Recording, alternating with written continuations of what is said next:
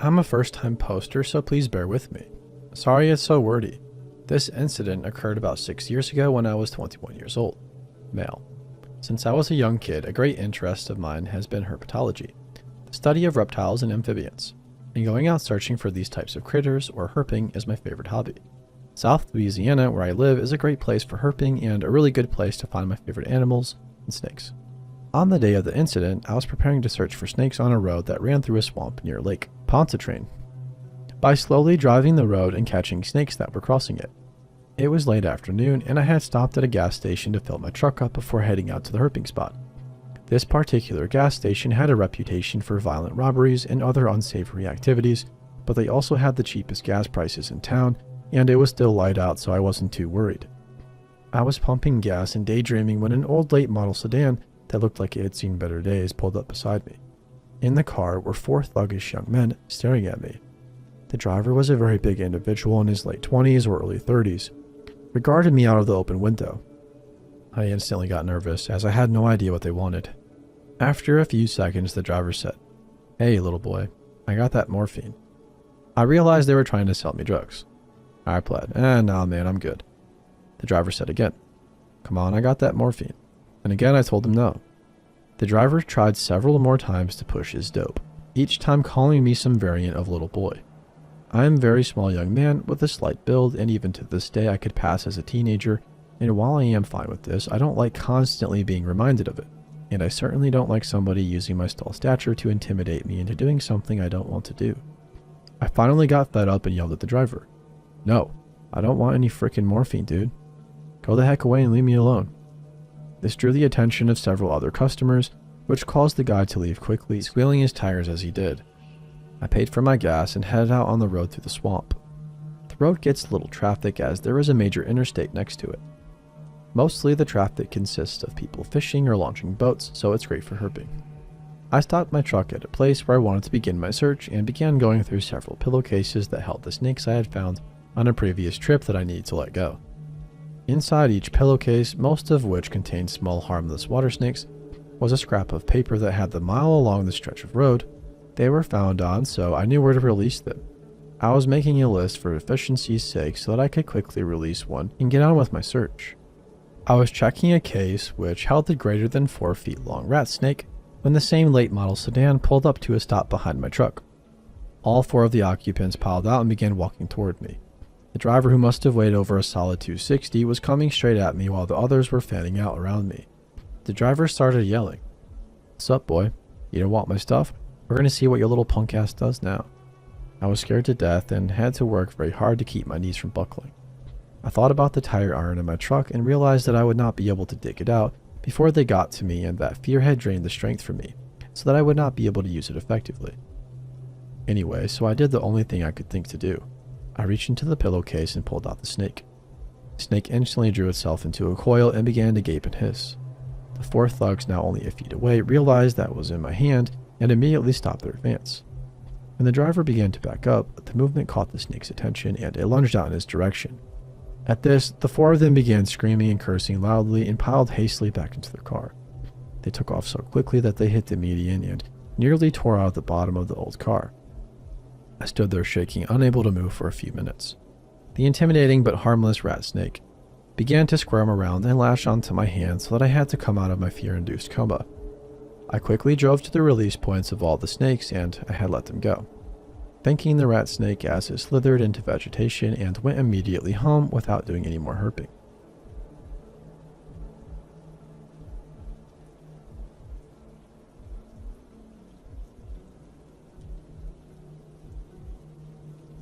I'm 28 male and have 3 younger brothers who I feel very protective of, even into adulthood because of this. Let's get into it. We were all in elementary school and we would often play by the park behind our house or in the front yard with a neighbor family. They couldn't play with us that day, so we were by ourselves in the front yard. It must have been late afternoon or dusk. We were messing around in front of the porch when suddenly a beat-up old light-colored pickup truck out of nowhere rolls up in front of our house and parks on the sidewalk in front of our lawn. We were kind of shocked because this truck appeared so suddenly, so we stopped playing and watched what's going to happen. A man dressed like a lumberjack, wearing some flannel or checkered shirt, gets out and walks onto our lawn. making a beeline straight for my brothers and me. He slows his pace and is smiling as he approaches us but doesn't stop and asks, "Are your mom and dad home?" With a sinister smile ear to ear. This is when everything became slow motion. I looked at my brothers, who had all gathered behind me out of fear. I said to them, "Everyone get inside." And they ran to the front door as fast as they could. The man asked again if my parents were home. As I too am going towards the front door, "Yes, they are," I shout as I back into the house and start to close it, locking every lock as he tells me through the screen door that they are selling meat from the truck and they want us to come look. I get a glimpse of a rusty meat locker with a padlock on it in the bed of the truck and a woman in the passenger seat staring at this whole situation before I close the main front door and get the deadbolt locked. The man moves away from the door itself and starts peering through our bay window. One of my younger brothers yells, "Dad, there's someone here." Our dad was at work still though. We all run upstairs to where our mom is peeing in the master bathroom. LOL, and has no idea what's going on. We tell her everything and she jumps off the toilet frantically and makes herself decent, all while panicking and saying, "Where are my babies?" She goes downstairs and pulls the front door open, asking, "What the hell are you doing? Get away from my children." He repeats the line about selling meat and our mom less than politely declines and slams the door in his face and calls our dad. He gets in the truck as fast as he got out and peels out as he tries to get out of the neighborhood. They did not go to any other houses trying to sell their wares. They only spoke to our family and, indeed, to us minors. Our mom says she thinks he was planning to make us look in the meat locker, push us in, and take us away. I don't know what would have happened if that were true. One of my younger brothers was troubled with nightmares of being kidnapped up until his teenage years because of this unhappy experience. Weird child meat salesman. That's not meat.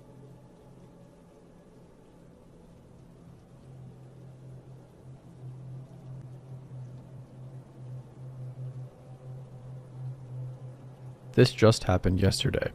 For some background, I work at a local bakery that specializes in fresh baked pastries and breads. We were insanely busy, especially now that we're getting closer to fall and the holidays.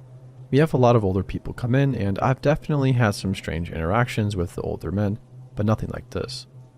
I was only a few hours into my shift. We had been slammed all morning, and unfortunately, I was on the front counter. I was getting pretty exhausted with interacting with customers, but my lunch was just around the corner, so I wasn't too stressed. An older man comes in with who I assume was his mother.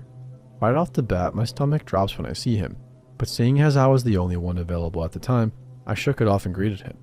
He sort of just stared at me, and then began sounding off his questions. "What's your darkest bread? Do you have sour rye? What's Camplin Gallo?" The questions weren't strange, but every time I would answer him, he would just give me that damn stare and look me up and down. He decided on a few loaves and seemed offended when I asked if he wanted them sliced, so I just rolled my eyes and bagged them up. Whatever. Just get out of my restaurant already, right? At the time, a coworker was actually in line behind him, waiting to get food on his day off. Our barista guy walked over to talk to him as if nothing else was going on, so I immediately felt more comfortable. "Wrong. You're a really pretty girl," he said, staring down at me. Ah, great, here it comes. Now I have to awkwardly finish ringing him up and hope he doesn't hold me hostage at the register.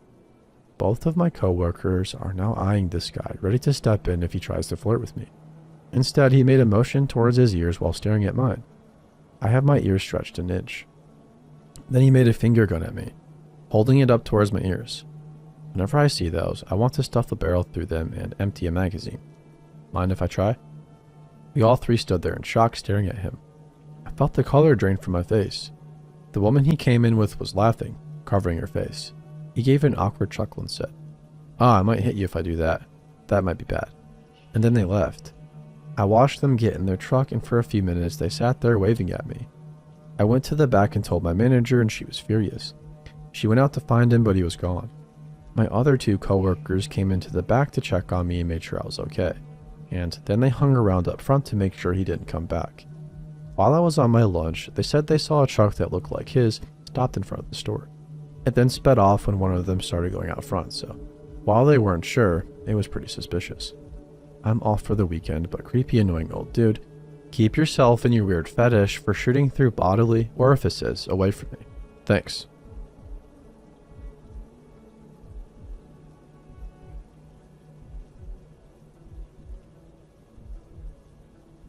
I lived in a handful of different apartment communities with my mom for the majority of my teenage years, some better than others. Incidentally, this occurred in the best of all of them. I was 16 at the time. There was a group of girls around 10 years old that liked to hang around and play volleyball together a lot. They hated me because I used to get with another kid and throw water balloons at them while they were playing. In hindsight, this is pretty creepy in itself, but at the time it was hilarious. Well, I'd probably be the last person they would ever have visited. One day, when I was playing GTA in the middle of a summer day, they came and knocked on my door. I was going to make a smart-arse comment, but they looked pretty distressed, so I asked them what was wrong. They told me there was a weird guy driving around near where they were hanging out a few times and wanted me to come by. I was the oldest kid in the complex, so it makes sense they would come to me for this. We went and got my buddy, who was 14 at the time, and went over there. Well, they were right. We got over there and there was this guy in an old truck, still there watching us approach. I was pretty fearless, so I flipped him off and started throwing a football with my friend for a while. The girls went back to playing volleyball. This is where it gets absolutely crazy. After about 10 minutes, the guy gets out and starts walking towards all of us. We decide to get the heck out of there, so we walk back towards my place. He follows. I tell everybody to book it, so we start running. He starts running behind us. At this point, I decide I'm going to get my mom's gun and scare this guy away, so we beat him back to my apartment and lock the door. I get the gun, unloaded, total idiocy, and go back outside to find he's still waiting with a nasty look on his face. I look him dead in the eye and tell him to get the F out of here and point the gun at him. He smiles, reaches into his belt, and raises his own gun right back at me. It's at this point that I completely crap myself for the first time in the encounter. I know I can't fly. I went completely numb standing there, gun raised, for what felt like years. It was probably about 15 seconds. Neither of us said a word. After that eternity, he finally lowered his gun and walked away. We called the cops after this, but admitted the part about my gun, but they never found the guy. I have not pulled the gun on anyone else since then, thankfully. I was the neighborhood badass forever after that, but I absolutely did not want that designation. I didn't sleep for weeks. I can still clearly see the barrel of that dude's gun staring me down. I felt like the smallest dude in the world for those 15 or so seconds.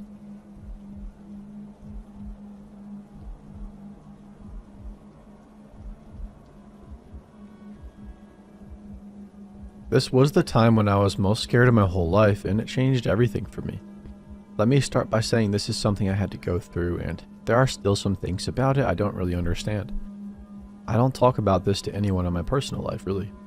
Not because of how painful it is, but because I don't like people's reactions to it. No matter how well-intentioned the other person is, it tends to alter relationships. And though over the past 21 years, I've learned a lot about what really happened, I'll tell it from my 7-year-old perspective because that's the way I remember it. I lived with my mom. My parents had been divorced for 3 years, which, for a 7-year-old, is forever. My mom back then was somebody who took extra care of me. She didn't like it when I played in the yard, and she didn't like it when I spent a lot of time at our neighbor's house. She always dropped me off at school and was waiting for me at the end of the day to take me home. She taught me how to lock all 3 locks on our door and how to see what different cars were parked outside, and, of course, stranger danger. She was, I now understand, paranoid. There's lots more, but I'll just skip ahead. One night, we were sitting on the couch watching TV. A small pickup truck pulled into our driveway.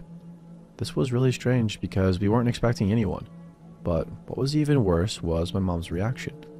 I'd never seen her move so fast. She leapt up from the couch to make sure the door was locked. Then she ran to me and picked me up hard and carried me to her bedroom in the back and had me hide under the bed. She ran out of the room and closed the door behind her. A man was pounding on the front door, and she started yelling and screaming at him. Then all of a sudden, there was this giant crash. A moment later, the bedroom door flew open, and my mom ran inside. There was a big man behind her. I could see the cuffs on his jeans and the toes of his black and brown shoes. My mom was screaming. She tried to turn around and slam the bedroom door shut, but suddenly it pushed open, and she was thrown onto the bed above me. The heels of her bare feet were by my head, hovering a few inches off the floor, and the man's shoes were in the doorway. There was complete silence for a moment before my mom started to quaver audibly. I heard 2 really loud pops. Nothing moved. Then the man's feet ran away. I heard his truck start and pull out the driveway. I waited for my mom to come get me. Her feet slid down to touch the floor. Then the rest of her came down too. Her hair was all messy, like what happens when you've been sitting up reading with your head against a pillow and it gets frizzy. She had her back to me, curled up with her knees against her chest, and her nightshirt was up in her armpits. I had put my hand on her back and was about to ask if she was okay, when I saw the pool of liquid coming towards me from under her body. I flew away from her, out from under her bed on the other side of the room. I think I was probably yelling for her or at her or something. It seemed like just a few seconds passed, pressed as hard against the wall as I could with my face buried in the baseboard, before I began to hear sirens. It was a big city, so I was used to the noise, but it got louder and louder until I clamped my hands over my ears. More feet ran through the front door in my house. I thought the man had come back. They were heavy-footed, and I heard people yelling, "Police!" And I thought that's what I needed. I needed police. The rest of the night was feet stomping in blankets, and I whisked past my mom so that I couldn't see her. I remember really wanting to tell them to help her, but I couldn't get the words out. It took a long time for me to forgive myself for that. Of course they were going to help her. They put her into an ambulance while I stood on the front lawn. I went into a police car behind it and I never really saw her again. They say she died in the ambulance. I saw her at the funeral, but it wasn't really her. So the questions answered later don't really help all that much, but here they are. My dad cheated on my mom, and so my mom cheated on my dad. The guy she was with decided to leave his own wife for my mom. My dad left because everything was so messed up. My mom felt really guilty and broke it off with the guy. I'm not saying his name. He was very upset at how she ruined his life, and she had been worried about him for years. He found her through a mutual friend, and that was that. The man went back to his apartment after, and seemingly disappeared. There was a lot of time with the police. I talked to a lady in a room in front of a camera, and my dad came back and took me to his house to live. It was extremely confusing. I realized that there were two English languages, one that kids spoke and one that adults spoke, and only adults were fluent in both. They would have conversations in that foreign tongue above my head, then switch to my language and say, "Okay, now just tell us what you saw and you're going to live with me now." Stuff like that. So that's my scary story. My dad wasn't really all that into kids. I kind of just pulled inside myself and worked on school. I went to college and have a good job and friends and all of that, but I have learned to not speak of this. The internet is great for anonymously talking about things, but I'm not sure if this helps anyone. It's just scary and sad. I've spent most of my life only talking about this to therapists, and despite what you see on TV, that's been really helpful. And also, despite what you see on TV, I didn't block it out or lose all the details or whatever. I remember every moment of that night, every breath and footstep, every loud noise and every whimper, and I always will. Thanks for listening.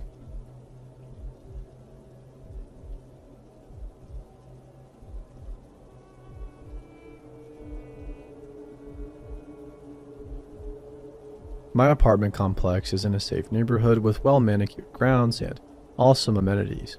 My family and I had lived comfortably in our second-floor apartment for about 2 years before Shrek moved into the unit above us.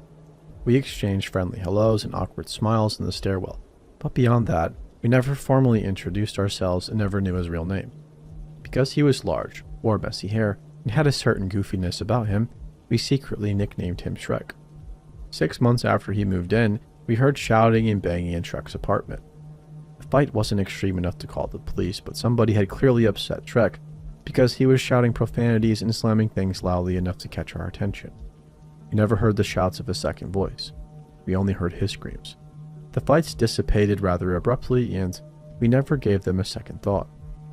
As winter turned into spring, I found myself spending more time out on my balcony. One evening, I was sitting outside having a phone conversation. Amidst the chit-chat and giggles, I got this odd feeling that I was being watched.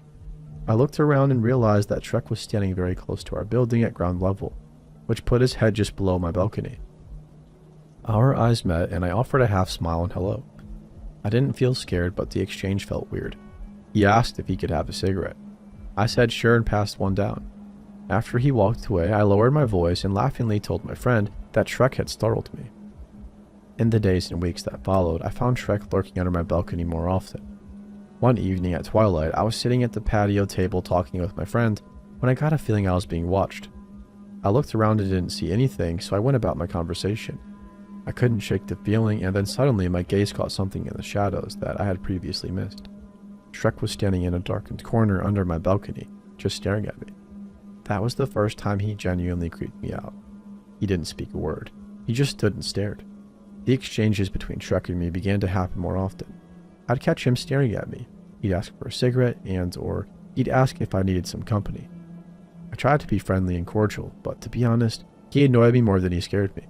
He seemed like a big lug who lacked basic social skills. Over summer, the fights between him and his mysterious visitor also became more frequent. We'd often hear him shouting and banging, but we never saw anyone. And the fights didn't seem overly violent. One day in October, I passed Shrek in the stairwell. The whole right side of his face was a mess. Black eye and swollen cheek, and dark purple bruising. I wondered what happened to him, but I didn't dare to stop to make small talk. I figured he had another one of his fights with his girl or boyfriend. Felt bad for him. By the November, the weather was getting chilly and I'd completely quit smoking by then. So I was spending less time out on my balcony. This meant that I didn't see Shrek as often as I did before. One evening early in December, I was lying on my bed watching TV when I heard Shrek's voice screaming so loud that I thought he was standing in my living room. I heard booming thuds and loud FUs just outside my front door and in the stairwell. It sounded like a pretty serious fight. I remembered Shrek's face several weeks earlier and was concerned for his safety. I called 911 and asked that somebody do a wellness check for my neighbor. I explained that I was safe, but I wanted to make sure that he was also safe. I told the dispatcher that I didn't hear a second voice, but Shrek was clearly shouting at someone. Nothing came of it, and by the new year, we had forgotten the whole thing. Early, about 4:50, one March morning, my family and I were awoken to a very loud boom. It felt like a truck hit our building. The walls, the bed, and the floor shook. Within a few seconds came more booms. After fully awakening, I realized that the sounds are coming from Shrek's apartment. Our three children, 18, 16, and 14, are now awake and trying to make sense of what is going on. More banging and what sounds like a terrible struggle are going on above our heads. We could hear Shrek shouting, "F you and shut up." I truly thought that somebody just above us was in a struggle for their life. My husband called the police and dispatched as they will have somebody over immediately. We waited. The noises intensify. We hear Shrek's screams and loud bangs and thuds as though a body were being slammed against walls and furniture. Then the shower turns on and very loud, bass and death metal begins to blast. An eternity seems to pass, but in reality maybe only 10 minutes. The police have still not arrived. Keep looking out the window for signs of them, but all we can see are two police vehicles positioned on opposite ends of the parking lot. Our family is terrified. Only one door stands between us and whatever chaos is going on right above us. In that moment, I texted my friend and told her that I thought Shrek was murdering someone or being murdered himself because I truly thought we were hearing a murder. The booms get very loud, and while I knew there was no actual explosion, the level of sound almost compared to that of a small explosion. I call the police again and the operator says help is coming. Again, we just kept waiting. A few minutes later, we heard loud footsteps storm our building. We hear the police officer introducing themselves and banging on the door at Shrek's house. We hear a gunshot. My husband and I haul our kids into our bedroom and at the back of the apartment.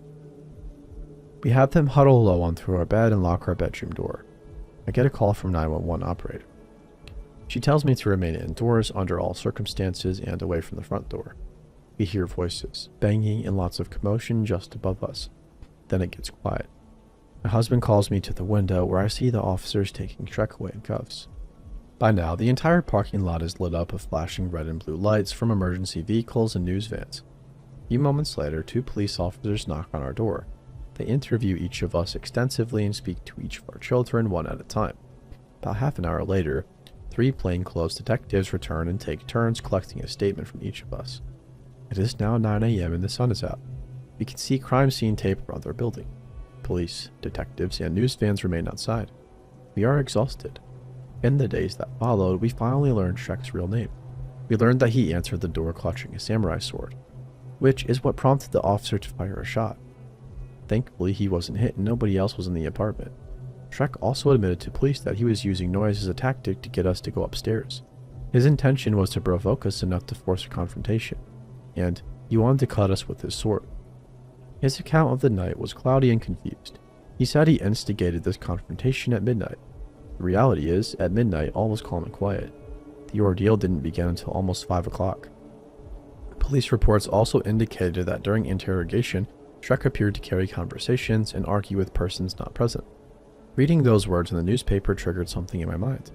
All of those times we heard him fighting and screaming at somebody, he was completely alone. The realization as to the depth of Shrek's mental illness and or anger issues was chilling. He was jailed and evicted from our complex. Life has since returned to normal in our quiet little neighborhood. We have heard no other reports as to whether he is free or behind bars. Wherever he is, I certainly hope he is getting the help that he needs. So, Don Fairy Tale Shrek, let's not meet again.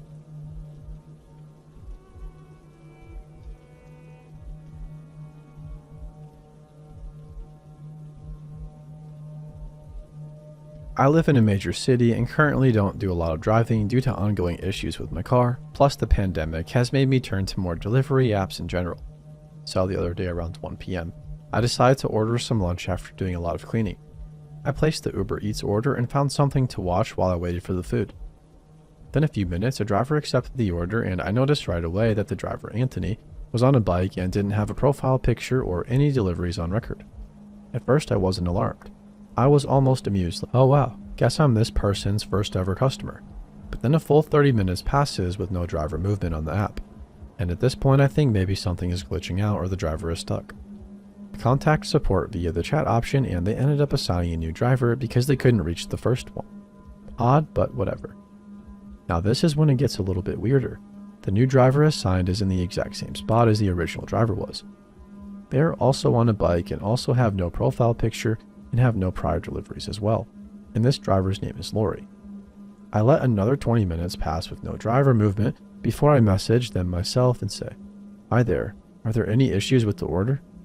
The app that shows the driver saw the message but gave no response. All this time I'm checking to see if Uber Eats is maybe experiencing issues. None that I could find, and at this point, while I'm definitely weirded out, I'm mostly just hungry, so I contact support again to request some assistance. They reassign the driver again and apologize for the inconvenience. Same deal, they also tried to contact the driver with no response. Finally, the third driver assigned is the exact same scenario. Same spot, on a bike, no profile picture, no prior deliveries. Only this time the name is Robert, and before I can react and go about canceling the order at this point because I'm tired of dealing with this, he suddenly has my food and immediately messages me the following. "Hello, have your food. What's your number?" And I respond right away with, "I'm not super comfortable giving my phone number out when you can just message me here." And he responds with, "What's your number? Be there in 10. How old are you?" And at this point, the alarm bells are going off and I contact support immediately to have the order canceled and get further assistance. I get connected to Uber's safety team who inform me that the order has been canceled. I'll be refunded, and they started taking down the details of the strange interactions. As I'm giving the woman on the phone the info she needs, I'm starting to calm down, thinking this was just some creep or something, and that's when I hear a man's voice at the front door. "Miss, I have your food." And I can't even describe the chill that went down my spine because of the way he said it. Making things even worse, the Uber safety woman on the phone with me heard him as well and goes, "Is that him? We canceled the order." I poked my head around the door. The main heavy door was open. The metal screen door was closed and locked but allowed us to each see each other. To get a look at him, and when he saw me on the phone, he went from smiling to looking furious. He suddenly got right up against the door and kept asking who I was on the phone with, and at this point I started asking him to please leave, because he was making me really scared and getting more and more angry. And at this point, he started pounding on my door and grabbing the doorknob while shouting to be let in. The woman on the phone is asking if I'm okay, and the man is shouting. So basically, I'm in full meltdown mode at this point and hurriedly closed the heavy door to lock it. The man is becoming borderline belligerent as he kicks my door, and the woman tells me to call the police. He ended up walking away from our house about a minute after that and back up to the sidewalk, and for a moment, I thought he screwed off, so I finished my conversation with the Uber safety woman so she could submit the report. Once she submitted it, I called the police and told them what happened. They weren't incredibly helpful at first since he didn't actually break in or put his hands on me, and they told me if he came back to call again and they would send an officer out. I did end up having to call them again and give a full report, plus description of the man since he didn't end up leaving right away. He stayed in the neighborhood for almost 20 minutes. According to one of my neighbors, after she heard the yelling, she saw the man I described walk back up from my house to the sidewalk and hop into a truck with another man in the passenger seat. And they apparently just sat there staring at people walking by and being incredibly sketchy. And that's when she walked back towards my house and asked me what happened. Luckily, she was able to give me and the cop a description of the vehicle and the other man as well. So basically, this was a very bizarre and uncomfortable experience, and I wanted to share it to maybe see if anyone has ever experienced anything like this. Because honestly, I'm still pretty shaken up, and I will be avoiding delivery apps for quite a while.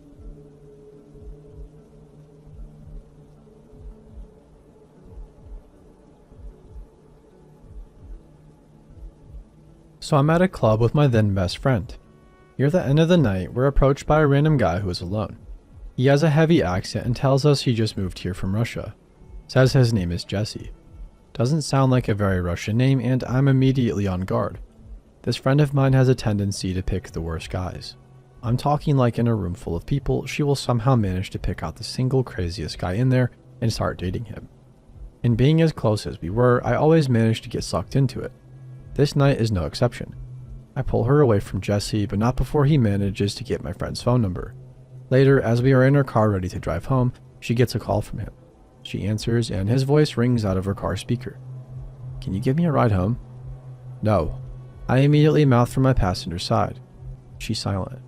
"I just live around the corner from the club." He persuades. She reluctantly agrees and hangs up. I ask her why he can't take an Uber or walk if it's that close. But it's my friend's car and she wants to be nice and give him a ride.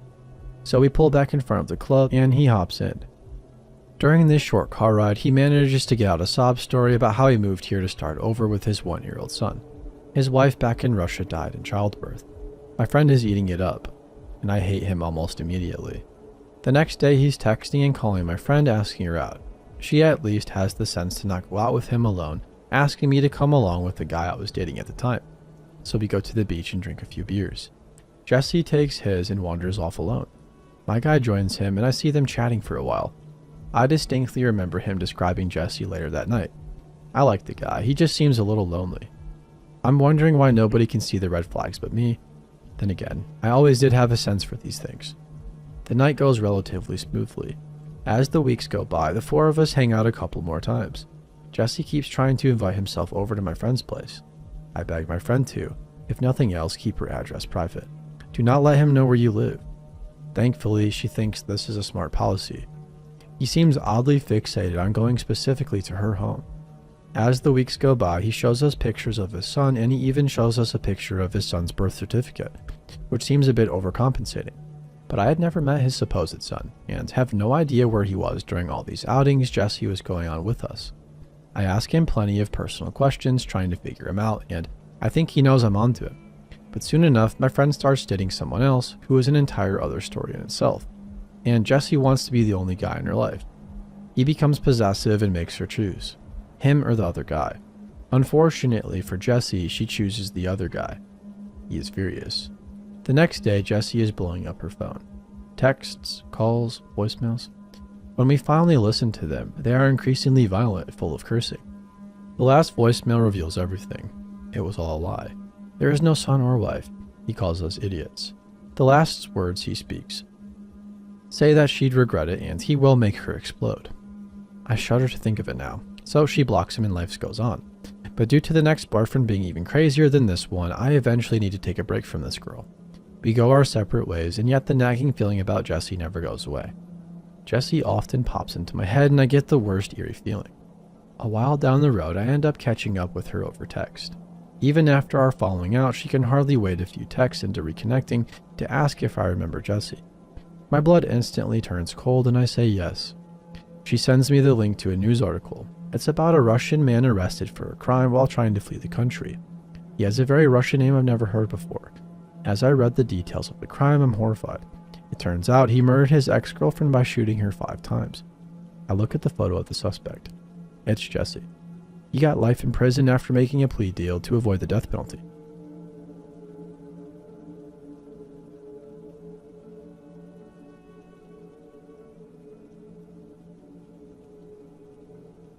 The earlier post about the maintenance man brought this other memory up for me and inspired my first share here. I commented there about some experiences I had in the late 1990s, and this one happened in 2005 in a small southern town. I was a single mom with 2 kids in middle school and had just moved to a smaller town to get the kids into a better school situation. Within all of the moving necessities was having the natural gas turned on for the heat. This required a gas man to come to the house to turn it on. I had to work the day that this was scheduled to happen. The gas man had been asked to call my cell phone when he was heading to my place so I could meet him there, and just like that, he had my phone number. It didn't seem like an issue at that point, but it did indeed become one. Gas man calls and we have some kind of phone banter for a minute or two, and off I go to meet him. I was only about 8 to 10 minutes away and got there just before he did. He pulls up behind my car and we get out about at the same time. Friendly greetings, and going into the house, everything feels normal. While the gas man was checking things and flipping switches, he was casually asking me lots of questions about me. No husband? Told him I had a boyfriend and he just kind of disregarded it. I'd messed up when he called me and told him where I worked to give him the general idea of how long it would take me to meet him. I still didn't really know I had any issues on my hands. He finished his work and we left at the same time. Friendly southern goodbyes and off I go, not realizing it would take almost 2 months to get rid of him. The creepiness started when I went to work the next morning and he was parked in his work truck a block or 2 up from my house. He waved when I drove past and I smiled and waved back. We do that in the South, it's just what you do. Then he called me. I didn't recognize it as him and thought it might be work. I'm notoriously late, 5 to 10 minutes, so I answered. Okay, weird, but we chat for a few minutes and I go to work. He texted me a couple of times that day. I texted back that I had a boyfriend, thanks anyways, and expected him to go away with that. For the next 6 weeks, he kept showing up places and texting or calling every few days. I didn't answer or respond in any way after day 2. He came up on me in the grocery store one day when I was with my kids. My kids are both assholes in the best possible way, and they weren't having any of this friendly banter. They knew the situation because I had told them it had been going on for a few weeks. I stood back a little bit, giggling while my kids said whatever they wanted to him. You know, awesome early teenage attitude peppered with profanity. He walked away pretty quickly, and my son watched to make sure he actually left the parking lot. When we got home, my brother, think super redneck, came over for dinner, and the kids told him what happened. Now think, superhero redneck brother. So brother asks for my phone and goes outside to give gas man a call. I don't know verbatim what he said, but it came down to don't call or text her again. If you see her in public, walk the other way. This ended his stalky behavior immediately. In fact, he was called the gas man to my work, due to a gas leak in the kitchen about 3 months later. When I saw him, then couldn't get away from me fast enough for his comfort. I'm very grateful to my family for standing up for me when I wasn't being heard. Sometimes it only takes one voice from outside the situation to make something stop. Creepers will usually go away when they know more people than just their target know what is going on. We've got to keep each other's backs when we can. Thanks for listening. Writing this has been really therapeutic for me, actually. It's crazy how much of an effect this had on me even 13 years later.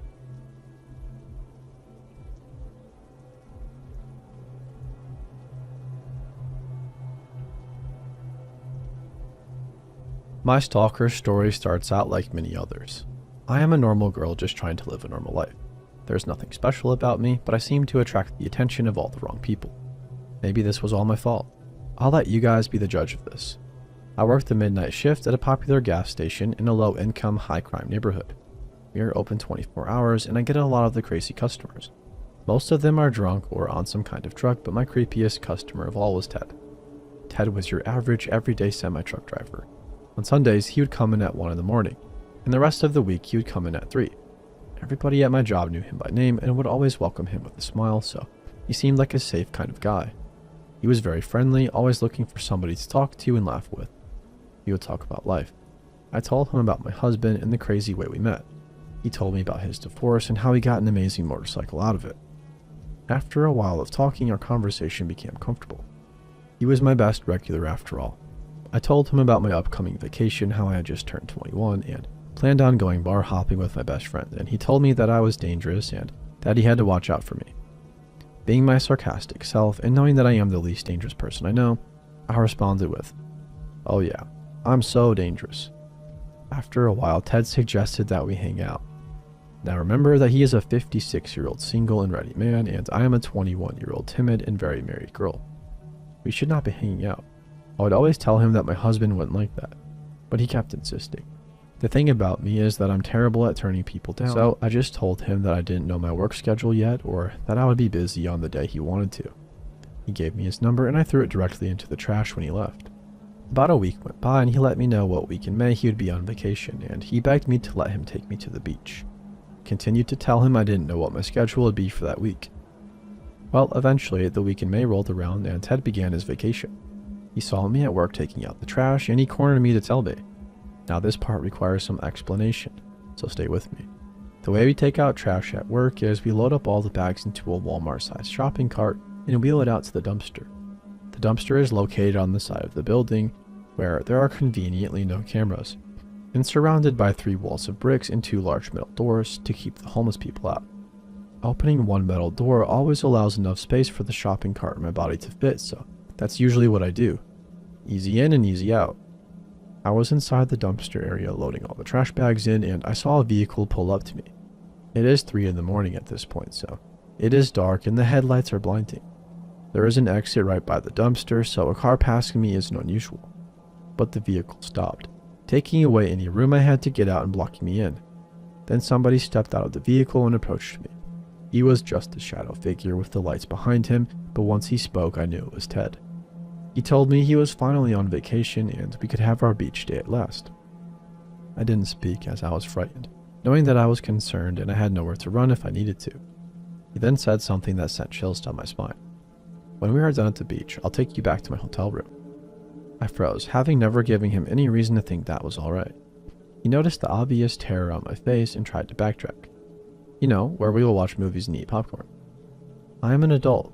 I have been to a few hotel rooms myself, and I know what 2 grown adults usually do in them. I didn't know what to say, so I just stayed silent. Eventually, he got the hint and left. The next day, Ted came in to see me at work, and this time he wasn't playing around. He walked straight to a display of peanuts that we had at the front of the store and grabbed the bag. "Gotta have your daily bag of nuts," he said, looking directly at me as he put them on the counter. "I have a bag of nuts just for you." Then he winked at me. My typical welcoming smile had faded and I was done acting nice around him. I told him I hate nuts and he looked at me like I wasn't getting the joke. "Oh, I got it, and I meant what I said. I hate nuts." He walked away and grabbed the rest of his items and came up to pay. As he was about to leave, he turned around. "I forgot something. Let me go get it so I'll be ready for you." He walked right down the aisle I was afraid he was going to, and came back with a box of condoms. I could feel his stare as I rang them up, but I couldn't look at him. I would have puked if I had. In the days following, I hid from him.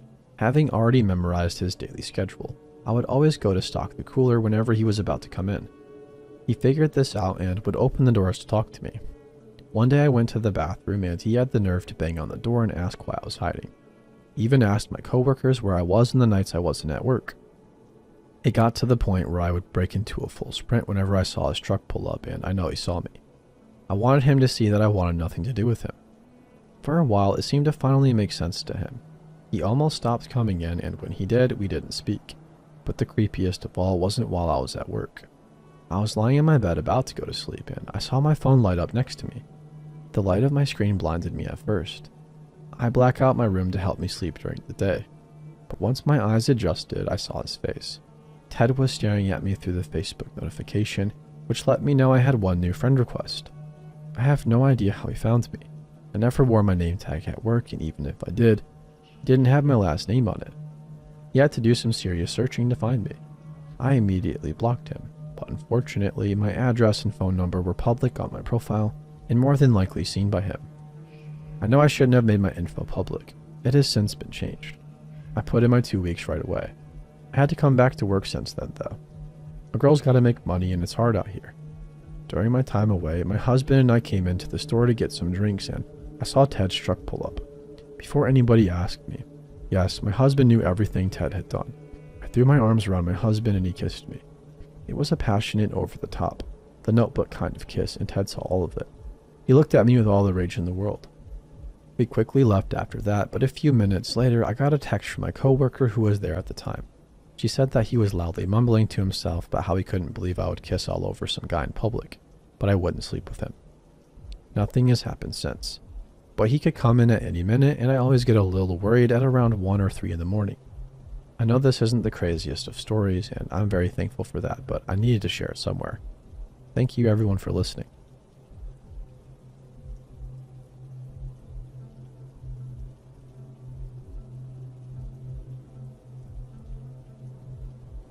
When my friends and I were in junior high, we were bored and got the bright idea to go ding-dong ditching, where you ring the doorbell and run off to hide in the bushes and watch people's reactions. Our neighborhood was separated from another subdivision by a field, so we walked through the field to begin our quest. It was in December, but there wasn't any snow and it wasn't too cold. It was also dark outside, but only around 8 or 9 o'clock. So, we get to our first house. There's a car there and some lights on, so we know somebody is home. My friends and I walked to the front door and ring the bell, dashing back to stand behind the tall shrubs and see what happened. For a moment, nothing did. Then we saw that the door slowly opened and saw an old woman hobble out. "Hello? Who's there?" She called. "Hello?" She called again, sounding scared. My friends and I were horrified. We didn't expect this, and guilt was pouring over me at how scared the lonely old lady sounded. So after a split second of indecision, I yanked my friends from behind the shrubs and called, "Oh, sorry. We thought nobody was home.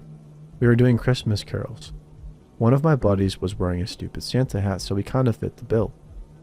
My friends looked at me like I was crazy, but went along with it. The old lady was super excited to have some visitors, and we sang about 5 of her favorite Christmas songs. We were completely off key, kept messing up the lyrics, and obviously sucked, but she urged us to do more of her favorites. We even started to get into it and added little dance moves, cracking up at how ridiculous this all was. She ended up inviting us in and gave us cookies and hot chocolate, letting us play with her little dog. We walked back to our neighborhood feeling like idiot failures. My dumb friend got the bright idea to ding-dong ditch his own house since he knew his dad was home. He rang the bell, running back behind the shrubs with us. His dad ran out with frazzled hair and wearing tidy whities holding a shotgun. He chased after us and we ran, terrified. He went and got his truck so he could patrol the neighborhood, having no idea it was his own dumbass son he was hunting. And we ended up freezing as we hid in a big clump of bushes for about an hour. Needless to say, we never ding-dong ditched anyone again.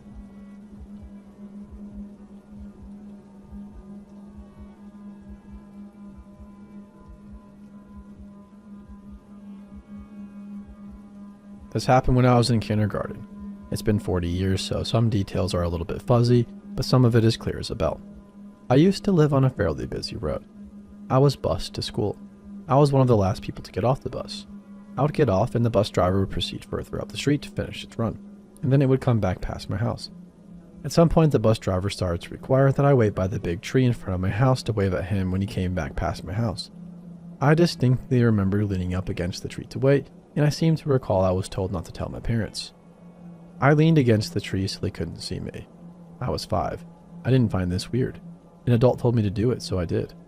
I would wait, usually 5 or 10 minutes, and wave at the driver when he came back past, then I would go up the driveway and into the house.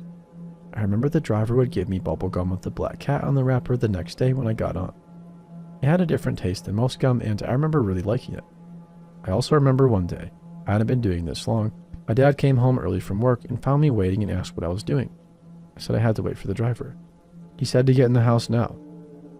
I started freaking out, crying because I was terrified that the bus driver was going to be furious and I'd be in big trouble. I was dragged into the house kicking and screaming when the bus came past. I remember waving frantically at the driver from the front stoop as my father dragged me into the house. I don't remember what exactly happened after that, but I now know I no longer wait for that driver. I'm pretty sure that was also the end of the gum with the black cat.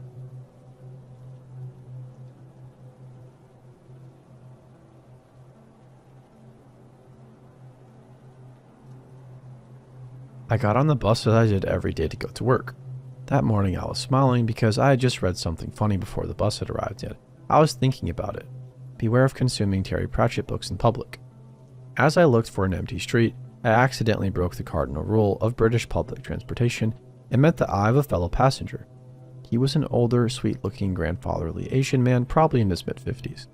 He brightened up and smiled at me, and I realized, oh shit, now he thinks I'm smiling at him. Oh well. And nodded to him as I made my way to his seat a few rows behind him. Just a random polite and consequential exchange, right? The next day, he was on the bus again when I caught it, and patted the empty spot next to him when I got on. I shook my head and went to another empty seat. And after the bus was moving, he got up and, to my horror, came and sat next to me. After a few minutes, he leant in and whispered, "You smile so beautifully, like an angel. You should be with the angels." And then he patted my knee kindly. Every day he was on the bus. I tried varying times as much as I could, considering I was going to work, but he was always there somehow. I would just stand by the front even if there were seats. Then the first note was pushed through my letterbox. "You were watching television with your mother. You're a good daughter. I am right like an angel."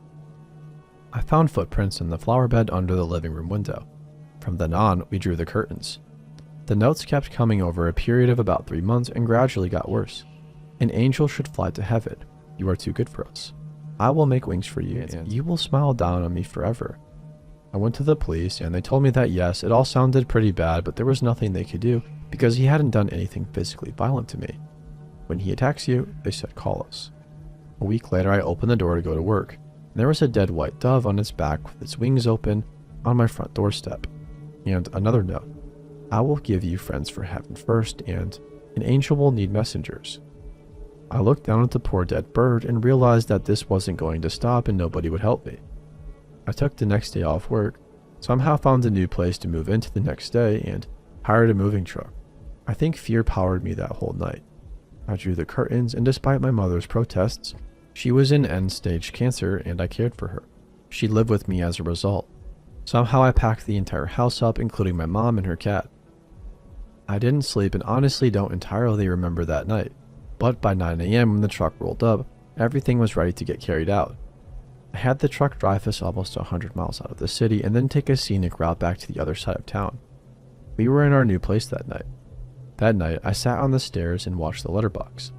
Fell asleep there, and when I woke up in the morning, I cried. There was no note on the mat. I caught the bus into work, and to the horror of all the other passengers, I ugly cried.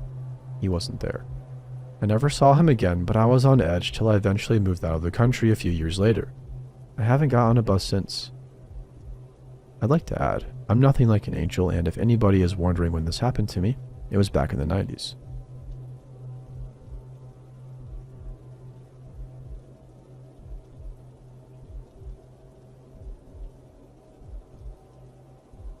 This happened when I was 7 years old. My sister and I had invited our neighbor, who was around our age, over to come for a movie night. To give you some idea of my old neighborhood, this is important to the story. The neighborhood is pretty old, so the houses aren't far apart or super close together like most neighbors are these days. It's also very hilly with tons of trees. Her house was beside my driveway, less than a 2-minute walk to her front door. Anyway, after about 2 hours of pizza, Scooby-Doo, and girl talk, it was about 11 o'clock, so we decided to walk her home. As we started walking toward her house, we noticed a black truck parked at the end of her yard up by the road. Nothing odd since people park like that all the time. Right as we all stepped off my driveway and into her yard, a huge hooded figure stepped out from behind one of the far trees in her yard. We froze, not sure if we were seeing things or if it was a real person.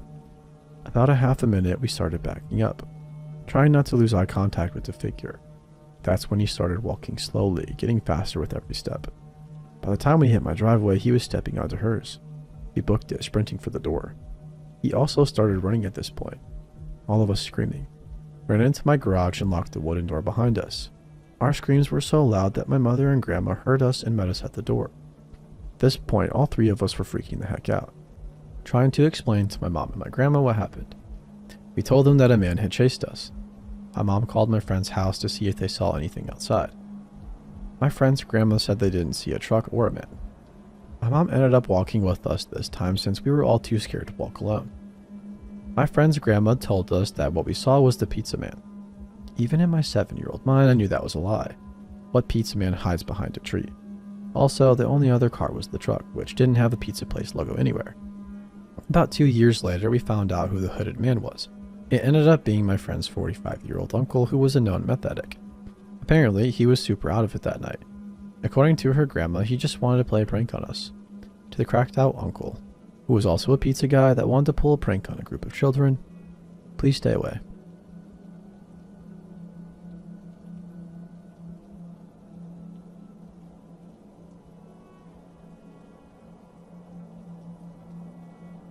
I was in college. My roommate was a born-again Christian, and she invited me to her Bible study in church all the time. Eventually I went and I kept going. Wasn't a fan of the pastor, but there were a lot of nice young adults who liked to have clean, sober fun, and I didn't drink or party, so I felt like I fit in. But I didn't agree with everything they believed in, just the more normal stuff like God and helping the poor, not some other things. This one guy in the Bible study, Drew, was pretty quiet, good looking. He seemed like he knew everything about the Bible, which amazed me. I thought I know nothing about all of this. He is so wise. I was 21 and he was 27. He wasn't a college student. He just worked, which I later learned maybe he didn't. We were going to go on a young adult retreat, and because I worked, I couldn't leave early on Friday to drive up to the mountains with the girls in the group. Mutual friends said that I could ride with Drew, so I said okay. On the way up, he was pretty quiet for the first hour, not very friendly at all, and it was a long trip. But as we got closer to the mountains, he really warmed up. He got pizza and he paid, which was nice. Then he stopped the car just so we could look at the stars. He even played some Brian McKnight. It was turning into a date, but I didn't know it or see it that way then. I was starting to really like him and feel like we had a connection. He was about to drop me off at the girl's cabin when he suddenly gets very serious and tells me that something happened between him and another girl in our church group. But she is telling lies about him, and I am not to believe whatsoever I hear. He doesn't explain what actually happened and doesn't say who it is. I enter the cabin and all the girls are there, and very quickly one girl, Bree, who is probably the youngest, 19, tells us, "Ladies, there is a wolf in sheep's clothing among us at this retreat." Now, if you don't know church folk, they get very dramatic and talk like this all the time, so I just thought, okay, here's some drama. She tells us this story about how she was talking to some guy here, but he started stalking her and wouldn't take no for an answer, and even threatened her sister. Now, my spidey sense is up, and I realize that this must be what Drew was telling me about. The church group doesn't know who she is because she won't say, because she doesn't want to gossip and says, leadership will handle it. Well, Drew eventually leaves that weekend retreat early. There goes my ride back, I thought. I don't know if he was asked to leave or what. That week he asked me to hang out and we do. I still like him and don't know who to believe. On our hangout, we don't really do anything. He takes me to the mall and reads the Bible to me. Okay, cool. Then he parks his car on some suburban lookout, top of the world type of thing, and just looks out. And says he is a view guy who really likes views. I am not one to be impressed by suburban lights, so I'm just like, okay, well, this is boring. I give him another chance. I invite him to come see a play with me. When he comes, he immediately meets one of my friends, Brian. Brian introduced us to his boyfriend, Nick. I am in theater. I have many gay friends. Well, for the majority of the rest of the date, Drew lectures me about how gays are going to hell, and I must not really love them if I don't stop to tell them that. I eventually cry because it is this ugly argument in his car we have been having for hours in the parking lot of Panera. I say I want to go home. This is basically the worst date ever, and I don't agree with what he says. He tells me I need to give up my dream of being an actress because what if the Lord doesn't want me to do that? Theater is something I did my whole life, not to mention my major, and his reasons for me giving it up had nothing to do with the impracticality of it, but because of God. This guy was nuts. I get home and I offered to make us some cocoa to just kind of end things as friends, or at least on a better note. I know I'll see him at church, and we have mutual friends and are in the same Bible study. Things got weird. He tried to get sexual with me, but then also blamed me for tempting him. Out with my tear-stained, exhausted face. I end up crying again, and I just wanted him to go home. But I was so emotionally exhausted, I didn't know what to make of this. He calls and texts me that week, and I don't respond. Then it's a Sunday night. I'm talking to my friend Tim, who no longer goes to this church anymore. I tell him I went on a crazy date with Drew. Before I can tell him how it went, Tim says, "What? That guy's crazy. You need to abort that mission now." He tells me he is close with Bree and her family, and Drew is a stalker and threatened Bree's sister.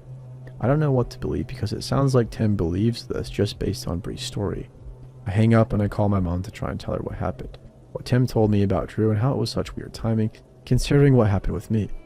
While I am on the phone with my mom, I get a knock at the door. It's about 10 p.m. on a Sunday night. I look out, but nobody's there. I go to get my roommate and ask her if she can just sit with me in the front room because I am freaked out and think someone is there. There is another knock at the door. I open it and it's Drew, and he looks all in a frenzy. I asked him what he was doing here, and he just said he needed to talk to me, and I wasn't answering my phone, which was because I was genuinely busy earlier in the day. The conversation is getting long, and my roommate is still sitting there, so I tell her she can go back to her room, it's okay. I let him come in because I am conditioned to be overly nice. This was a huge mistake. We start talking, and as soon as my roommate is gone, he pulls out a knife and starts saying how he was worried my neighbors did something to me because I wasn't answering his texts and he didn't know what kind of situation he would be walking into. I have zero fighting skills and no experience in this situation at all, so I calmly say as casually as possible, "Hey, can you put the knife away? It makes me feel weird." He asked me if I want the knife and I said no, I just want to pretend it isn't here. Somehow talk him down and get him to leave. I think I convinced him he still had a shot with me somehow. The next morning my mind is clearer and I feel like I need to tell my mom what happened. She has me tell my dad, who has me tell the church youth leader and security at my apartment. I also tell a cop the whole story and he says that this guy is definitely a stalker and I will see him again unless the police call him. I say it's fine. I think everything will be okay. No need to call. I just didn't want more drama. I had never talked to a policeman about anything before. I was still processing and didn't understand that this was serious. My mistake. The next night I went to a party. Another church-related one, but Drew is not supposed to be here. He told me before that he wasn't going. Well, he is there. I decide to leave, but my 21-year-old self doesn't think to ask to have someone walk me out. I figure if I leave and he is still there, problem solved. I didn't anticipate him realizing I left and following me. I am walking to my car in a dark apartment parking lot and I hear him call out my name. He is following me. I start running and I say I don't want to talk. He's now chasing me. I'm clicking my car to open, thinking, this is how a girl dies because she did not let the cop call the stalker because she's dumb. Thankfully, my car unlocks. I get in and I drive away. The problem is this guy knows where I live. I move out a few weeks later and I block him on all social media and phones. Drew eventually somehow managed to make another Facebook profile and sent me a message that summer saying he was praying for me and had forgiven me for trashing him to people, even though I still never told anyone what happened, except for the useless pastor who did nothing. That was the last I saw or heard of him. Unfortunately, this predator continued to serve at that church in the junior high ministry, of all places, around many young girls. No one on church leadership listened to me or Bree, who both complained that this guy was stalking us. I never reached out to Bree to let her know what happened to me, and I never got to hear her story in detail, but I told the young adult pastor about the knife and him trying to get sexual with me and how I was scared. Thankfully, I don't go to that church anymore. This was all the pre-Me Too movement. What sucks is I've had a few experiences with crazy religious dudes. This was the first but not the last. I am still trying to come to terms with why that is.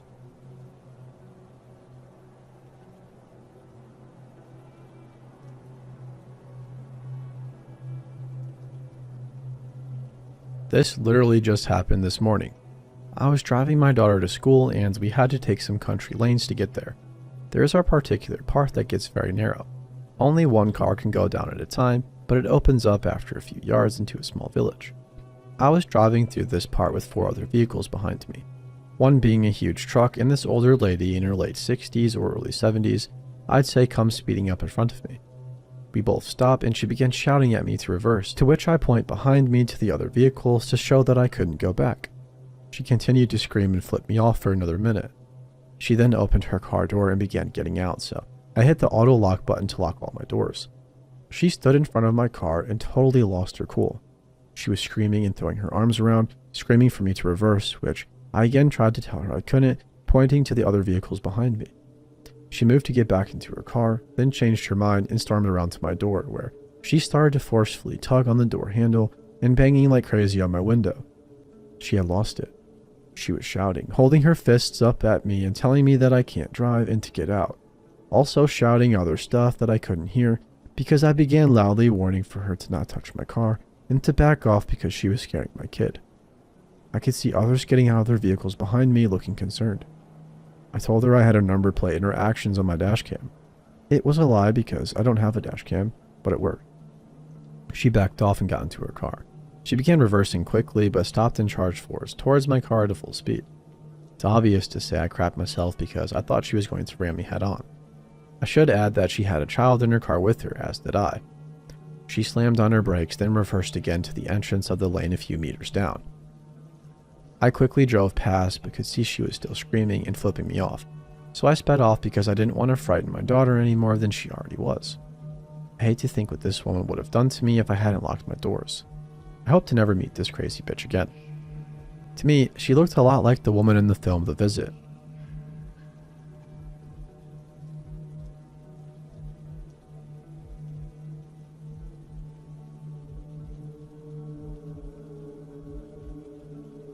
My mother is strong, independent, and hardworking. She worked her ass off as a sergeant in the Army until she was honorably discharged after she was assaulted by a fellow sergeant. They wanted to keep it hush-hush, which in my opinion was messed up. She went on to work in a maximum security prison in Georgia. This is where she met my father, who was a corrections officer. When they first met, they bonded over basketball.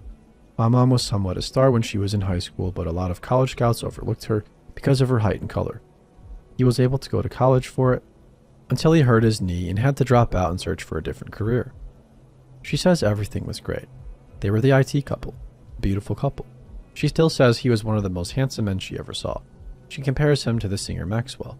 He is smart, fit, charming, and funny. Life was perfect until he moved in with her a year into the relationship. Then everything went downhill. She says some days she would come home from work to find him in a drunken stupor. Lines of coke spread out on her own coffee table. They would argue. She would toss out his bottles of Jack, and he would smack her across the face, beat her throughout the night, and she would have no choice but to go into work the next day, sore with bruises on her face and black eyes. Her neighbors and coworkers knew what was going on but turned a blind eye. But the warden even threatened to fire her. It wasn't good for the inmates to see her like that. She decided she would kick him out, cut all ties, and get an order of protection against him until she found out that she was pregnant. She put off breaking up with him for a while, working doubles so as to not come home, basically living at the prison. She only felt safe there, ironically. One day she went home and he was there, sober for once. She told him about the pregnancy. By then, she was about 2 months along. He went off saying he wasn't ready for a child. He demanded she get an abortion. He gave her money for it the next day before he went to work. Instead of an abortion, she spent the money he gave her at the mall. When she got home, he asked if she got it done and she said no, explaining that she was 32 and she wasn't getting any younger and that she always wanted a child. She was ready to raise one with or without him. She says he glared at her, his eyes full of hatred. If looks could kill, she would have dropped dead right there. He just nodded and said, "Fine, keep it," and stomped off to bed. My mom said she was surprised. She thought he would have gone off on her. She began to feel hopeful. Maybe he would stop abusing her, stay sober, and they could live happily again. She dismissed the glare as just her imagination and followed him to bed. She had work early the next day.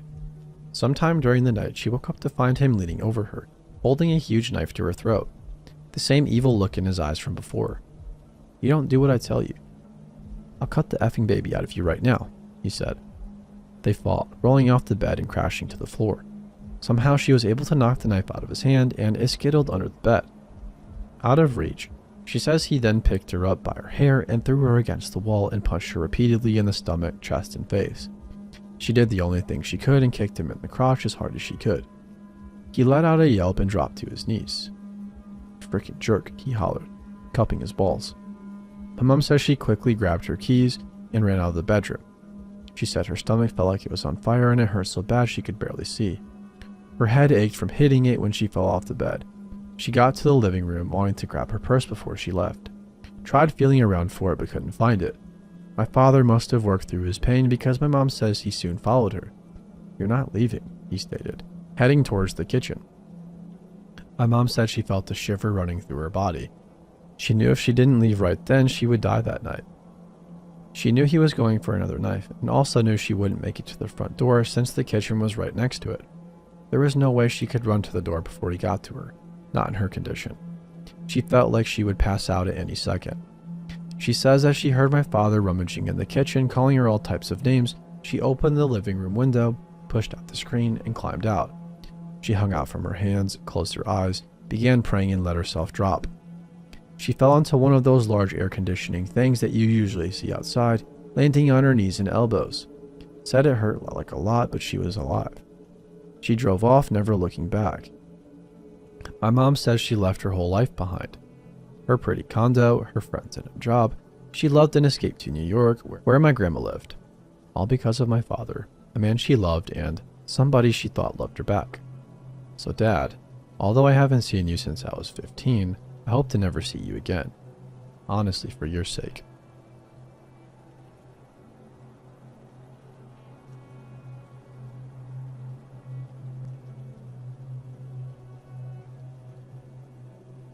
I grew up in a very safe, very affluent neighborhood.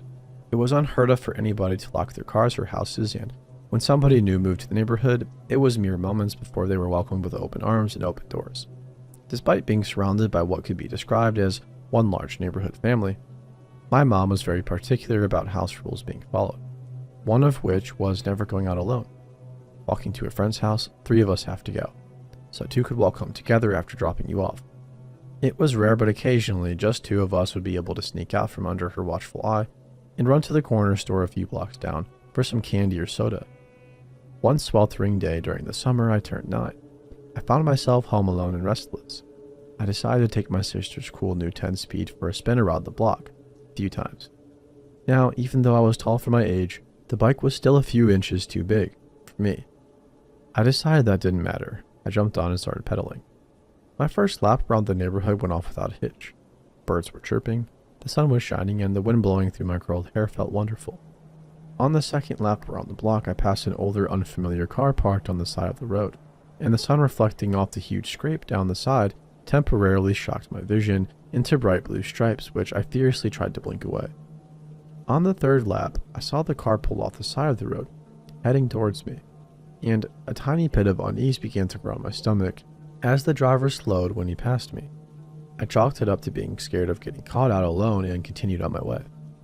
I picked up speed as I rounded the corner towards my house and decided to go for one more time around the block, but to make it quick so I'd beat my mom home and avoid the trouble I knew I'd be in if she'd caught me out alone.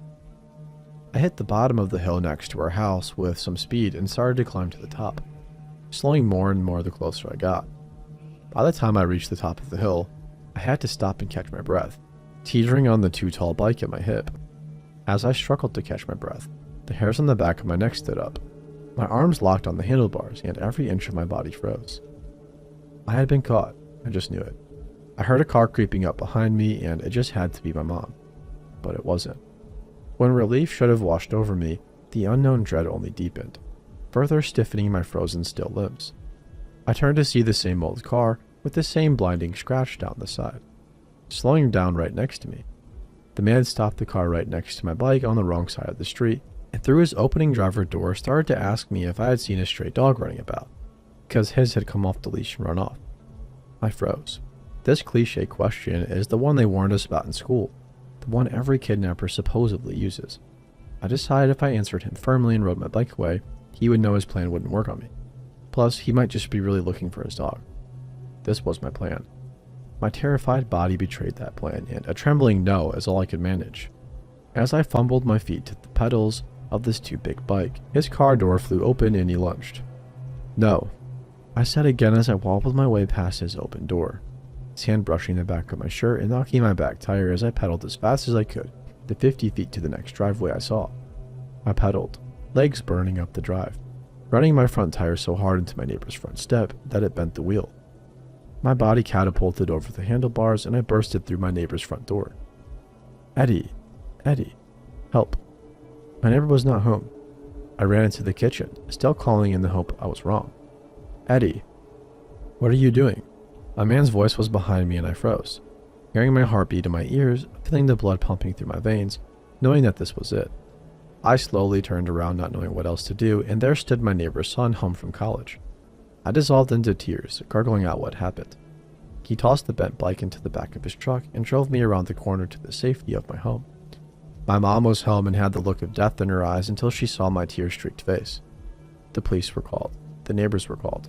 The car had been spotted frantically circling the block the few minutes following our encounter, but it was gone by the time the police arrived. To this day, 20 years later, I still have a hard time riding my bike alone.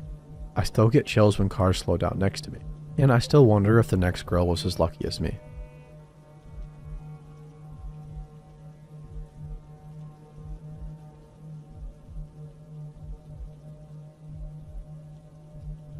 I am a 21-year-old senior in college, living with 3 other girls in an old one-story house. We are located about a 15-minute walk from the main campus, and the majority of our neighbors are college students. That being said, this town is notorious for being a little, well, sketchy. Millie is home to one of the first insane asylums built in America. After the majority of it being closed down or abandoned for years, the final building was shut down about a month ago, and the remaining patients were released. Now, I doubt this is directly correlated with my creepy experience, but I am not the only one who has had interesting encounters with strangers since the release in this town. 2 nights ago, after getting off work around 11:30, I came home to my roommates getting ready to go out for a night. I realized how stupid it was, but we often had an open door policy, ready for anyone to come over and visit as they please. We would lock the door at night, but the one time we forgot really came to bite us, me in the backside. Around midnight, I was hopping in the shower as my roommates were heading out the door. We said our goodbyes, and I told them I would be meeting up with him later. I had just stepped out of the shower when I heard what sounded like the front door slamming shut. I automatically assumed one of the girls had forgotten something, so I called out their names. No response. I then hear footsteps in the hallway. I call out again. Still nothing. Fear and dread came over me, and I immediately grabbed my clothes and ran into my bedroom. I threw my clothes on, let my ear to the door, and waited in silence to hear if somebody was in the house. I hear nothing at all. I decided that it must have been one of my roommates grabbing something and leaving again, so I head into the living room to get my phone. 6 missed calls, and it's still ringing. My roommate, Carrie, was on the other end. I answered and immediately could hear the panic in her voice. "Lee, are you in the house?" "Me, yes, of course, why?" "Well, you need to get out. Sam drove by and said he saw a man walking through the front door. He called the police, but you need to leave." I shit myself right then. Nothing was going through my head besides pure adrenaline and fear. I wasn't sure of the man's intentions, but I sure wasn't going to wait and find out. While remaining on the phone with my roommate, I bolted out of the front door and hid behind my car. I watched the house from afar, waiting anxiously to see any movement. My thought process was not at its finest at this point, and I realized I probably could have made smarter decisions. As my friends approached in a truck, I sprinted out from behind my car and jumped in the bed of their truck. Just as I did that, a dark figure scurried off into the woods, running in the opposite direction. I can only assume he had been inching closer as I was waiting for them to arrive. I screamed bloody murder and we floated out of there. I refused to go back into the house until the police arrived, and it had been triple checked. There were no signs of anything being touched or stolen, which makes me wonder what the man's intentions were. You can guarantee that I've locked my door every night since, and to the stranger who walked into my house while I was in the shower, let's not meet, please.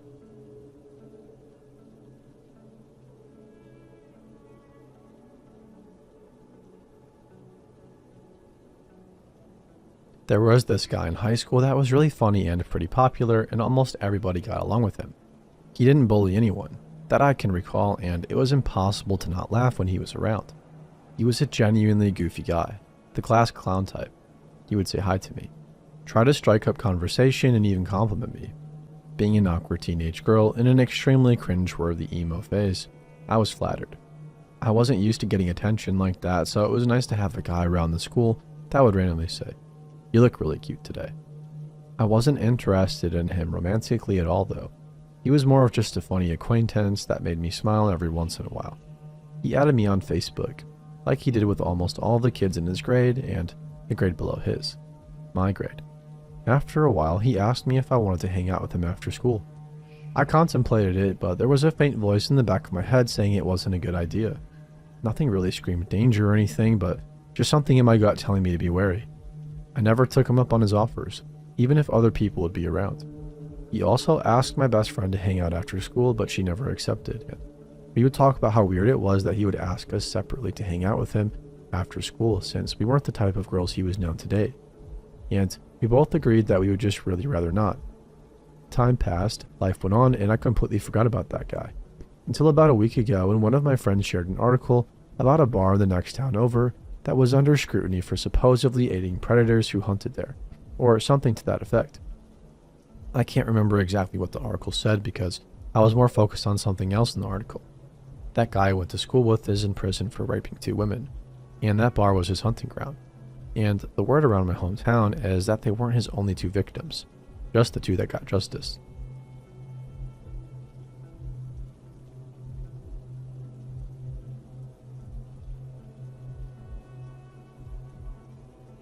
I lived in New Mexico for several years before moving to the Midwest. My friends Amy and I, both females, would spend many days exploring the remote corners of New Mexico, discovering abandoned ghost towns and enjoying the quiet, desolate beauty of the desert. One afternoon in March 2010, We were traveling from Ruidoso to Albuquerque. Always up for exploring, we took a back road rather than traveling the more direct highway. One leg of our journey had us on NM55.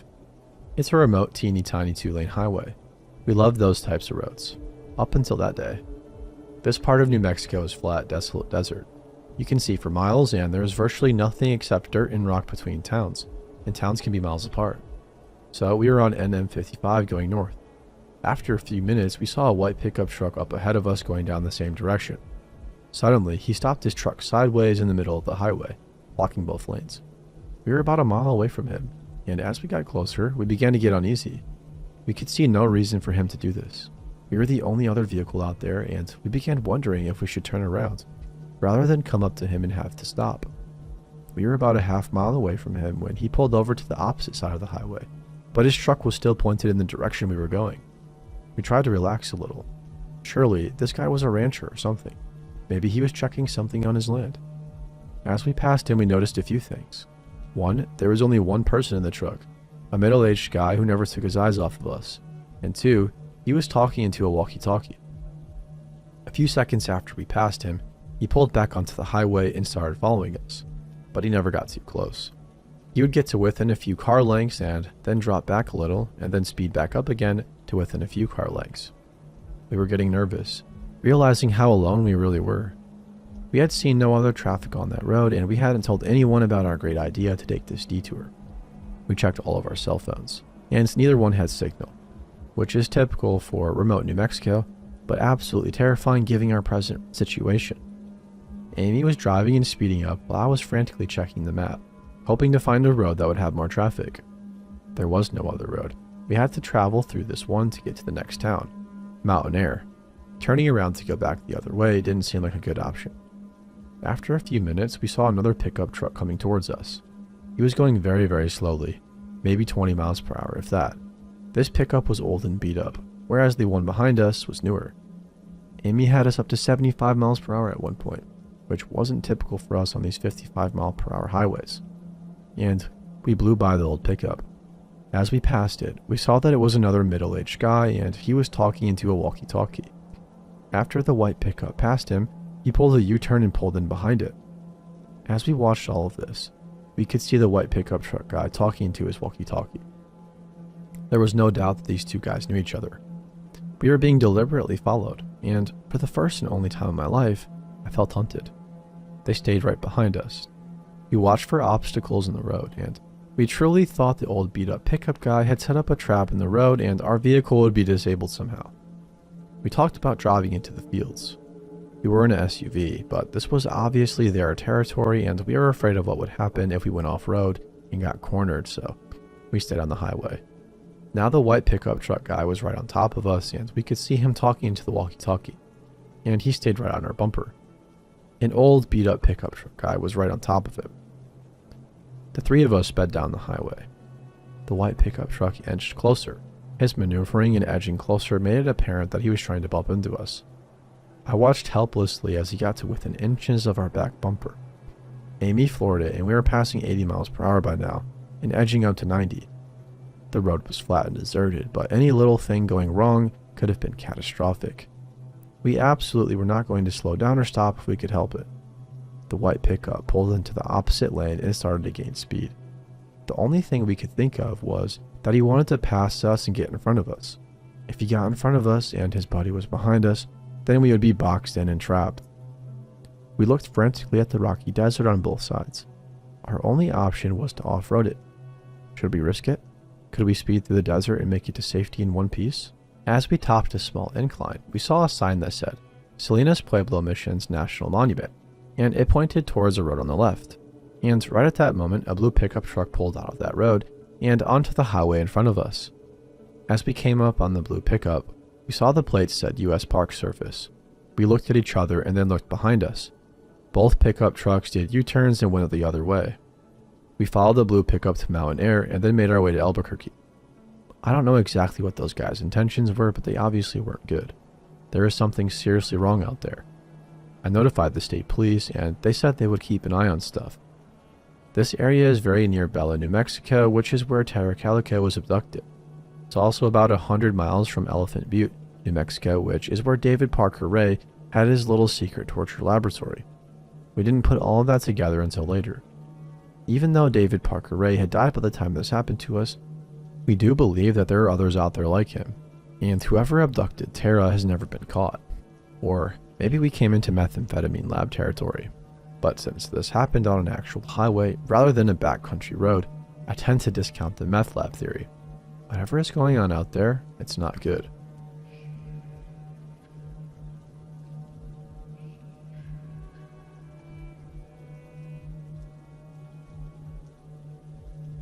This just happened a few hours ago.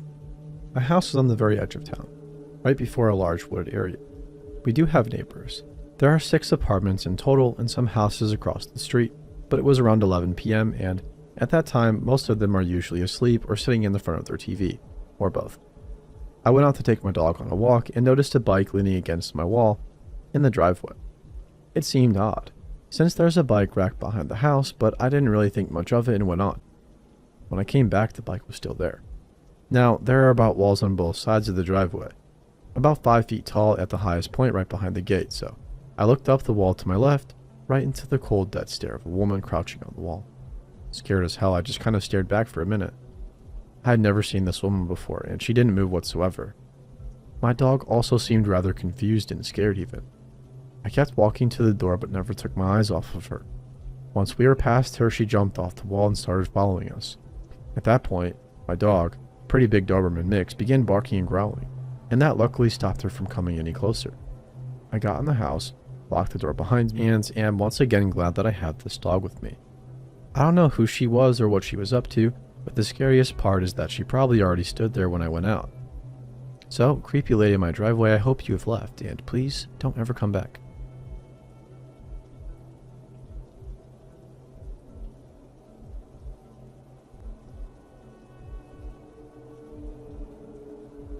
This happened to me back in 2007. I was 9 years old and my brother was 14.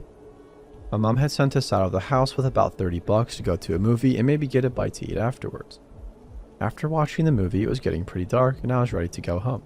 But my brother wanted to get something to eat first and we agreed to walk our way to McDonald's, which was only a couple of blocks from the movie theater. On our way there, we were stopped and approached by a man. He had a friendly smile plastered on his face and he was holding his child's hand. There didn't seem to be anything off about him. He was average looking and seemed to be nothing more than a father having a great day out with his son. "Hey, do you two think you could give my son and I a hand real quick?" he asked. "We need help loading a mattress onto the bed of our truck. The truck is just up the road." "Sorry, but we don't really have time," my brother said. It was at this time that I noticed a little boy. He was about 8 years old and he looked abnormally thin. He had a blank expression on his face and wore clothes that were much too big for him. I turned my attention back to the man, who was now mumbling to my brother about how it would only take a second.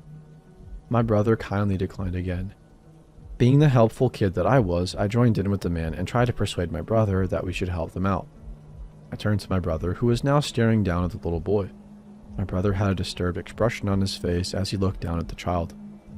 The kid stared back at my brother blankly. I didn't understand why my brother had that look on his face. He grabbed my hand and said, "I think that's my mom over there." He pulled me and we began walking away from the man. I didn't understand what was going on and why my brother had just lied about our mom being there. He didn't let go of my hand and practically dragged me until we were a far distance away from the man and his son. I looked back and could still see the man holding his son's hand. Only now he wasn't smiling. He had a look of fury, and he yanked the little boy by the arm and they walked away. I pulled away from my brother's grasp and bombarded him with questions. He shushed me and pulled the cell phone out of his pocket. He dialed in a number and began pacing around nervously while talking on the phone. I remember the police showing up and my mom came soon after. She took me home, but my brother was left with the police. I asked my mom what was going on and she said that the police were just questioning my brother because the man we had encountered was dangerous. That's all I was told and I went to bed. By the next morning, I had almost completely forgotten about the incident and things went back to normal. It wasn't until a few days ago that these memories flooded back into my mind. I decided to call my now 22-year-old brother to get some answers. When I brought the ordeal back up to him, he finally gave me the information I wanted to know. And now that I know everything, I understand how freaking terrifying our encounter with the man truly was. My brother told me that while the man was constantly trying to convince us to come with him, he happened to look at the little boy. The little boy then looked at my brother with his eyes filled with terror and mouthed the words, "I'm not his son, please help me." Then his expression went back to being completely blank, almost as if he had never said anything at all. This was why he had become so freaked out and snatched me away. When he called the police, they hurried down and he described the man the best he could. They couldn't do much with the little information my brother had given because we hadn't even seen the car that the man supposedly had. My brother told me that a few weeks into the investigation, they had found the little boy who was with the man dead. His body had been cruelly dumped in the woods. The cause of death was malnutrition and dehydration. If my brother and I had gone with the sicko, we likely would have met the same fate. He obviously couldn't have kidnapped both of us on his own, as my brother was a fairly strong fellow. That meant he probably had other partners who would help him snatch up unsuspecting kids. Unfortunately, they were never able to catch any of the weirdos who did this to the child. But the man was definitely not his father. His real parents had already been searching for their missing son for almost a month. The creeps had managed to kidnap the poor kid and used him as their puppet to try and kidnap other children. Every time I think about the boy, I feel deep pity for him. He was only a year younger than I was at the time, and I can only imagine how terrible it must be to slowly starve to death. And to the disgusting bastard who starves and murders children, you better hope we never meet.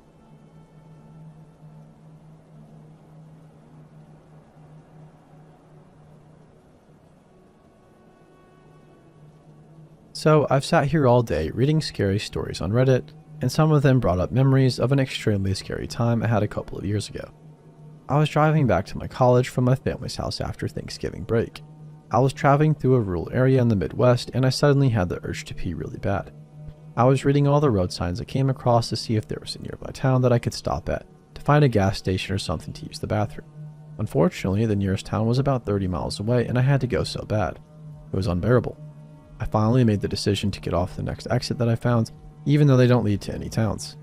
Shortly after I pulled off on the next exit, I came across a gravel road. I thought this was perfect because I didn't want to get in trouble for exposing myself in front of anyone. It was a pretty private road. So, just so you are all aware, I am a female. It is very difficult for females to pee on the side of the road, as you might imagine. I thought the best course of action would be to take my empty McDonald's cup and pee into that. I did just that inside of my car, just in case anybody drove down the lonely road. I had finished my business and dumped the cup. I did not litter, only dump the contents into the grass on the side of the road. I was starting my car and getting ready to turn my car back around the way I came when I saw a bright red car speeding off down the road I was on. It startled me, but they drove right on past. I thought to myself, it must be the locals out messing around. I started to drive off and I saw a dingy, rusted red pickup truck coming from down the road after the car. They too drove past me. As they passed, though, I saw two male passengers who were staring right at me. This freaked me out, but I told myself all the more reason to get a move on. I still kept my eye on the pickup truck, though, and I saw them turning around, coming straight at me. This freaked me out so much, I decided the best course of action would be to drive in their direction, continuing on the gravel road as opposed to turning around, giving them an opportunity to chase after me. I drove right by them again and saw that they were grinning at me. I was so scared I hit the gas, which, on a gravel road, doesn't do much good. I finally got a grip on the road and headed along the gravel road. I looked in my rearview mirror and they were following me again. I was freaked out. My hands were shaking. My foot was flooring the accelerator and I reached for my phone. Now, I'm not the person to call 911 in just any situation. In fact, I was scared to call the police because I was afraid I was just being paranoid, but as I looked in my rearview mirror again and saw them gaining on me, I called the police. When I called them, the operator picked up and I explained to her what was going on. During this call, the men in the pickup truck were so close that I couldn't see their front tires. I was sliding all around the gravel road trying to stay on the phone with the operator. She was giving me directions to the nearest town several miles away. They followed me the entire way there, all the way until I reached the police station. I saw them turn around very quickly because they knew I was out of their reach. I definitely learned my lesson from this, and I think from now on I'll stick to peeing in public restrooms.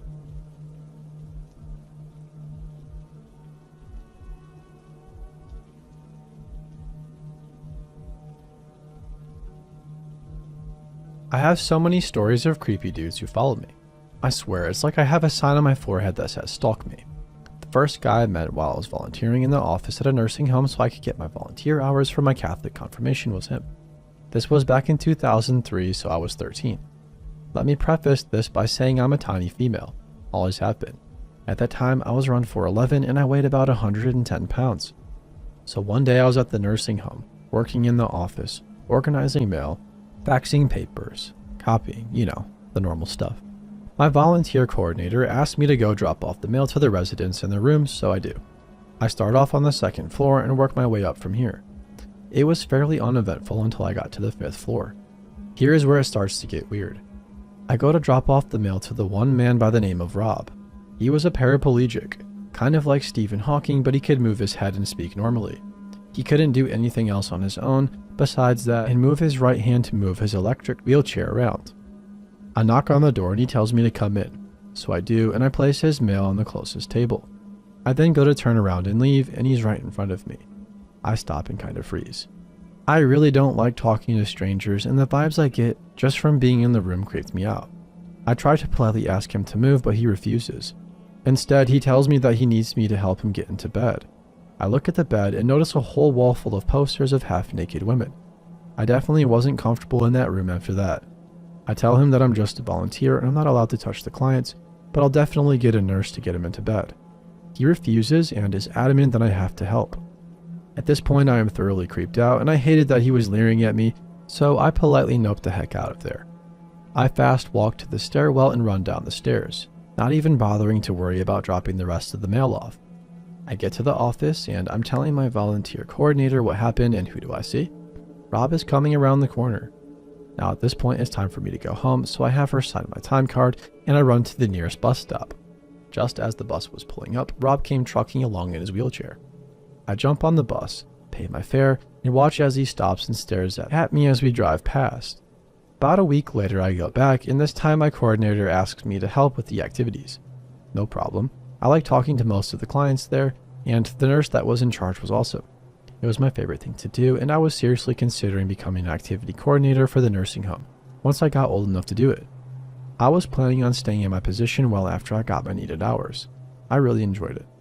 Well, halfway through bingo, Rob comes rolling up. I see him and politely smile. You know the smile. Tight-lipped, doesn't reach your eyes, and very standoffish. That kind. He doesn't seem to get the hint and instead parks right next to me. He talks my ear off the entire time, staring at my lack of chest. Eventually, it's time for me to leave, so I get up, grab my book bag, and walk out. It's fairly dark at this point. Night comes early in the late fall and early winter in the northern US. Rob follows me out, but thankfully the bus is there, so I just hop on and make my way home. He ends up doing the same thing for the rest of the time I volunteered there. When I mentioned it to my mother, she laughed it off and said that he was harmless. I fully believe that if he weren't a paraplegic, he would have been a serial rapist or killer. A year later, after I left the nursing home, I'm visiting my mother at work. She worked in a parking garage her brother owned, located a couple of blocks away from the nursing home. We go out to eat at a local Cuban chicken restaurant. All seems normal. I look out the window, and who do I see? Rob, sitting in front of the window staring at me. My mom laughs and tells me to go say hi, and I refuse, and she keeps pressing it. I still refuse. My dad notices how uncomfortable he's making me, so he tells my mom to drop it and don't force me to talk to some man I clearly don't like. I seriously jumped out of my chair and hugged my dad. Rob was still sitting there staring at me, so my dad got up and went to go talk to him. I still don't know what he said, but Rob hightailed it out of there and never tried to talk to me again. I saw him a few more times, but he always turned around and stayed away. He's definitely dead now, and that brings me the greatest relief.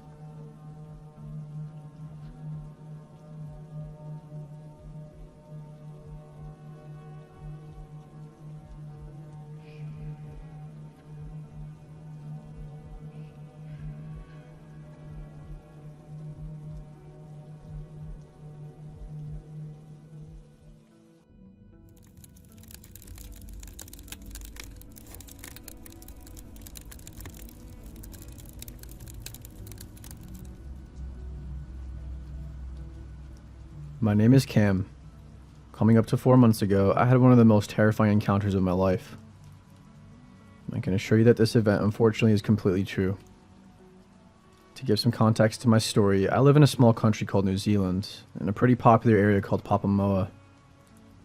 This all took place about 4 months ago during one of our high school breaks in September. My friends and I were planning on making big plans to travel across the country to make the most of our study leave, which was given to us before our final exams. However, none of us used this time for study, but rather to travel, drink, and get up to mischief. And I was honestly really looking forward to it. But just as all the plans we made were being finalized, for me they were put on hold after one conversation with my parents. My parents told me they were going out of town for a few days and that I would need a house sit and that I couldn't go anywhere until they returned. Obviously I was pretty bummed out, but I'm not the kind of person to dwell on the negatives, so instead I try to find positives out of the new situations, like how we now had more time to plan, I guess. When the time came for my parents to leave, it was around 1 p.m. on a Friday. I said my goodbyes and off they went. From that point on, I was now home alone. Instantly, I jumped back into my bed and I turned on my TV to watch some YouTube. If I was going to be home alone for 3 nights, you best believe I was going to be as lazy as possible before my parents returned. The first night came and went pretty fast with zero dramas at all. The second night, however, is when my home alone experience really took a dark turn. I want to say it was about 7 p.m. I just started eating dinner while listening to music, much like the previous night. All of a sudden, during a pause between my music, I could have sworn I heard a footstep on the gravel outside. I immediately took my headphones off and just sat there in silence. To help picture my situation, I feel like a brief description is necessary. I was currently in the kitchen, which is located on the first floor. The kitchen is connected to the main lounge area and dining room. There is a small cupboard with a crawl space that is located in the living room near the kitchen. The stairs to the second floor are located in the hallway, which is immediately on the right as you leave the lounge room. My bedroom is located at the very end of the second floor hallway. From where I was in the kitchen, the footsteps sounded like it came from the pool area, which isn't fully complete, which is why I thought it was on gravel. The silence was deafening. I heard nothing for at least 3 minutes, so I thought I was just being paranoid. However, as soon as I reached for my headphones, I heard it again. It was that same noise as before, but this time it happened at least 6 times before going back to complete silence. Now I was 100% sure that I had not just heard 1, but 2 pairs of boots on the gravel. Immediately I went into survival mode and I quietly snuck over to turn off the kitchen and living room lights, which were the only 2 on in the entire house. I grabbed a kitchen knife and I made my way to the garage, which is on the opposite side of the property from where the pool was. The reason I went to the garage was to grab the compound bow I used for hunting. This decision may have saved my life. I was going to make my way up to the second floor when I started to hear loud bangs on the living room slide door, which thank God was locked. There was no way in hell I was going to open that door. I quietly made my way up the stairs to the second floor and then into my bedroom, all while I continued to hear bangs and footsteps around the property as whoever was out there tried to find an entrance. My bedroom had a small deck that I could access to gain a great overwatch view of the backyard. Quietly lifted the lock and gently slid the door open just enough for me to squeeze through. As soon as I stepped outside, I heard a deep voice say, "Hold here, I'm gonna check the other side." Now I knew there were at least 2 intruders. Rapid footsteps made their way to the other side of the property until I could no longer hear them. I waited a minute before I peered over the side of the deck, and there one of them was. A man completely covered in black clothing, standing at least 6'5", I would say, and he was cupping his hands on the living room window, trying to get a better look inside. This couldn't have been a prank by my mates, as none of them were that tall, nor did they have a voice that deep. Despite being only 18 years of age, I was very nervous about what to do next. As I was trying to come up with a plan, I heard the familiar deep voice call out, "Over here, I found something." My mind began racing, thinking could I have left anything unlocked. I snuck back into my bedroom and I closed and locked my bedroom door before returning to the deck. It was silent. The silence lasted a long time, like 20 minutes of pure silence with nothing but crickets and a light breeze. I began wondering where they had gone, but out of nowhere, an ear-piercing, heart-dropping sound of glass shattering filled my ears. Now I was practically in full-on hunter mode. My first thought was to call the police as any normal person would do. So I reached for my pockets and I felt around and I let out a silent, "Aw shit," because stupidly I had left my phone on the kitchen counter after I heard the original footsteps. So that plan was unfortunately gone. The next plan was to run to the neighbors. However, it was a 5-minute run to my nearest neighbor's house, and I was on my deck on the second floor with the intruders, clearly now in the house, blocking my only exit. All I could really do was wait. For what exactly, I didn't know. I crouched in my room and just listened as I heard heavy footsteps marching around the first floor of the house. Drawers and cupboards opened and slammed shut all throughout the house. My heart sank as I heard the very familiar sound of someone walking up the stairs. It was at this moment that I pinched myself to make sure this wasn't a dream. One by one, I heard door after door open, and 2 people march into each. If they were robbing the place, they wouldn't be marching through each room so fast, so they were looking for me. Then I heard the doorknob to my bedroom door turn before the lock did its job. I heard a different voice say, "In here." It was at this moment I knew these guys were going to come in, and for all I knew, they could have been armed. This was confirmed not even 10 seconds later as I heard a long scratching sound of a knife down my door. Don't get me wrong, I'm a pretty skilled archer, but the likelihood of me being able to draw 2 arrows in the time that it took the 2 men to grab me was very slim. So I decided to do something that most people wouldn't think to do. I climbed from my deck up to the roof by pulling myself up from a pipe going down the side of my house. The pipe let out a creak as it struggled with the weight I was putting on it. I was barely able to get myself and the compound bow up without making too much noise. I drew my first arrow and I waited with a slight angle onto the entrance to my deck, while hiding behind a slight dip in the roof. I was on the roof waiting for what felt like an eternity before I started to hear the sound of bodies banging on my bedroom door. There was nothing I could do but wait for the inevitable. I heard the bedroom door fall to the floor. My adrenaline was now through the roof. I heard my wardrobe door aggressively fly open and coat hangers being thrown around. One of the men said, "Where the fuck could he have gone?" But the other replied, "Out there, look." Just then, one of the men stepped outside on my deck. I was frozen in place with an arrow aimed at this guy's chest, praying that they wouldn't see me and they would just leave after thinking I fled. I saw the man's eyes reflecting in the moonlight and scanned the area searching for me until he swiftly gazed up at the roof. I felt our eyes lock onto each other. And that's when the guy yelled, "There he is." The man was pointing straight at me with a small blade. I had no choice, so I released the arrow and I watched as it pierced the man's stomach. He let out a scream of pure agony as he fell to the ground of my deck. I watched as the tall man I had seen earlier run onto the deck, and he dragged his injured companion back into my bedroom. I want to say I bravely charged the other man down, but I didn't. I was frozen.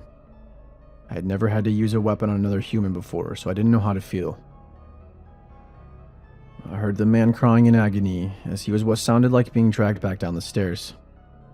I snapped back to reality and I got down from the roof as I knew my parents kept a spare phone in their bedroom. I silently made my way past my now broken door down the hall to my parents' room and I locked the door behind me. I immediately called the police who said they would be there in 15 minutes, which I wasn't happy about, but at least they were coming. I listened as I heard crunching glass closely followed by footsteps running away from the broken window, which I assumed was in the garage. I thought to myself, how could the guy shot with an arrow be running away from the house in the state he was just in before? But I didn't care as long as they were gone. I wasn't going to leave my parents' room until the police got here though, as I wasn't willing to take any chances. Another 15 minutes passed until the relieving sound of sirens filled the air. I ran down to the front gate to let the officers in. The police searched the first and second floors of the house, with no sign of the intruder still being there. Given the state of my house, the police left 2 patrol cars outside for the night to make sure nobody would return, as I slept in my parents' room with the door locked. I called my parents and they said they were going to cancel their trip and return home by tomorrow afternoon. I didn't get much sleep that night. I was too terrified to close my eyes, just expecting the intruders to be in the house again. I wish I could say this is where the story ended, but no, there was still more horror to come. After being able to muster up about 2 hours of sleep, I slowly got out of bed and I saw the time was exactly 6:38 a.m. I remember this time clear as day. I went downstairs and looked out the living room window and saw the patrol cars were still there. One of the officers gave me a wave as he noticed I was awake. I went down and told the officers my parents would be home by lunchtime. These officers were extremely nice, and they told me they would wait until they got home, as they saw how exhausted I was from my night of very little sleep. I thanked them greatly, and I returned to the kitchen area to make breakfast. And then I heard it. A very quiet groan. It was the type of groan that you would make when you first stretch after waking up. I was silent. I knew it couldn't have been me or the officers outside, so who or what was it? I grabbed 2 knives from the knife rack and I listened. That was when I heard the same groan again. But this time my ears were switched on and I was able to identify the sound to be coming from the cupboard where the towels and crawl space were located. I then made the stupidest decision I possibly could have. Instead of getting the officers literally outside of my house, I crouched up to the cupboard and waited. I could now clearly hear the sound of breathing. That, along with the sight of a few dark spots of what I could only think to be blood, confirmed it. There was something hiding in the crawl space. I tried to get back up as quickly as possible, but of course, one of my footsteps let out a freakish creaking sound. Then, just like out of a horror story, the man I had shot with an arrow from the previous night sprung out of the cupboard and lunged for me. We both hit the deck hard. The man reached for his pocket, probably for some sort of weapon. I swung as many punches at the man's wounded stomach as possible, and he tried to grab my arms, but I was able to push the guy off with my legs. The police must have heard everything that was going on, as I heard frantic banging on the door and the shouts of, "Is everything okay?" But like a child, I screamed for help. I also sprinted for the knives I had dropped as I was tackled to the ground. Then I dashed to the front door where I was met by the police. Guns were drawn and they entered my living room. The man was in no state to fight off 4 police officers. As they brought him out of my house, I got a good look at the man. He was pale from blood loss, with short messy hair, but he had a very revealing face tattoo that I didn't notice the previous night. As myself and the police checked the crawl space, they found the arrow I had shot at the man, as well as a box of bandages we kept in the kitchen. I was absolutely terrified, because this man was hiding inside my house throughout the entire night without me or the police knowing. His taller friend must have not have been able to carry him out, so they probably decided to hide him in the crawl space. Why, I will never know. But what I do know is this man's intent. When the police searched the man, they found a small Swiss Army knife in his pocket, and that's what he was reaching for. This man wanted to kill me. The scariest part for me now is knowing that there is still someone out there with the same intent to kill me. And he knows the layout of my house. And scariest of all, he knows exactly where I sleep. I'm not going to let these fears drive me and my family out of this house, as I truly love this area. But I'd be lying if I said the possibility wasn't brought up multiple times by my parents. I hope this story can show others to always be on high alert when staying home alone and never wear headphones at high volume. If it wasn't for the small pause of my music, I would have never seen them coming.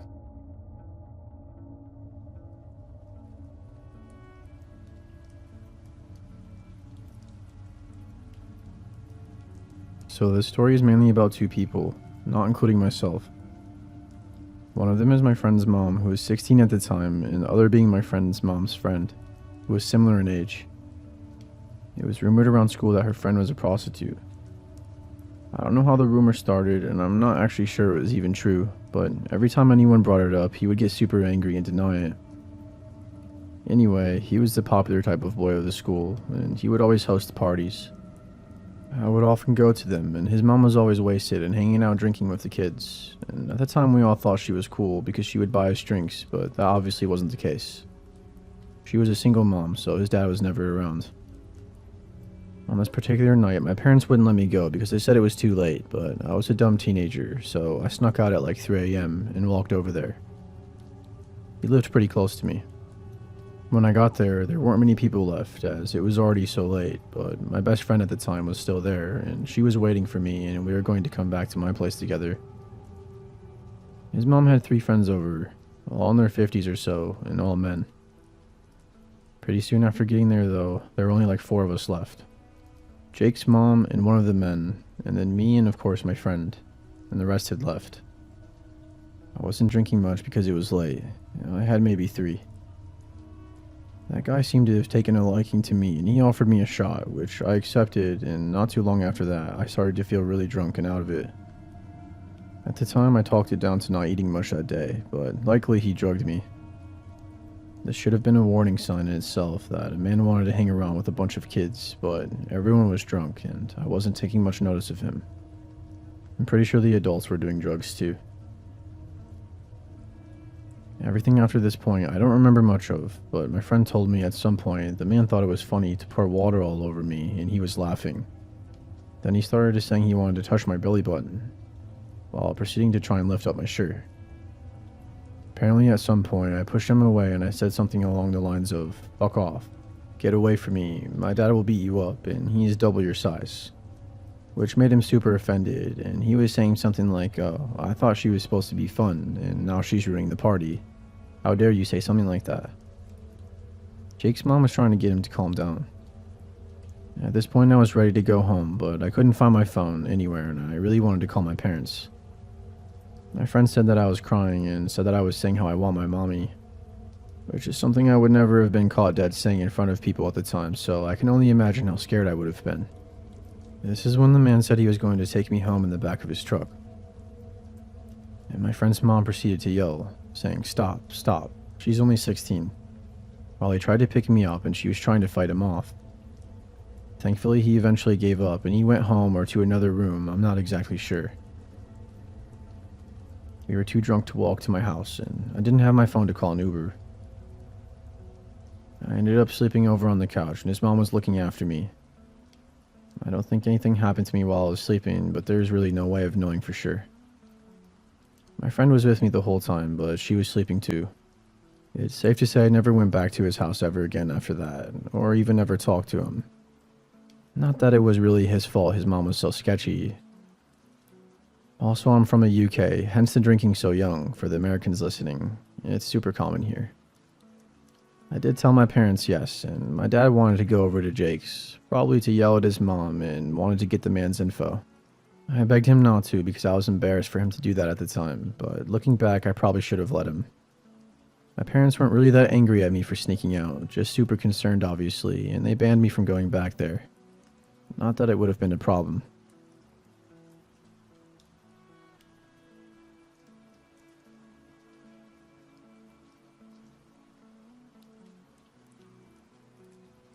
I've experienced some really weird things at Amazon while I've worked here for almost 3 years now. And to be honest, this story still takes the cake for one of the craziest experiences I've had there. This is my first ever job, and the fact that I'm still working here is honestly insane, as the things that I've seen here could have totally made me quit on the spot. Though the only reason why I still have this damn job is because it's an easy job, and I make good money for an 8-hour shift at this place. I both like it but absolutely hate it as well. But mostly hate. I don't know. But that's not really important to the story, so I'll get started. My name is Skylar. I'm a 22-year-old male, and this story happened around a year ago. I work in an Amazon warehouse that is about the size of roughly 2 football fields. To give some background about this place, working at Amazon, some people immediately think that I work as a driver who delivers packages to people's homes, or working the morning shift where I have to set up the packages for said drivers to take later. But no, actually I work a completely different job that not many people have heard of. I am known as an RTS associate. RTS standing for Return to Sender. Basically, RTS takes care of the packages that didn't get delivered because of a dumb reason, like the store was closed or the customer didn't open their gates to let the driver in. Just small stuff like that. As an associate, though, I do something a little bit different. I'm basically like a knocked down version of a janitor too, as we have to help prepare for the morning shift. We have to take tote bags that are specifically made for our warehouse and place them on these shelves, which you can stuff the packages into, and then they get taken on these gray silver carts, which we can drag around. It sounds pretty easy, but when you have to put 1,500 bags into place by hand, so it can get very tedious day after day if you've worked there for 3 years like me and you want to start doing something else.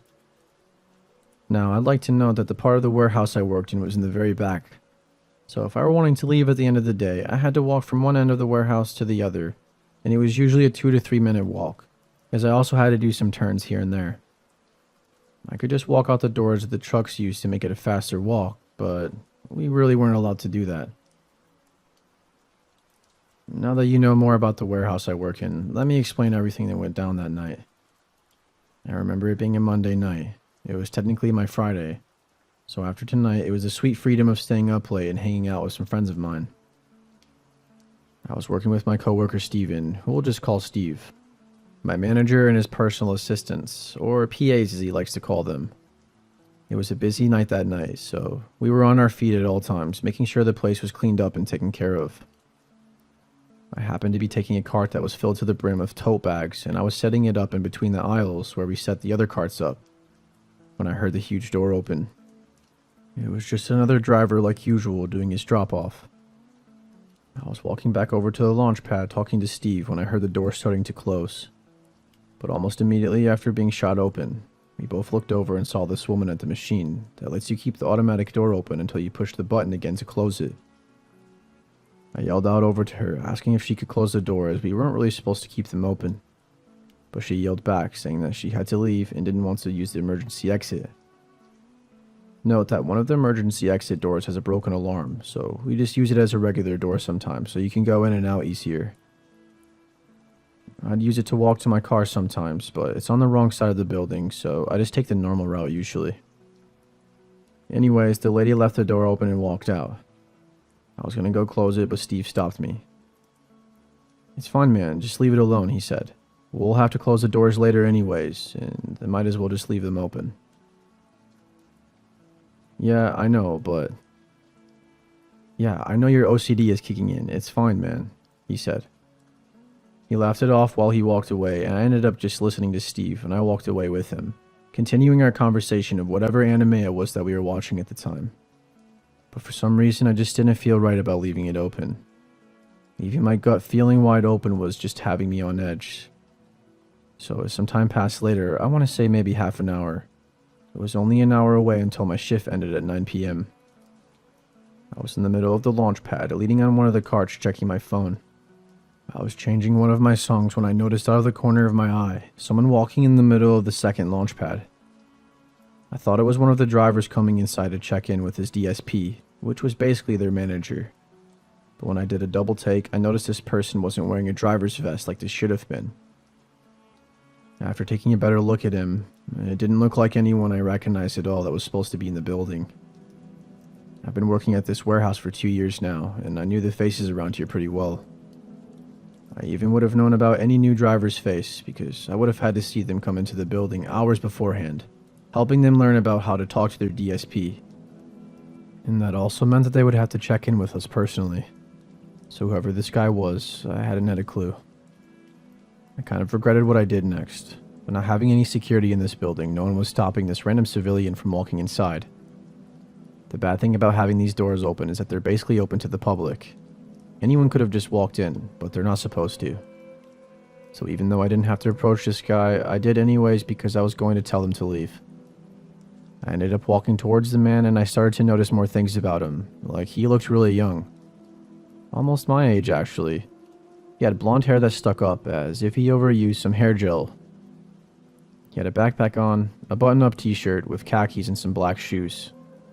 Honestly, he looked like some sort of college student, but there weren't any colleges nearby this warehouse, let alone any schools in this area, so it just seemed a bit off. As I got closer to him, we made eye contact, and he immediately shot his head down, as he was trying to not make eye contact anymore. And that's when I said, "Excuse me, sir, are you a driver here?" He didn't answer me. I stopped where I was standing, but he kept walking towards me. "Sir, if you don't work in this warehouse, I'm gonna have to ask you to leave." But he didn't say anything again. He just kept his eyes glued to the ground and kept walking. I just said one last thing to him. "Sir, is everything alright?" He walked past me at that moment, and he never answered me. But I heard him say something under his breath. I wasn't completely sure what it was, but it was something like, "I don't care, shut up." Like I said, I'm not exactly sure, but I remember hearing the word "shut up" in his sentence. I decided to walk away, and I pulled out the radio I had on me at all times, telling everyone that there was some random dude in the warehouse who wouldn't answer me or leave. But I included that there was something about him that didn't sit right with me. I didn't feel safe being around this guy. My manager immediately radioed back and took control of the situation. He went up to the guy and introduced himself, and he got to talking with him. Our manager told us to go back to what we were doing, but honestly I couldn't focus as I just kept watching him. Steve soon ended up walking over to me asking if I knew anything about this guy. I didn't, so that's what I told him. I told him that he didn't answer me, let alone even look at me. But he was talking to my manager like it was nothing. It caught me off guard, so maybe he wanted to talk to the manager and he knew who I was. But a few minutes later, my manager radioed us, asking if I could meet him in the front of the building. I was with Steve and the PAs at the time, as I was telling them about what happened, and I went off on my own. Walking up there, I put away my earbuds and I started thinking to myself, what the hell my manager was talking about with him. I still didn't feel right about this guy, so when I walked through the double doors of the cafeteria to find my manager sitting with this guy, I really felt like something was off. The stranger was sitting in one of the chairs, but his backpack was on his lap now, and one of his hands was inside the bag while his other was holding the bag close, as if he were hiding something. This immediately set off some red flags in my head. I decided to stay back behind my manager while he talked to me. My manager told me to sit with him for a few minutes while he takes a phone call, as he just wanted to make sure that he didn't go anywhere. But I really didn't want to.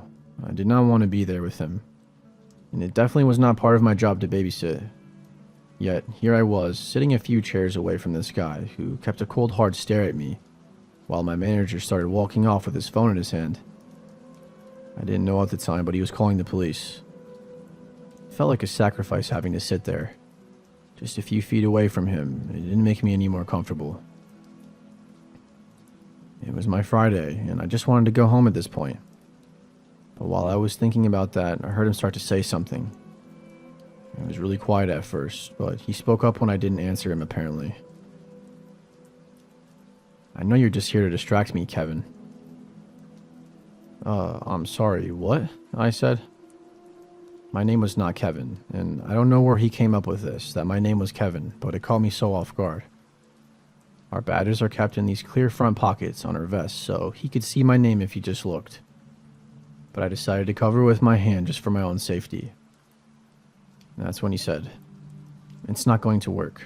I know this place doesn't have security. I could clearly see it when I was with Sam," which was my manager. "No, we do have security. He's just on break right now smoking outside," I said. But that was a complete lie. We really didn't have security here, but I didn't want him to feel like he could just do anything. But everything that came out of this guy's mouth was just worse than the last. "Listen, Kevin, I don't have much time to be here right now, so listen closely." "My name is not Kevin, sir. Why do you keep saying that?" Yeah, whatever you say, Kevin." He just continued to call me Kevin, which was just very off-putting. What was he trying to get out of me by saying a name? Is he trying to scare me or something? I had no idea. "I'll be back again," he said. "I'll get my chance next time. You'll see. I'll remember you, Kevin." It felt like I was in a freaking horror movie at this point. And like he was some villain, and I was not in the mood to listen to the rest of his evil little plot. I immediately stood up and I walked out of the room, wanting to get the hell away from this guy. I went through the double doors, and I could see my manager, so I started to walk towards him as he was walking towards me at the same time. I told him I wasn't going to sit in that room any longer with this freak-ass guy, as he was scaring me and I wanted to go home early. He could tell I was scared by the way my voice sounded, I think. I honestly was a little shaky after hearing something like that. I mean, who wouldn't be after hearing, "I'll get my chance next time"? Like, what the hell does that even mean? He understood how I felt and he let me go early, but not before I told him what the guy had said to me. My manager had an even more worried look on his face after that. He walked back inside while I walked over to the back of the warehouse to grab my backpack. I was walking over to everyone when Steve asked me what happened. I explained to him and the PAs what happened and what that guy had told me, and all three of them said the same thing. What the fuck? Yeah, I would like to know what the hell he meant by all that too, but I told him I was leaving early. It bothered me because I had to walk all the way back to the front and clock out on the machine. As I walked back up, I could see bright flashing lights outside. Blue and red to be specific. Seems like the police were here. I suspected that was who my manager was calling when he was gone earlier. But all I could think about was just leaving for the night. I clocked out, walked out one of the side doors that led to the outside, and walked towards my car. I could see the police cars in the front of the building along with my manager, a policeman, and the guy. I could see that he was in cuffs, and that something serious was happening right now, but I didn't want any part of it. I just wanted to go home and relax. It would have been nice if it just ended there, but there's a bit more. After I drove home and I felt a lot safer in the comfort of my own room, I was laying in my bed on my phone, not really doing much, but mostly scrolling through Twitter. After finally calming down a bit and feeling better, I decided to text my manager since I had his number and I asked him what happened to the guy. My manager took a few minutes to reply as he was probably busy, but honestly it was for the better that I didn't get his message that night, because by the morning I woke up to a few missed texts from him. Now my texts were overlapping with each other on my phone, so I knew there were multiple. It was what I didn't see at first. After opening the texts, I was reading through them, and I felt my heart sink, and I could feel a shiver go up my spine. My manager explained that at first, when the stranger entered, he exclaimed that he was looking for a job. So my manager was showing him around and letting him look at the place, which sounds really bad after what that man told me last night. But after letting him sit in the cafeteria, that was when he decided to call the police. That was why he wanted me to sit in the room with him, so he could make sure that this guy wasn't going to leave and get away. After getting off the phone, he walked back over, and that's when I was asking to leave after not feeling alright. My manager, just like me, also just felt off about this guy. He didn't trust the dude as there was something off about him. He really couldn't put his finger on it, but he mentioned that the way he spoke and the way he behaved just wasn't sitting right, so that's why he called the police. After he walked outside with him, my manager talked with the police and the policeman took his bag from him. He was a little resilient at first, but once they took the bag, they found something horrifying. It had a hunter's knife in it that was used for killing animals. The whole time this random ass guy, was just carrying a knife in his backpack, and was probably even holding it in his hand in the cafeteria at the time that he was talking to me. Self-protection or not, why the hell did this guy have a knife, walking to a warehouse, acting suspicious, and just having the weirdest conversation with me? And of course, I aimlessly just walked up to him the first time like it was nothing. If I had talked to him even more, who knows what would have happened to me. I'm just happy that nothing did happen to me that night, but I still can't forget what he said to me.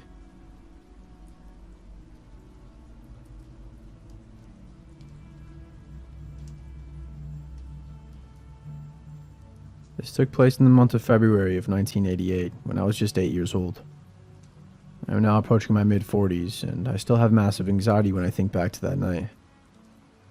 For context, I am a male and I have always been the shortest person in my class with a smaller body frame.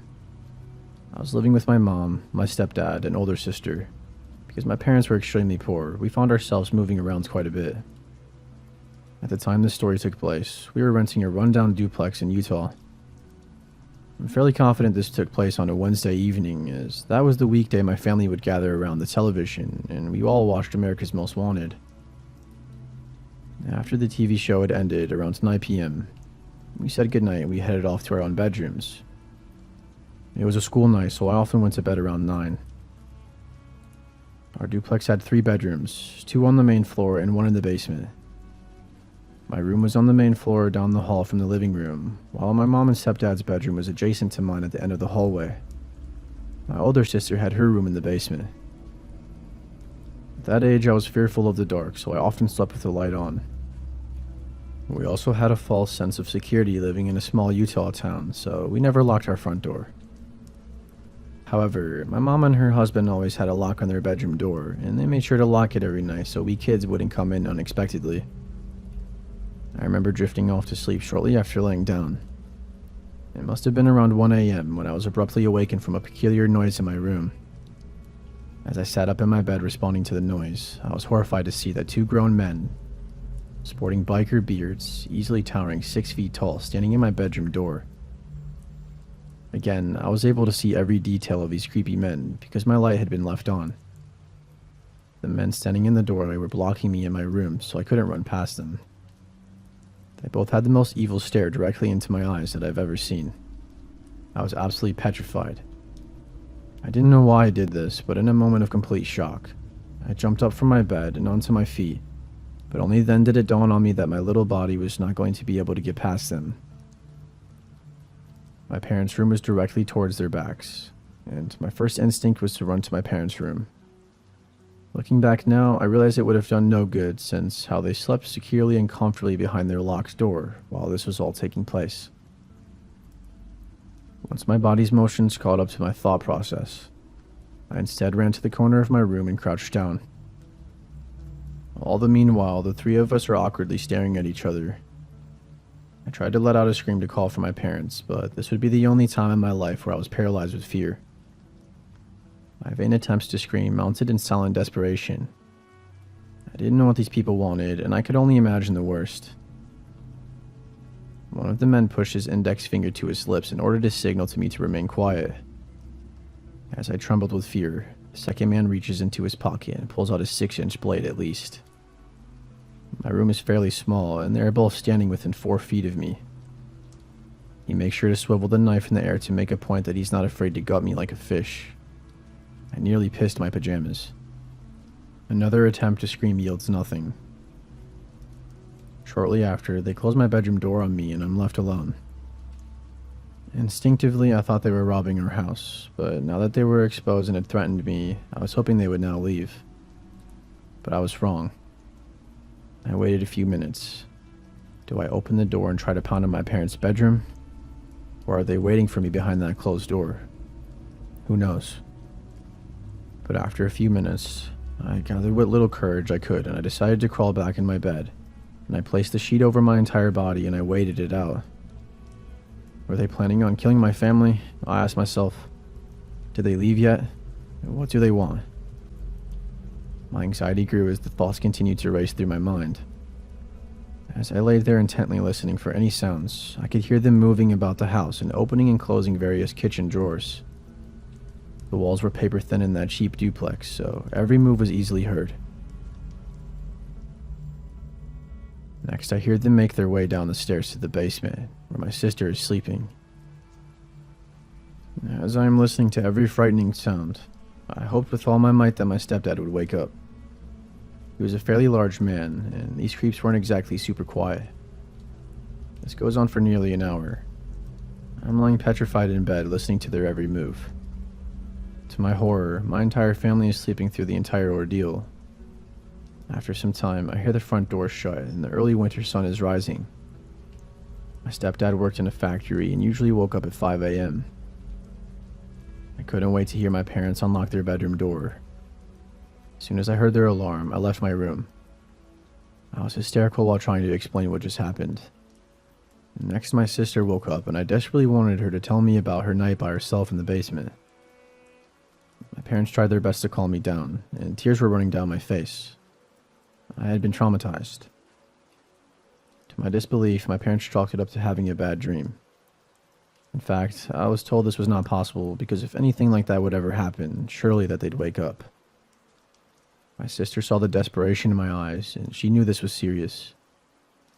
Her and I went through our entire house to look for items that might have been stolen. We came across her dresser drawers left half opened, and many personal items out of place. This was enough evidence for her to become just as frightened.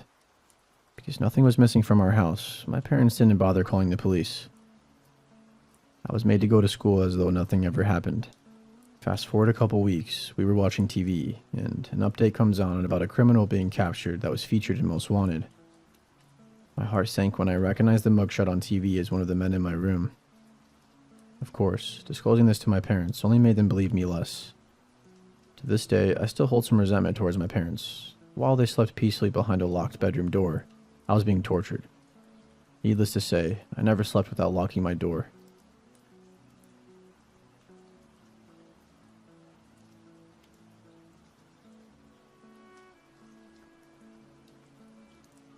When I was a kid, no older than 10, I was walking to the mailbox to get the mail from my parents. I was fully dressed in my baseball uniform, ready to go to practice. A car pulled over and an elderly woman urged me to get into her car, like immediately. I knew something was off. Come on, we're going to be late, she insisted. She went on to say things like my bat and glove were in the trunk, telling me that my dad had given it to them.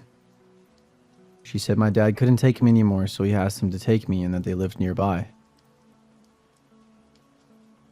I honestly don't remember what I did right away. I just remember the anxiety of piecing together what was happening. I would like to say I booked it and ran to the house for help, but as I've gotten older, I don't even remember anymore. All I remember is being back at the house and the creepy old lady ended up ringing the doorbell. When my dad answered the door, he was obviously confused, and she told him that they were testing me to see if I'd jump in the car. The most unsettling thing to me is I don't remember if I actually got into their car.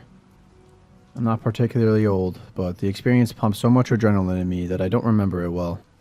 When I try to remember, I can picture both outcomes of me running home and me getting in their car. I don't remember getting a scolding, so I tend to assume the former occurred, but I'm still not sure. Testing children or not, that's kind of a fucked up thing to do in your free time. It makes me wonder if this couple actually had the intentions they spoke of. I remember getting home and not saying a word to my parents. The shock was still fresh, and I had no time to process what had just happened.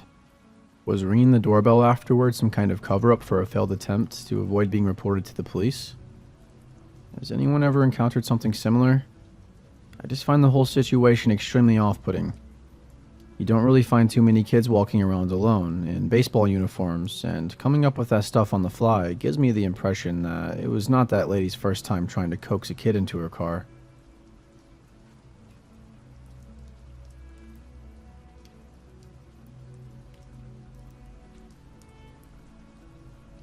This happened when I was 17. I was still in my senior year of high school.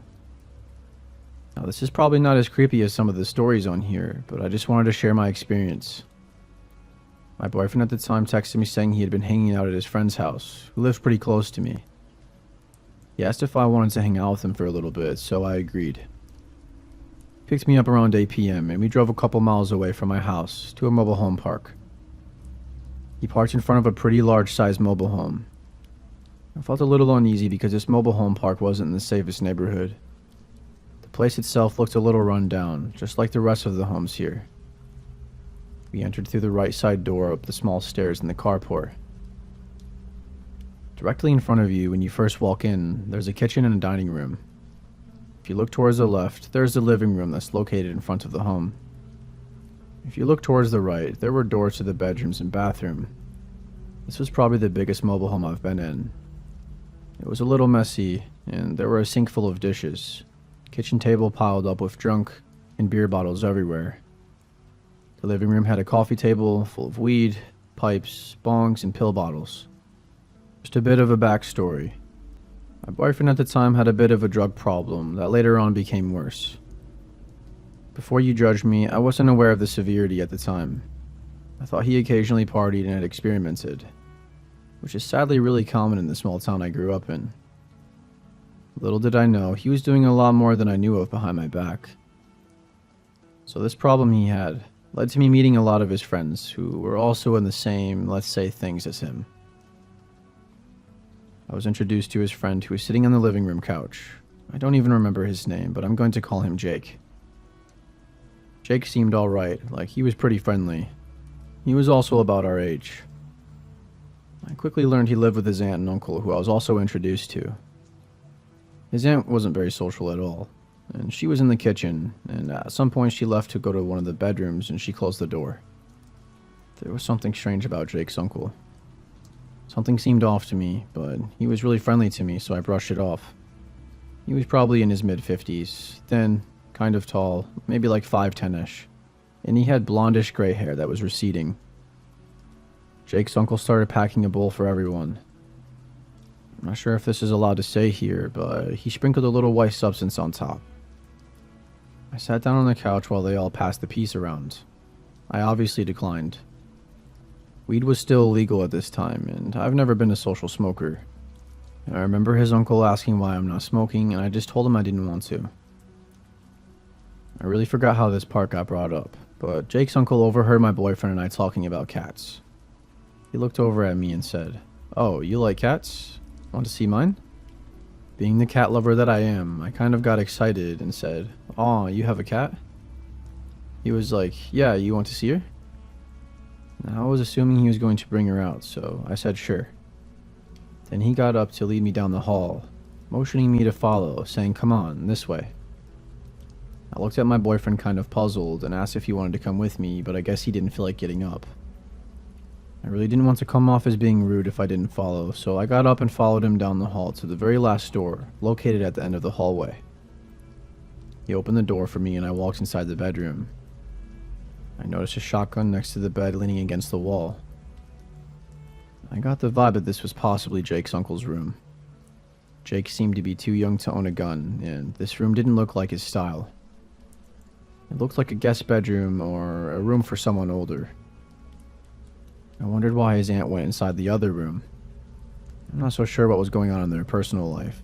Maybe they slept in separate beds. It definitely could have been a possibility.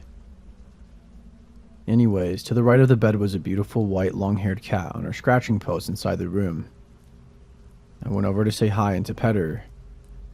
And that's when Jake's uncle walked in, and I heard the door quietly close behind him, almost as if he wanted to be discreet with what he was doing.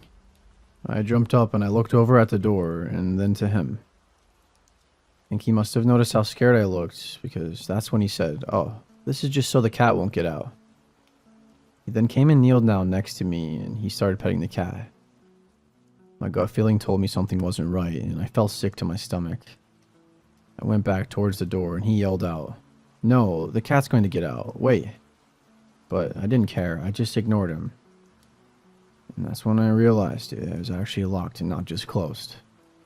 I immediately unlocked it and I swung it open. The cat did run out, so he wasn't making that up, but regardless, I just met this man, so why did he lock a 17-year-old girl alone in this room with him? Why couldn't he ask my boyfriend to come with us too? This room was located on the far end, opposite side of the living room where no one would hear us. I went back to the living room so fast and I asked my boyfriend if he could take me home. Which I would never do considering he wasn't sober, but I was desperate. He was pretty hesitant and he asked, "Right now?" I lied and I told him that my dad wanted me home right now, pretending to look at a text on my phone. When we were alone, I was so relieved to be out of there. In the car, I told him how Jake's uncle closed us in that room together and I felt really uncomfortable. He told me that I was overthinking the situation and that his uncle was a good person. So I always thought that maybe I was overthinking it, but it never changed how uncomfortable I felt about it. Please just always trust your gut feeling regardless of what anyone says about it. I never saw Jake or his uncle again, and I never wanted to go back there. Over 10 years later, I still get creeped out when I think about it.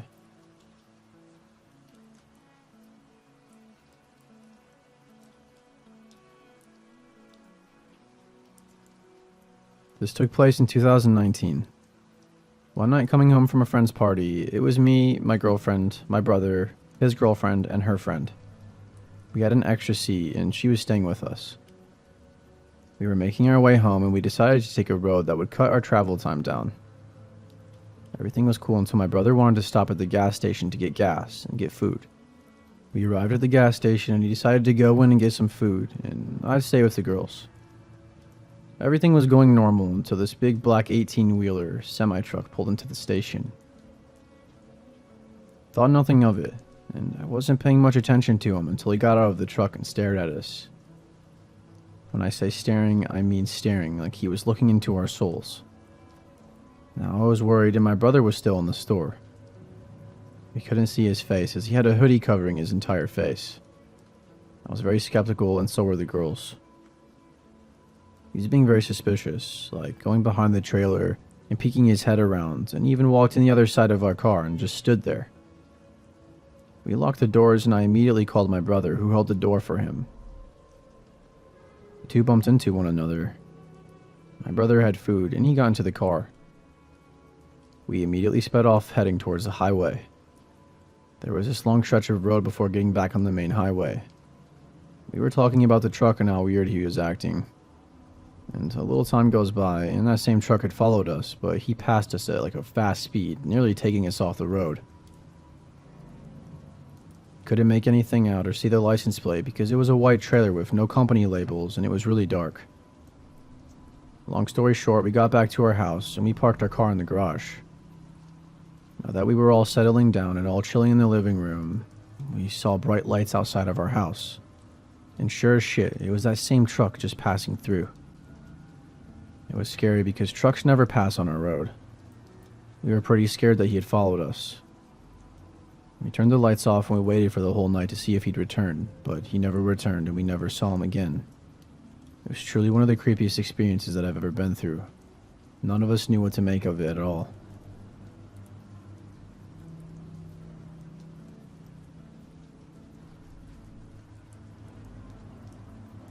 I'm a 23-year-old woman, and it takes me about 4.5 hours to drive home when visiting my family.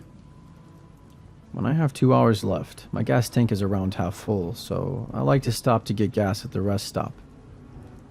This time I really had to use the restroom, and so I just wanted to quickly pull into the first pump that I saw available, pump gas, go to the restroom, and be on my way. When I pulled up, there was a car at the pump in front of me, and a man was getting gas. Now he was staring at me when I pulled up behind him, which I never gave a second thought to because I find it to be pretty common. Sometimes I do the same thing when a car pulls up behind me. But here's the thing. As I was doing my thing with putting my card in, opening the gas cap, etc., I noticed that he was still staring at me through my peripheral vision. When I looked over, he would look away. When I get gas, my parents always told me to be aware of my surroundings. As I pump, I do a routine of looking to my left, right, in front, and then behind. This man was still watching me. So at this point, I'm just staring back at him. His, who I assume to be because they look identical, son gets out of the car, says something to him in his ear, and switches places with him. Now this man is walking towards me, but jerks his body to the passenger side of my car and gets close to look in as he walks by. Great, he's trying to rob me now. Well, good luck, because my door is locked. He was walking around my car pretty closely while staring at me, paused for a second, and then he quickly goes inside the convenience store. I will say it did look like he wanted to say something, but I was more focused on finishing up at the pump, so I could do my thing inside and quickly leave. I had my pet with me on the passenger side in this carrier, so when I grabbed him, I noticed a pump attendant, which is never common, standing at the trash can across from me. I told him, "Hey, I'm just heading inside for a second, but I'll be right back out." He smiled and told me not to worry. Now you're probably wondering, why didn't you go somewhere else? 1. I purposely grabbed the attention of the pump attendant to show I was traveling alone as a female.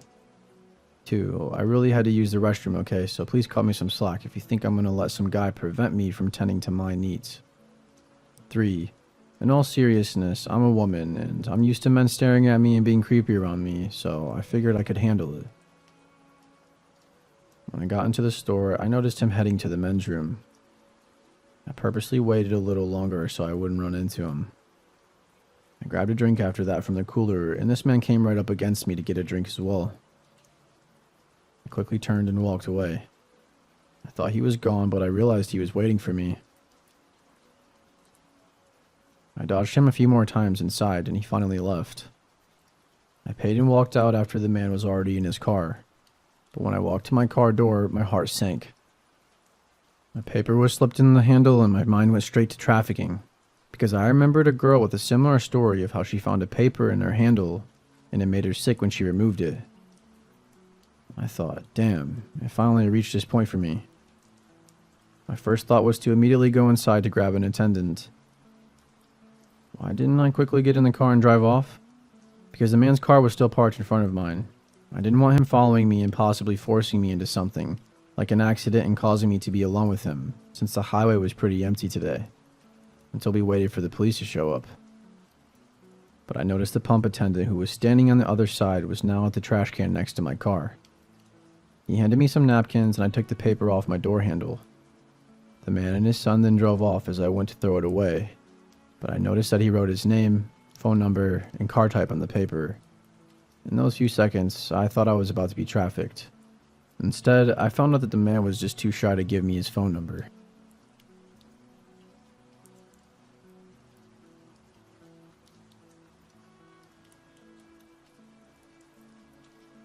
Many years ago, I used to work the night shift at a hotel in Myrtle Beach, South Carolina. During this season, it wasn't so bad, mostly families and stuff. We had on-site security then too. However, in the off-season, the winter months were different. The cheap weekly rates we'd offered attracted a lot of creepy people.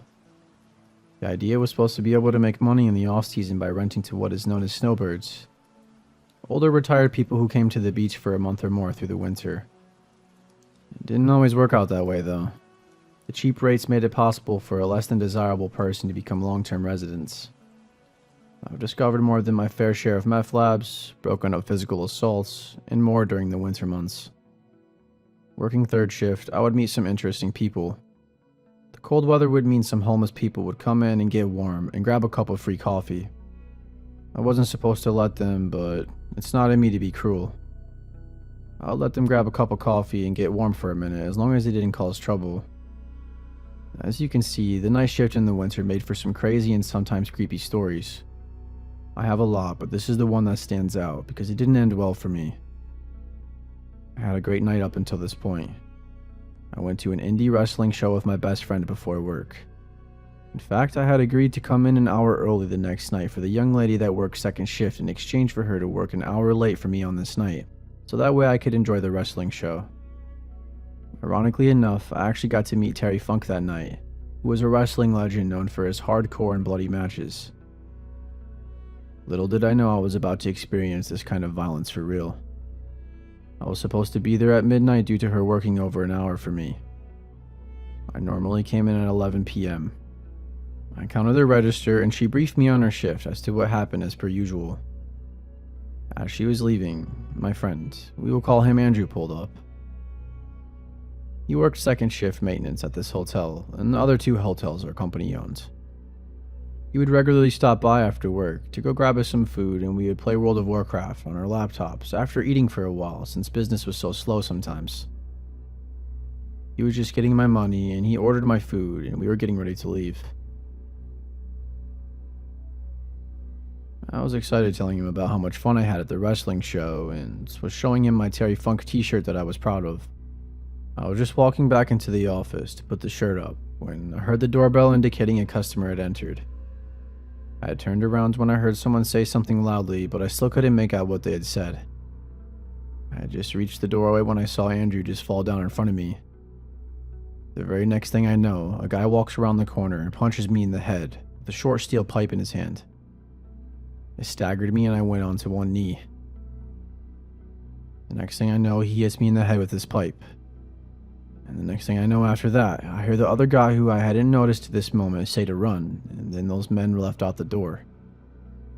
I was finally able to get to my feet. I tried to call the police from the phone in my back office, but it was having issues.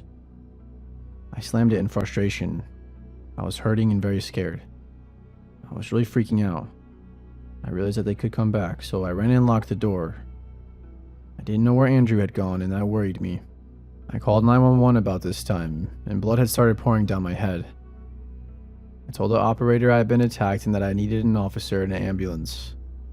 I then called the other hotel we ran to let the night manager named Travis know what had happened. I thought I was messing with him at first, because when we got bored we would prank each other. I finally convinced him I wasn't joking. He was going to lock up and come down to get me. Cops and ambulance pulled up and I opened the door for them. It was at this time I found out that they had sucker punched him and knocked him down, and Andrew was able to amazingly jump over the desk and escape, just as a cop was driving by, which he ran to flag down for help. I ended up in the hospital ER where I had to have 10 staples in my scalp and they gave me morphine for pain. I also had no way to get home after being treated, but the doctor and nurses took pity on me and paid for a cab. My plan was to go back to work ASAP, because this was December and Christmas was coming. I had 3 kids and I needed all the hours I could get. When I got back to the hotel, this guy Ted was there with his wife, who also worked at the front desk. She was shocked to see me. She thought I would still be in the hospital. Thought I had only been hit in the head like once after being punched. The video which Ted was pulling for the police showed a different story though. After I went to one knee, the guy had hit me, not just one time, but 10 total times. I kept trying to grab the pipe and get up for some reason. I do not remember that, as I guess I had some kind of memory loss. He kept punching me and hitting me with this pipe, until his friend tells him that Andrew got away and they knew the cops were coming. The two of them then ran out. I was given a room at the other hotel we owned, and Ted and Barbara gave me a lift there as I was in no condition to drive due to the morphine. They also gave me a paid week off to heal. They switched me over to the other hotel on night shift for a month, just in case they were after me in particular. We never found out why they chose to attack me. The police thought it might be a failed armed robbery due to Andrew getting away and the man not killing me, but it really shook me up to not know. Even though I was at our other hotel, when I came back to work the night shift, I was still very nervous. Every time the door chimed up, I tensed up. I couldn't afford to quit though, as I said I have 3 kids I was supporting. They never caught the guys as far as I know. A detective stopped by about 2 months later when I was working second shift. He showed me several mug shots, and he asked me if any of them looked familiar. I never got a great look at them as it all happened so fast. I had seen the video, which wasn't the best quality. Even so, 2 of them looked very similar to them. I pointed them out and he asked me how sure I was. I told him that I was only like 85% sure. He then yelled at me and asked me if I wanted someone to go to jail for attempted murder on 85%. I was stunned into silence, because I was the victim. I was attacked for no reason, and here he is yelling at me like it's my fault. I was too busy being attacked to get a good look at them. I no longer work at that hotel or night shift, and I am glad, because it's just too dangerous in that area.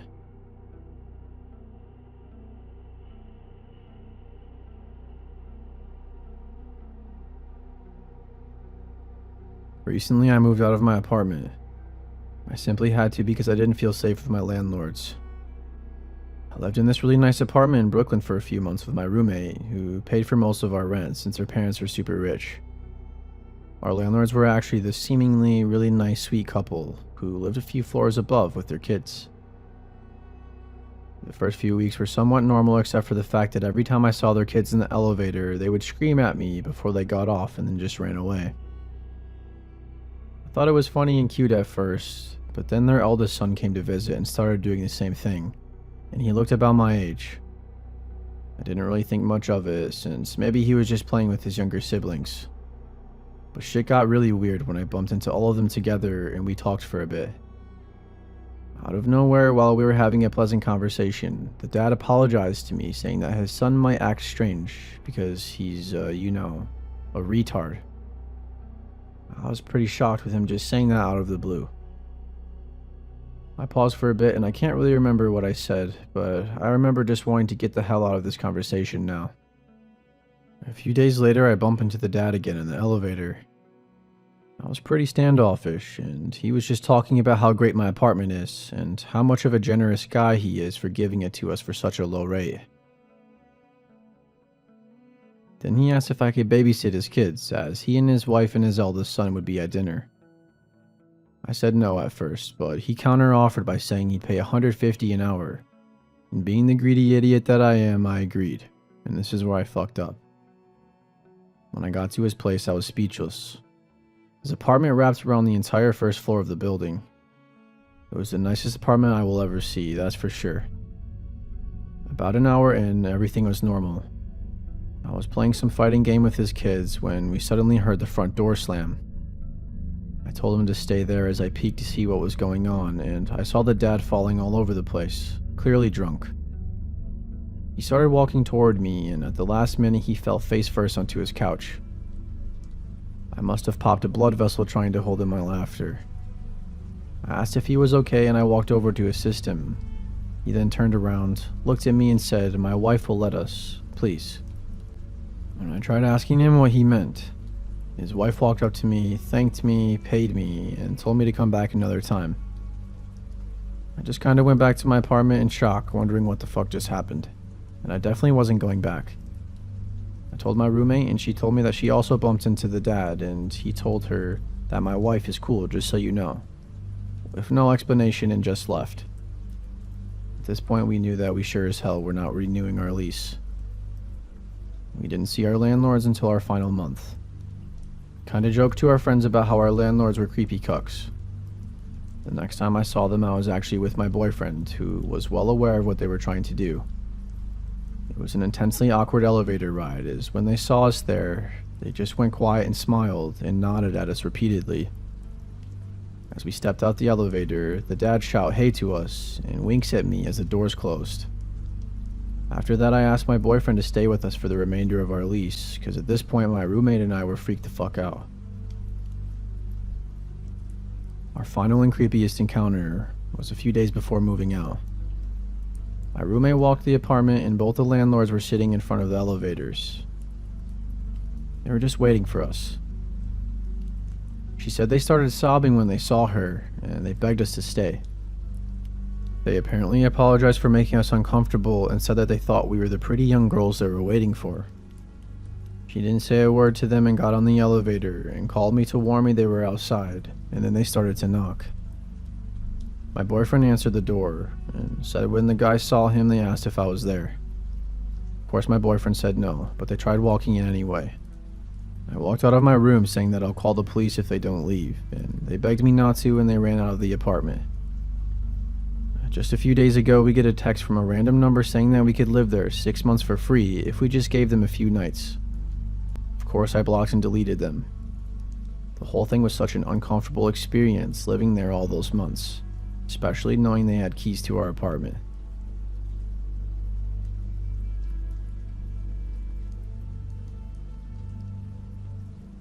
My girlfriend's mother is a longtime heroin user and has been in and out of jail for my girlfriend's whole life. When she lived with her mother and her mother's husband, she witnessed physical abuse and drug activity. She was forced to move out at a very young age in order to stay alive. She thought her mother was finally clean when her mother announced her pregnancy. After getting over the initial shock, my girlfriend decided to be supportive of her mother since she thought she was clean. That was until her mother overdosed while pregnant. She decided to cut all contact at that point. My girlfriend is also a mandated reporter, and last year reported her mother and her mother's husband to the state since she knew it wasn't a safe situation for the baby. The baby actually died in their house not even a month after birth due to an overdose with signs of physical abuse. My girlfriend's mother was arrested for the murder of her baby and other charges. Her husband was arrested for child endangerment and other charges. First, the judge did not grant either of them bail. Eventually, her husband was granted bail, in which he posted. We did not know this until recently, which helped us put some of the pieces together. My girlfriend and I like to sit outside her house in the car and just chat or listen to music. Recently, there have been black cars around my girlfriend's house. She also is frequently followed by black cars when she drives me home. It's the same couple of black cars that do this. They're not just random ones. At first, we thought we were just paranoid since everyone was still in jail. But when we found out that the husband was out of jail, we began to doubt our insanity. The first major thing happened after my girlfriend and I went on a dinner date. We got home after dark and we sat in her car for about 45 minutes before we noticed the same black car passing by us every few minutes. After 10 minutes of that, a different car drove towards us, flicking its high beams on when it got close enough for us to see who was inside. It swerved into the oncoming lane and I genuinely thought it was going to hit the passenger side of the car. It sped away and we ran inside.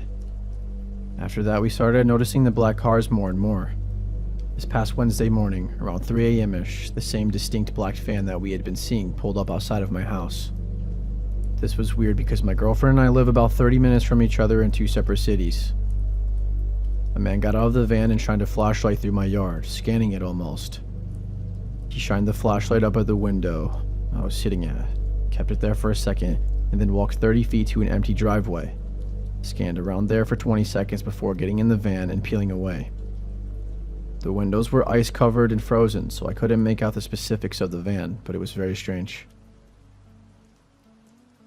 A few nights later, my girlfriend and I spent some time hanging out in her car when we spotted a black van, hiding behind another parked car further up the street. We could only see one headlight, but it creaked by us as we sat in the car. My girlfriend lives between the two dead-end streets, so think of a very blocky-shaped U. She lives right in the middle. The van went up the first dead end, 4 ways on, and sat for a few minutes before turning around and driving almost into the other lane of traffic to get close to us. It then went up the other dead end and stayed put. We thought it was weird that the van didn't just back out of the first dead end, instead opting to drive all the way up the narrow street and turn around. After a few minutes, we call a friend and recount the story just to get an extra opinion. While my girlfriend was talking to our friend, I got out of the car to get a cigarette to see how far away the van was. I walked up the dead end that the van was on for about 15 feet before getting the worst gut feeling I've ever gotten. Across the street from me was a black mass, which was darker than the darkness around it. I decided to just turn around and rush my girlfriend into the house. Later that night, we heard a bang coming from downstairs, followed by what sounded like a boot on wooden stairs. We locked the bedroom door and I sat against the door with a baseball bat, hopeful to make a barricade for it. A few minutes later, we heard a car door slam before the sound of tires squeezing and a car driving away. Our initial idea was maybe that it came from the TV, but we had paused it and the TV in the next room is never loud enough to feel real. When I went downstairs an hour later to get water, there was nothing damaged or missing. We theorized that maybe it was the sound of the front door trying to be opened, even though it was deadbolted. My girlfriend's exterior wall doesn't face the road, and we've never heard car sounds before. It is, however, next to a private driveway, and sometimes we'll hear her grandparents' car door close or the neighbors backing out. The next day I was shoveling the sidewalks at my girlfriend's house, an activity that takes me about 20 minutes. And I saw the same black Chevy Silverado with mud streaks on the tailgate. I circled the block about 4 times. I was able to see the silhouette of the man driving through the passenger side window, and each time it was the same man and same truck. My girlfriend lives in a very small town, and we were able to catalog the neighborhood cars. The black van and truck are abnormal. Our theory is that someone is trying to scare my girlfriend into not testifying or flat out making sure neither of us ever have the ability to testify. We really just need some more opinions. Are we just paranoid, or is this something we should actually be worried about? Do you think these are just weird coincidences?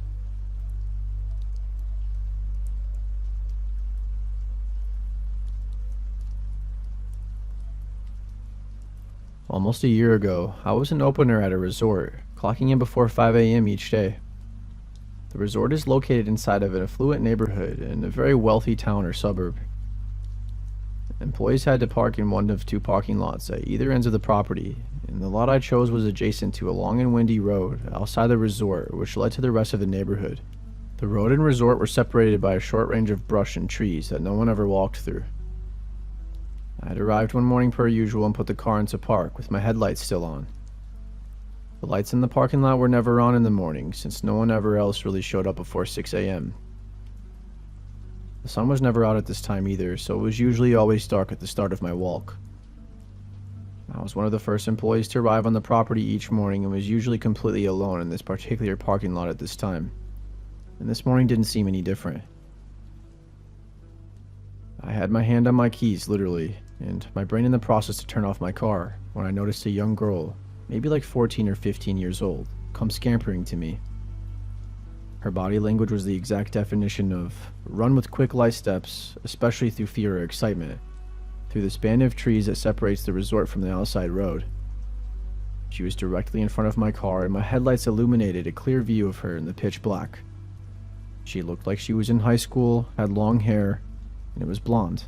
She was wearing a jacket with pajamas maybe, like she'd just walked out of a house. One thing about her that bothered me was that she wouldn't stop laughing and smiling.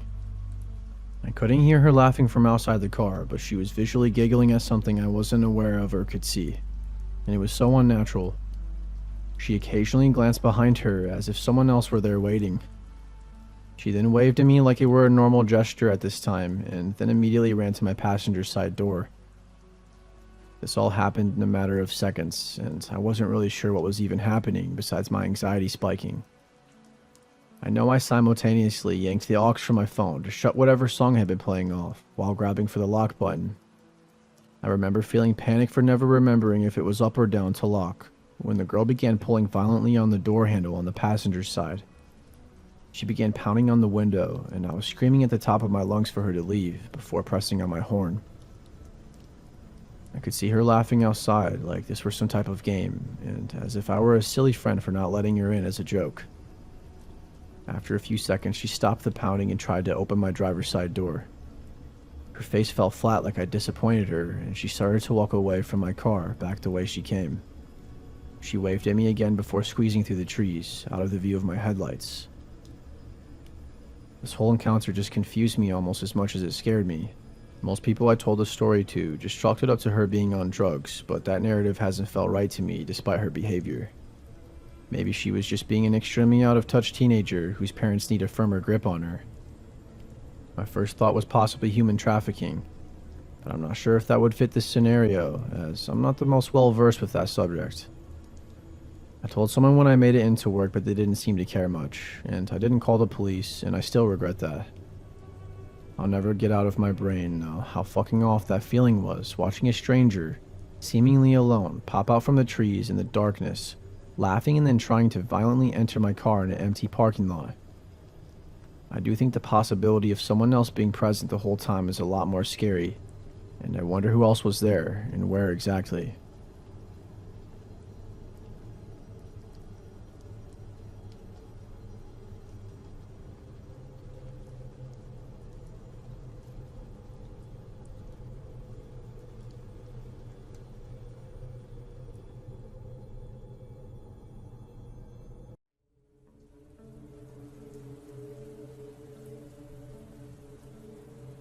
Even though this happened back in December 2019, I still think about it on a daily basis because it was unlike anything I had ever experienced before.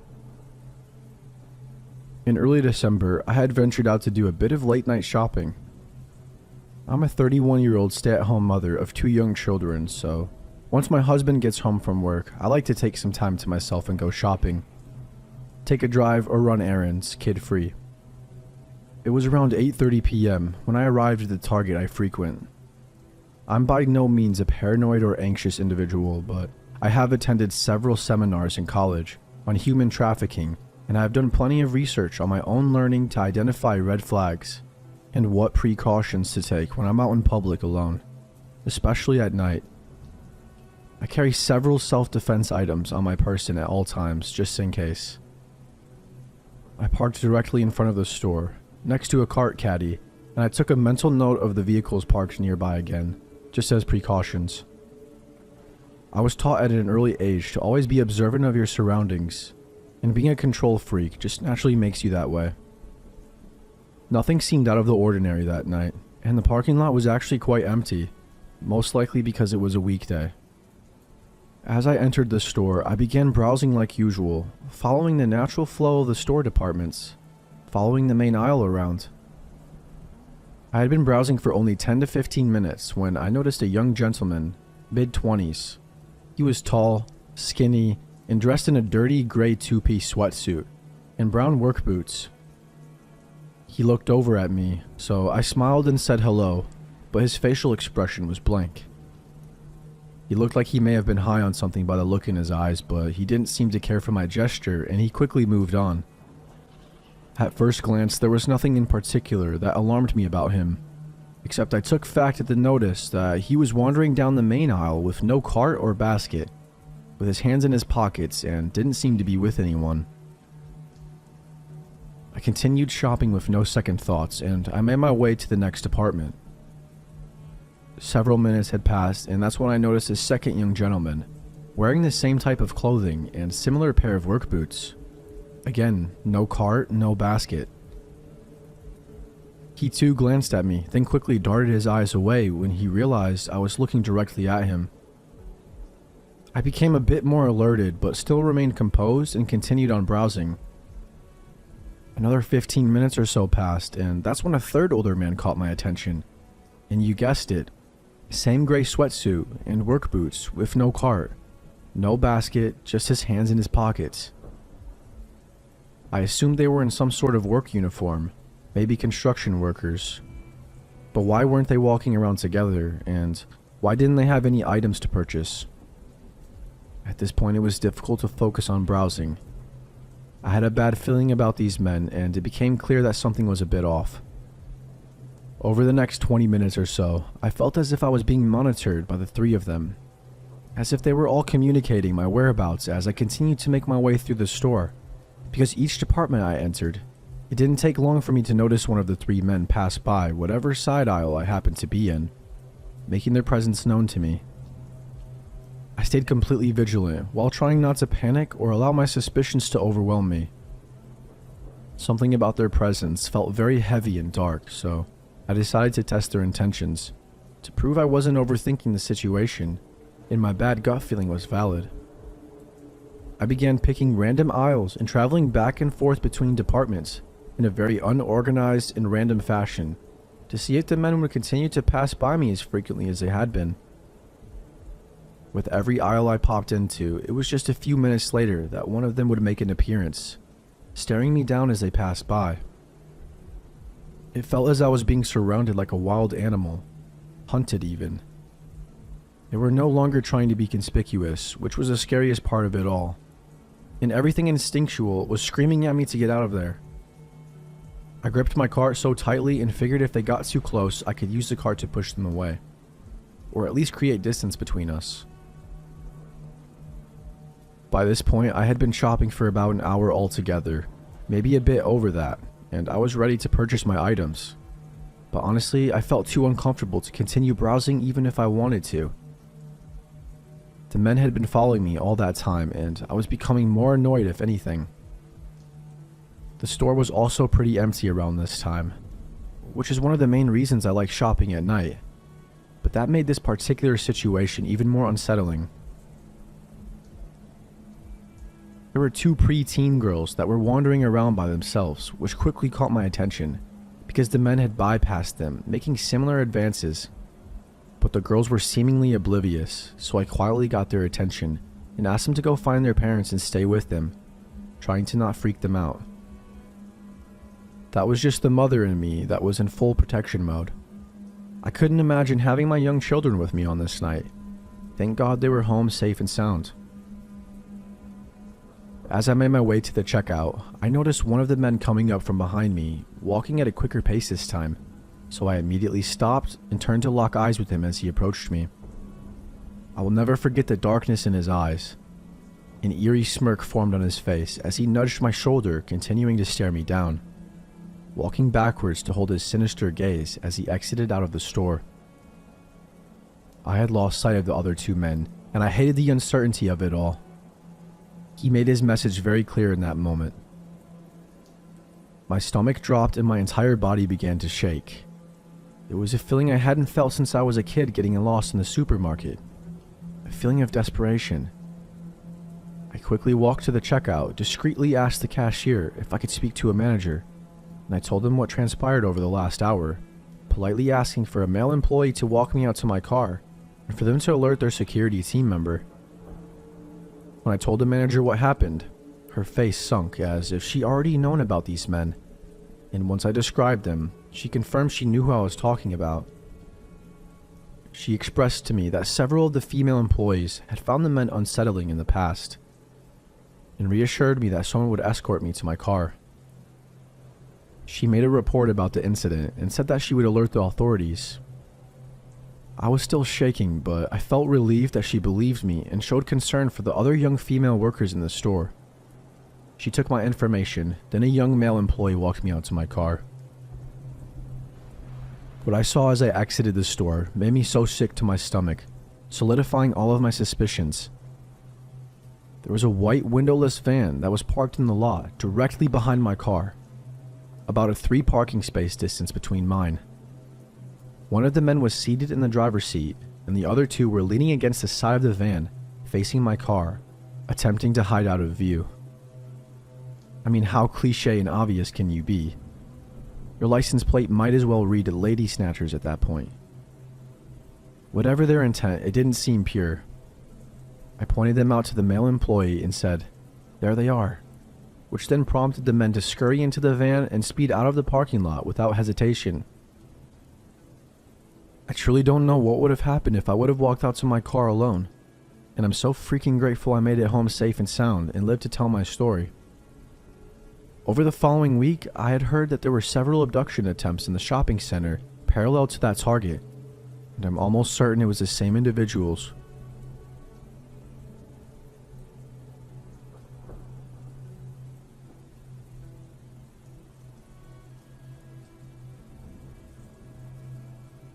When I was 20 years old, about 6 years ago, I worked as a delivery girl for a popular pizzeria in my area.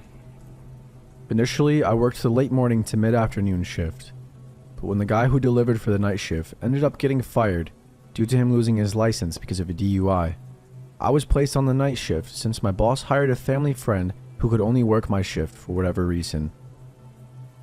I really didn't want this shift because you never know if people who order late at night actually want a pizza or if they have other intentions in mind. Unfortunately, my boss was an asshole and essentially told me if I wasn't willing to work the night shift, I was fired. I wasn't exactly in a position where I could be out of work, so I reluctantly worked the shift. The first month of this shift went by without any issues until I had to deliver a pizza to a house that just barely made our delivery radius. I punched it in on my GPS and the house was located in a pretty suburban part of the city. I arrive and it's about 11 p.m. The block was extremely quiet, but decently lit and mostly littered with modern townhouses. But the house I delivered to was a duplex. I ring the doorbell and I wait for about 30 seconds. No answer. I ring it again and wait another 30 seconds. Still no answer. So now I'm standing there getting pretty nervous that something might go down. But thankfully, a man opens the door. He looked like he was in his late 40s, and he was pretty tall compared to me. Maybe a little over 6 foot. But he was very skinny. I tell him that his pizza is here, and he just stands there staring at me. I asked him if he was okay, and he responded by saying, "Yeah, I'm fine, sorry. I got off work not too long ago, and I'm zoning out a bit." Fair enough, I suppose. He hands me the money and I hand him the pizza.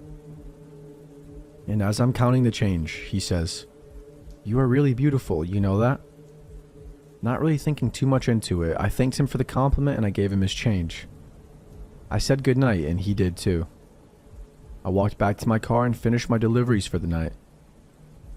A few days later, I get a delivery order to the same place. I head over there around the same time as last time and ring the doorbell. He answers the door again very excitedly and said, "Hey, it's you again. How are you?" I told him I was tired and can't wait to go home, to which he chuckled and said, "I know that feeling pretty well," as he was pulling out his wallet. As he was counting his money, he asks me what my name is. Being kind of tired at this point and not really thinking straight, I stupidly tell him my name. As I'm giving him his change again, he asks if he could have my number, as he'd love to hang out with someone as gorgeous as I am. Whoa, buddy, pump the brakes. I've literally only met this guy like twice to deliver a pizza. I had no idea who this guy was, and I'm positive he barely knew who I was as well. Another thing to mention is that I looked way younger than I was at the time. I was told by numerous people that I still looked like I was 15, and I was hoping he thought differently and wasn't hitting on what he thought was a teenager. So now I'm just standing there awkwardly for a few seconds before I muster out, "Sorry, I have a boyfriend." He gets upset and says, "Oh, okay, I see." We stand there in silence before I tell him to have a good night and I walk back to my car. He says nothing and still stands at the doorway staring at me until he finally went back inside once I started my car. I got a pretty creepy vibe from this guy, and I even brought it up to my coworkers, and they agreed it was pretty creepy.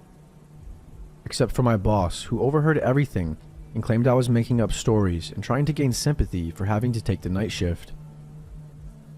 A week later, as I'm working the night shift and we get an order for the same guy again, and this is when shit finally hits the fan. I arrive at the house around 10:30 p.m. and keep in mind that from my perspective on the road, it didn't look like a single light in that house was on. I get out of my car and I walk to the front door with the pizza box in my arms. As I'm approaching the door, it quickly swings open to reveal the man, except this time he was wearing a suit, and I jumped back. He laughs and said, "Sorry if I scared you. I saw you out the window and figured I would just open the door now so you wouldn't have to knock." I was getting scared because, as I mentioned before, there were no lights on in the house. So was he sitting in the dark this whole time? And if so, why? I nervously laugh and say it's okay. He asked me if I liked his suit, which I said yes. He then asks me, would you like to go on a date with me tonight? What the hell? I once again tell him I have a boyfriend, to which he chuckles, gets close to me and says, honey, there's no way a girl your age is in a serious relationship. If you go on a date with me, I'll show you how a real man treats a girl. He then grabs a pizza box from me and throws it to the side and grabs me by my arms, hard. I'm officially shitting bricks at this point and trying not to cry from the fear that was overwhelming me. I start pleading with him. Hey dude, please, I just want to go home. I don't want to go on a date tonight. He just stares at me with the most sinister look I've seen on someone's face and says, I don't care. Get inside now. We're gonna have a good time. He starts trying to pull me into the house, and I'm trying to resist as hard as I can. After a bit of struggling, he lets go of one of my arms and starts grabbing something out of his pocket, which I presumed was a knife. That's when I did something that, to this day, I'm still thankful worked as he was doing that. I used my free arm to punch him as hard as I could in his stomach, which in turn stunned him for a few seconds, and he loosened his grip on me, allowing me to break free. I quickly run to my car, and as I get in, he runs at me and tries pulling me out of the car, holding the knife in the other arm, and even yells, "Why are you making this so difficult?" I grab a half-empty soda bottle I had in the cup holder, and I throw it, and luckily it hits his head and he lets me go. I slam the door, and then all of a sudden, he jumps right on the hood of my car and starts scratching and banging on my windshield with his knife. I put the car in reverse and quickly back out of the spot, and quickly reverse down the road with him desperately trying to hold on. He's literally banging on my hood screaming, "Stop the car." I turn onto the next road as swiftly as possible, and luckily he falls off the hood of my car. I slammed the gas as hard as I could to get as far away from that sick bastard as I could. In my panicked state, I drove a couple blocks down the street and kept making turn after turn onto other side blocks as I feared I was being followed. Eventually, I reached a red light and I slammed on the brakes and just sat on the intersection frozen from what had just happened. I began crying and violently shaking as I was sitting there. It dawned on me that I came so close to losing my life, and I couldn't help but feel like I shouldn't have been alive. Once the light turned green, I pulled over to the side and I just continued crying. Eventually, I get the energy to drive back to the pizzeria, and almost immediately after I walk in, my coworker knew something was wrong after seeing me. I practically broke down in front of him, and everyone else came to the front wondering what was going on. I fought my tears and explained everything that had just happened as calmly as possible. My coworker comforted me, and my boss surprised me and began apologizing profusely for what had happened and for putting me on the night shift. He took me into the office and handed me the phone to call the police. They arrived at the store and I gave them my statement, as well as taking pictures of any marks on myself as well as the scratches on my car from the encounter as evidence. My coworker followed behind me as I drove home, and I collapsed on my bed, and strangely enough, I managed to fall asleep. I was just that tired. I quit my job the next day, and luckily a friend of mine managed to hook me up with a new job at her clothing store. As far as that psycho goes, 2 days later I receive an update from the police. The entire duplex was owned by the guy's brother, who lived on the right side with his wife, and the psycho lived on the left side of the duplex. I learned that he had been in and out of jail constantly at first, for robberies and assaults, but later on it was for sex crimes. He had been released from jail about 5 months before this encounter for having sex with a minor. When they arrived at the house, he was long gone and his family had no idea where he ran off to, but the police insisted they would find him. And indeed they did, but not alive. I spent the next 2 months in fear that he would find me and finish what he had in mind, but the police contacted me and updated me on the case. Apparently he fled to another city nearby and attempted to kidnap a teenager walking alone late at night on the street. Luckily somebody happened to be looking out the window at the right time and called the cops, and the police caught him trying to force her into his car. He manages to flee and the police chase after him. He blew a red light near a busy boulevard and a van slammed right into the driver's side of his car. By some sort of miracle, the driver of the van only sustained minor injuries while the psycho succumbed to his wounds long before the ambulance even arrived. I thank the officers for everything they did and for informing me, and I walked out of the station. I walked down the street and I lit up a cigarette as I'm taking in everything I had just been told. I don't usually wish death on anyone, but after hearing about his death, I felt relieved. I felt relieved that he couldn't hurt anyone anymore. I was just relieved that I would never have to encounter him again and that I wouldn't have to go through with charging him and reliving what happened that night. Who knows where I'd be if he managed to pull me into his house.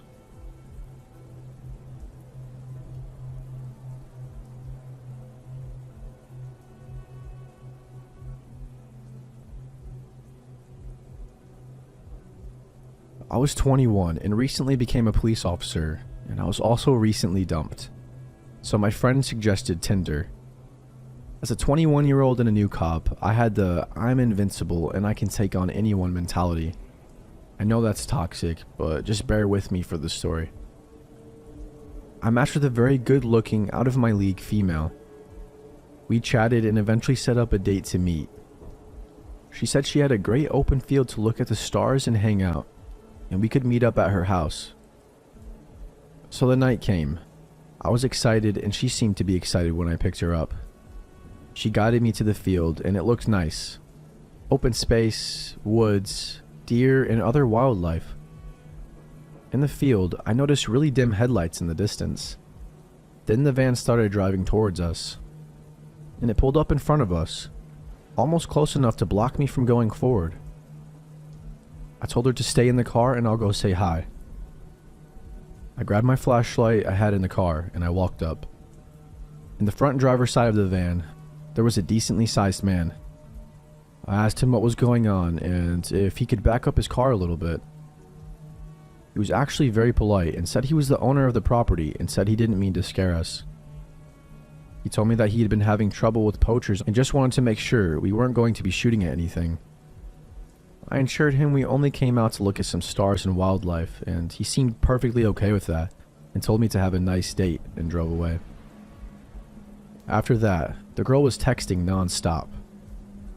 Around an hour later, I saw headlights coming towards us again, this time at a really fast pace. We hopped in the car and I moved it to a more defensive position. It was the same man. The same man came close enough to almost hit my car. She hopped out of the car at that point and ran towards the guy. I immediately knew I was screwed.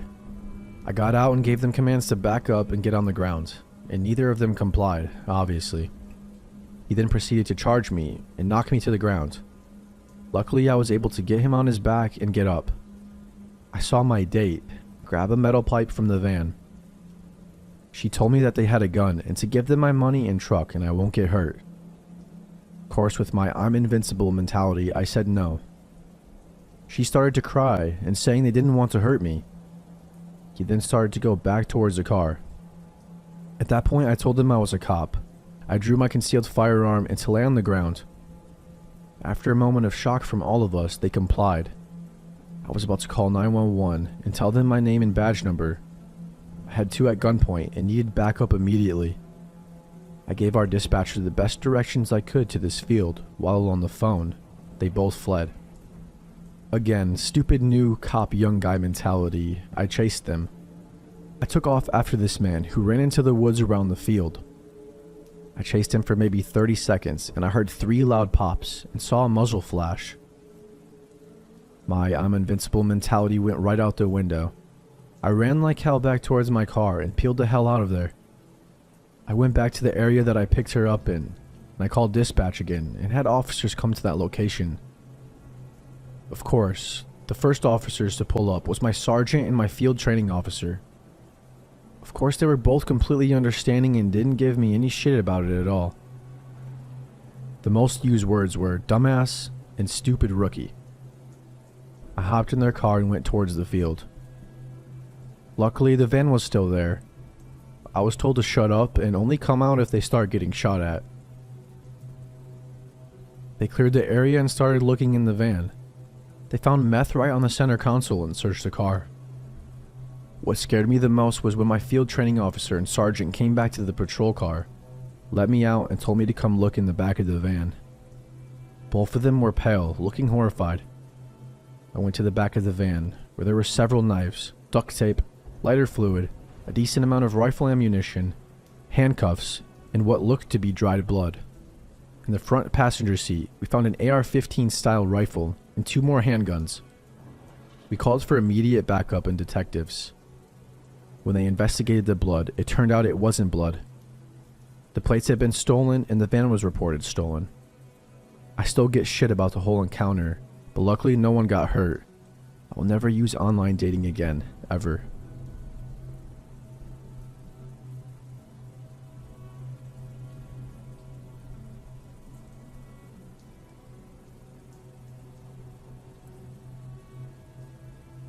There was a girl at school named Amy who didn't have many friends. She was very quiet, and honestly I thought she was a bit strange, but I also felt like it would be nice to befriend her. We got to talking, and she actually turned out to be really nice, and we became best friends rather quickly. It got to the point where I spent every weekend at her house, and then we would walk to school together. Even at my age, I knew there was something weird about her dad, Kevin. He was very interested in me and always tried to play fight with me and stuff, which is kind of weird in itself. Whenever he was around, I felt weird. He was a short, fat man with gray and white hair. Always had a weird smirk on his face and really wide eyes. It started off with stealing bits of my food when I wasn't looking, and then laughing, and making sure to put his arms around my shoulders to apologize. He'd always be wherever we were, whether that be upstairs, downstairs, or outside. He always lurked about. There was a day Amy's nan was visiting, which is Amy's mother's mum. And Kevin kissed her nan on the mouth, hello, which was freaking weird. But then it turned into the creepiest, sloppiest French kiss. Everyone except me and Amy found it funny.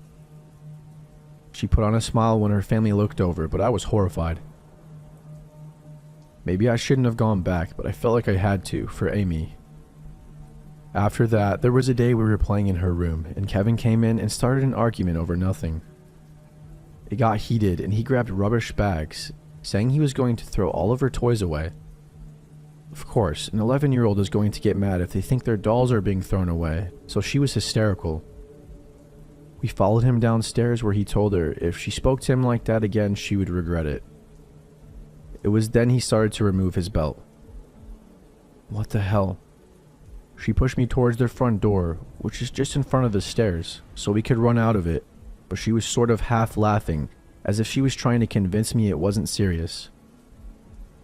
But I could tell it was. I got out of the door, but when I turned around and waited, Kevin slammed it shut. But not the porch door. And then all I heard was Amy screaming at the top of her lungs.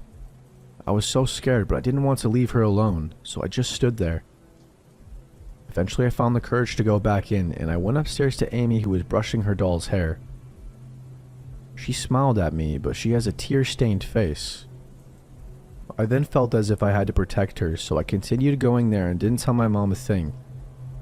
One night, I woke up thirsty, and we were close enough for me to just go get a drink myself. So I went downstairs, and Kevin was laying there, on the floor, in the dark, with nothing but tidy whities on, and he just stared at me. It was the creepiest thing. Just the street lamp from outside, shining through a gap in the blind, lit up the room enough to see. I didn't get myself a drink, I just ran back upstairs. I wouldn't go there after that until I knew for sure he wouldn't be there, and I didn't sleep over anymore. I'm not sure if I've ever told my mom about him, but I think she'd go and kill him. I was talking to Amy recently, and she opened up to me because she sent me her mental health assessment sheet. When she was 10, she woke up to Kevin assaulting her 15-year-old sister, who was screaming for Amy. It also stated that he beat Amy on a regular basis. Most recent was 2 years ago. He beat her up in front of a friend, and her friend called the police.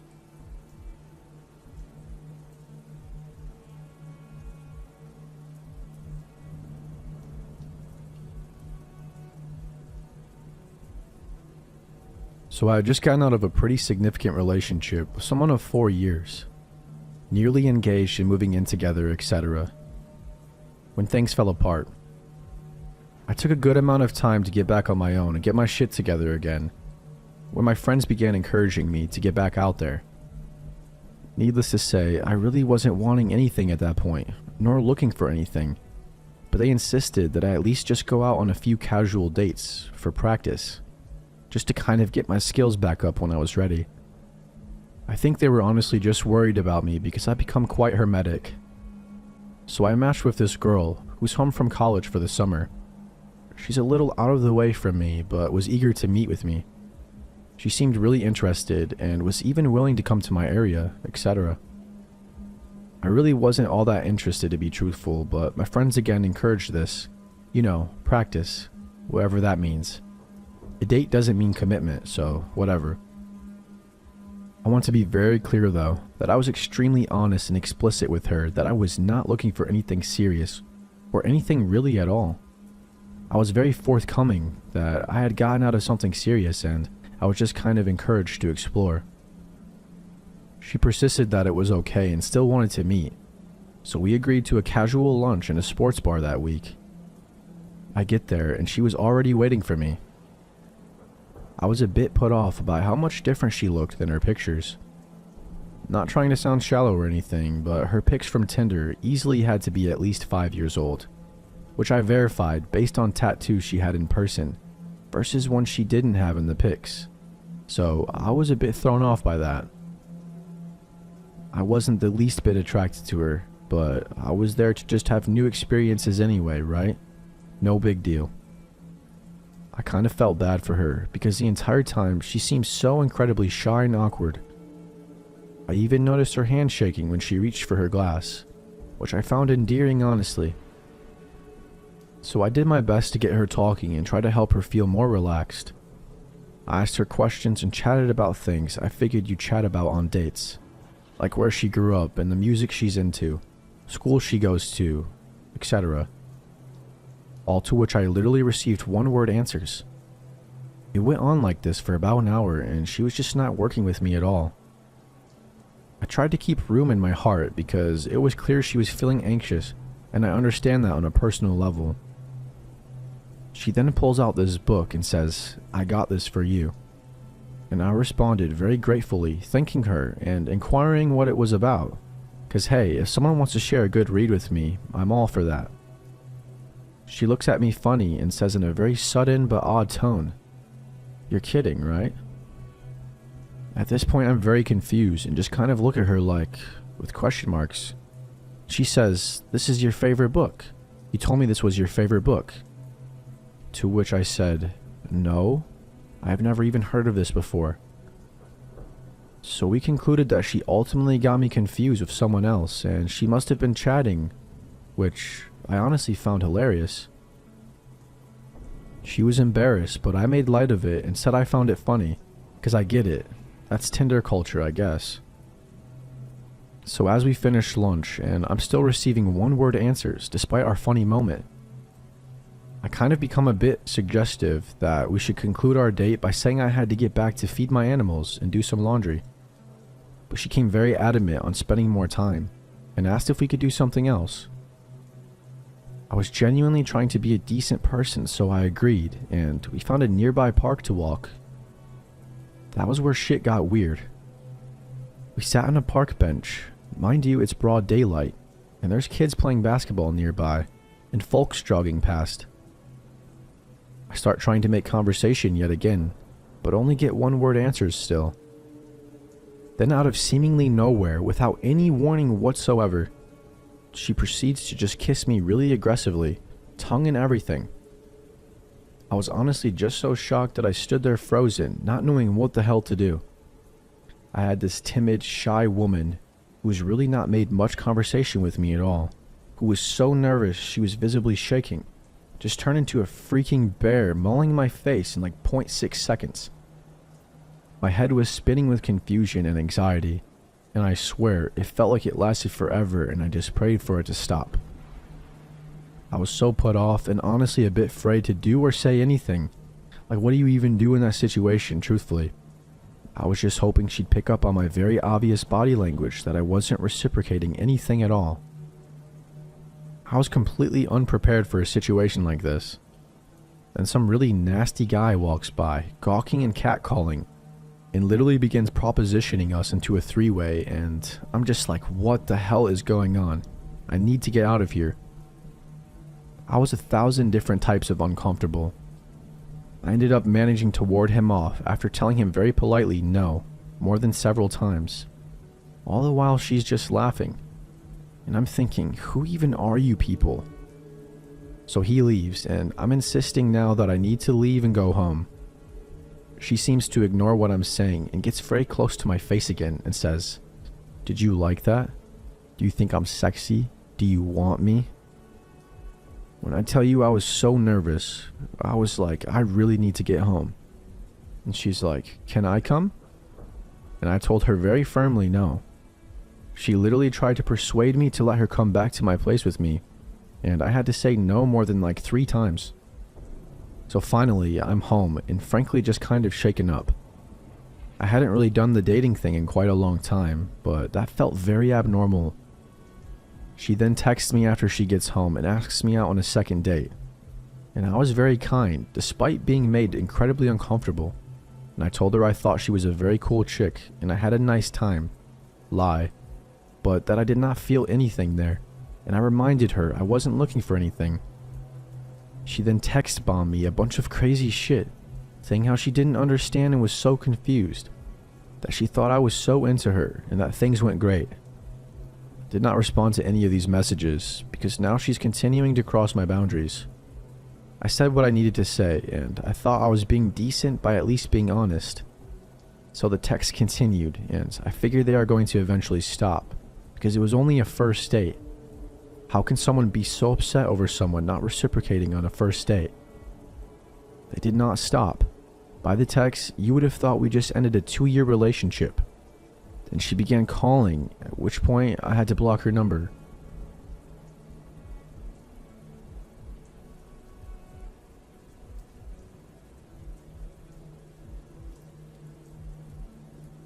I was raised in a fairly strict but loving Christian household in a Bible Belt section of the States. My parents weren't at all unreasonable in their rules and were very well intentioned, but I broke a few along the way like most teenagers do. The summer before I started college, I began a relationship with a slightly older guy. I knew him from high school and he was attending the college I would soon be at. Johnny was a catch. He was exceptionally handsome, had been on the football team, and was on a full academic scholarship. Funny, talented, and very personable. There was little to not like about him. We bonded over our teetotalism and love of pranking. The best part is that he had his own apartment at the college, which was a 4-hour drive from my parents' house. I could easily sneak up there under the guise of visiting one of my other friends or spending the night at a local girlfriend's house. My parents didn't even know I had a boyfriend. Now I had just turned 18 and was enjoying my rebellious streak in newfound freedom, but I still lived happily under my parents' guidance and rules for a large part. They always encouraged me to be a free thinker and to ultimately figure out my own morals and values, and I ended up much like them, because they're honestly that awesome. My mom wisely encouraged me to not just sleep with anyone, and it was something I had actually held quite strongly. So while I had no qualms having sleepovers with my boyfriend, I was intent on not having sex with him. He took it pretty well and seemed to respect my decision. But one week, smack dab in the middle of summer, I had 3 days off of work in a row. A drive up to see Johnny was in order, and I began my travel early in the morning. He was excited to see me, and we had a great day. Nerf gun wars, reading Stephen King, and making out. We went out for dinner and returned for a night of shenanigans, or so I thought. Upon entering his apartment, I noticed Johnny had a box of condoms. He had tried this before, so I wasn't fazed and adamantly told him it wasn't happening. The events that unfolded following this seemingly unimportant interaction still haunt me today. Johnny's smile disappeared and his eyes went cold, hauntingly cold. I was sitting at his dining room table with my back against the wall, and he was standing at the other end of the small table. "You make me sick. I'm sick of you. All you do is play me," he said.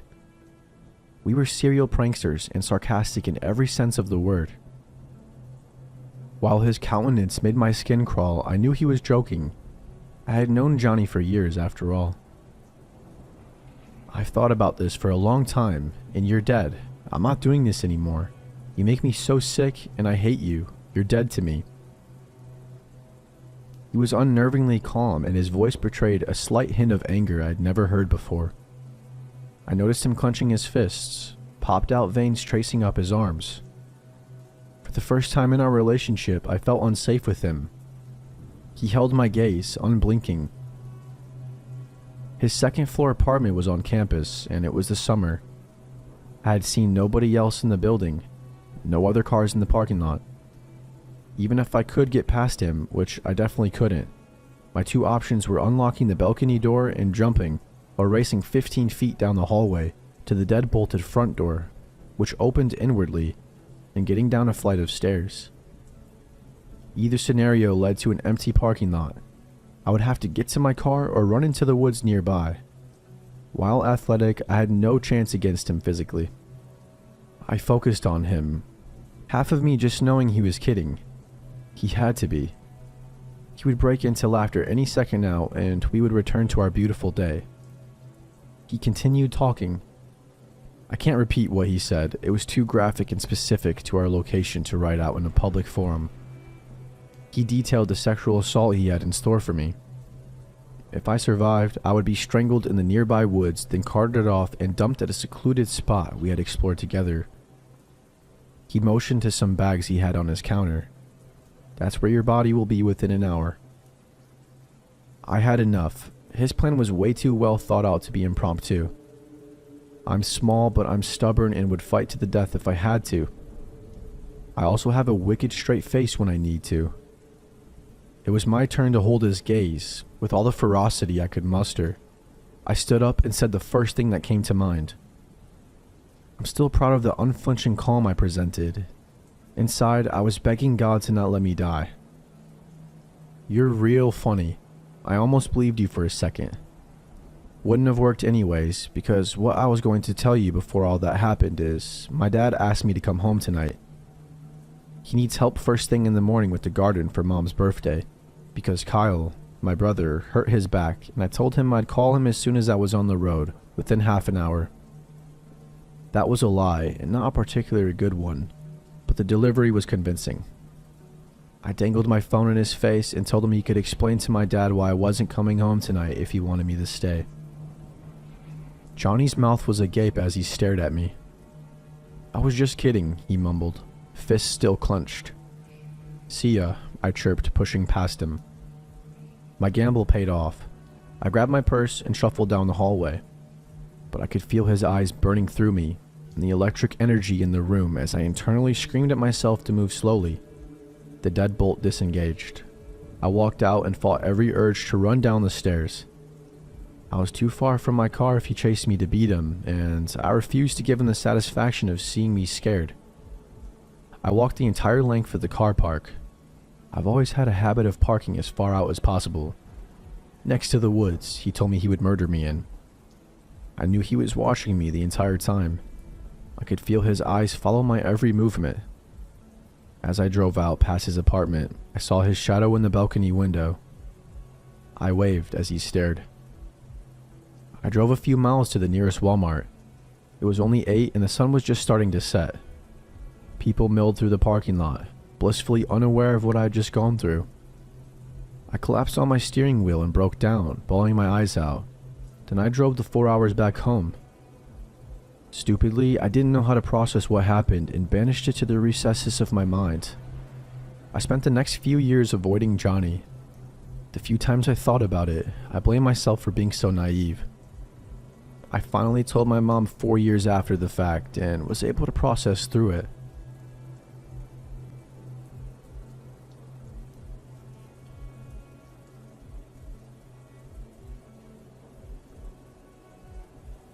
It was Christmas time.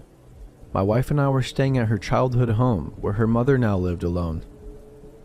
Well, not if you include the cats. The house was on a quiet cul-de-sac in the suburbs. If you're picturing freshly mowed lawns, American flags, and empty sidewalks, you're picturing it right. It's a single-story home with an attached garage out front. The garage has 2 doorways, apart from the electric garage door, of course. One leads to the garden and backyard. This had an old doggy door from their days with their dear old Max. Rest in peace, Max. That they covered with a piece of nailed-in wood. That had always made me slightly uncomfortable before, but I figured it had been that way for years, so what's the worst that could happen? The second door leads to the kitchen. It could stop a mouse, but not much else. Definitely not something that wanted in, or someone. We were asleep in my wife's childhood bedroom at the front of the house, 3 a.m. I was in that deep, dark recess of sleep. Then I heard it. The scream. "What are you doing?" Was my mother-in-law's voice echoing down the hallway. To me, lost in a sea of sleep, it sounded like a jet engine roaring past my eardrum. I bolted up. What happened next happened in a matter of seconds. But about that scream, even though I was dead asleep, I heard enough of it to sense an urgency behind it. This wasn't an "oh you scared me" type of scream. This was different, and I knew it.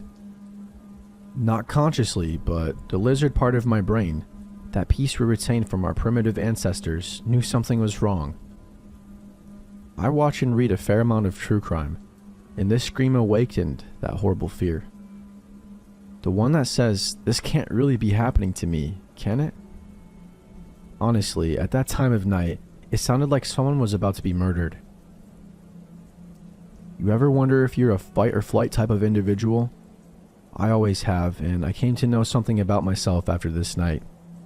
I'm a fighter, because I leaped out of bed and growled. Yes, I growled, in the manliest voice I could muster. "I'm gonna kill you," and I took off running. I tore open the bedroom door and ran into the hallway. There at the end, I saw my mother-in-law, nightgown on, look of utter shock in her face. She was standing still. We make eye contact as I continue toward her. Then she turns her head and looks directly in the kitchen. I hurry past her and round the corner into the kitchen. The hollow core door is obliterated, with shards being scattered everywhere. I look through the open frame and see the electric garage doors open as well, and I push ahead. As I run into the garage, I hear it. The sound of someone hopping into a running car, just out of view. Just as I make it onto the driveway, I see a car peeling out from the sidewalk adjacent to the house. But with my adrenaline still pumping, and who am I to say no to adrenaline? So like an idiot, I run barefoot after this car. I give a good go, but I'm no Michael Johnson. And even he couldn't catch a speeding car. It soon vanishes down the street, and I'm left all alone. The police showed up within 3 minutes, which I have to say makes me feel a lot more at ease with my mother-in-law living there. They took our statements. My mother-in-law said she heard a noise, the hollow core door being kicked in, and walked into the kitchen where she encountered a burglar, a small framed woman. The police theorized she was working as part of a team. Her job was to squeeze through the doggy door, kick in the hollow core, and open the electric garage door for her accomplice. According to the police, the burglars most likely thought nobody was home. Fortunately, my mother-in-law must have caught her off guard and scared her, in addition to my manly growl, of course. But it feels good to know that everyone was safe, and to learn that I guess I've got a little fight in me. And for the record, we bought the heaviest goddamn wooden door you've ever seen to replace that hollow core. I'd like to see a mouse try and get through that.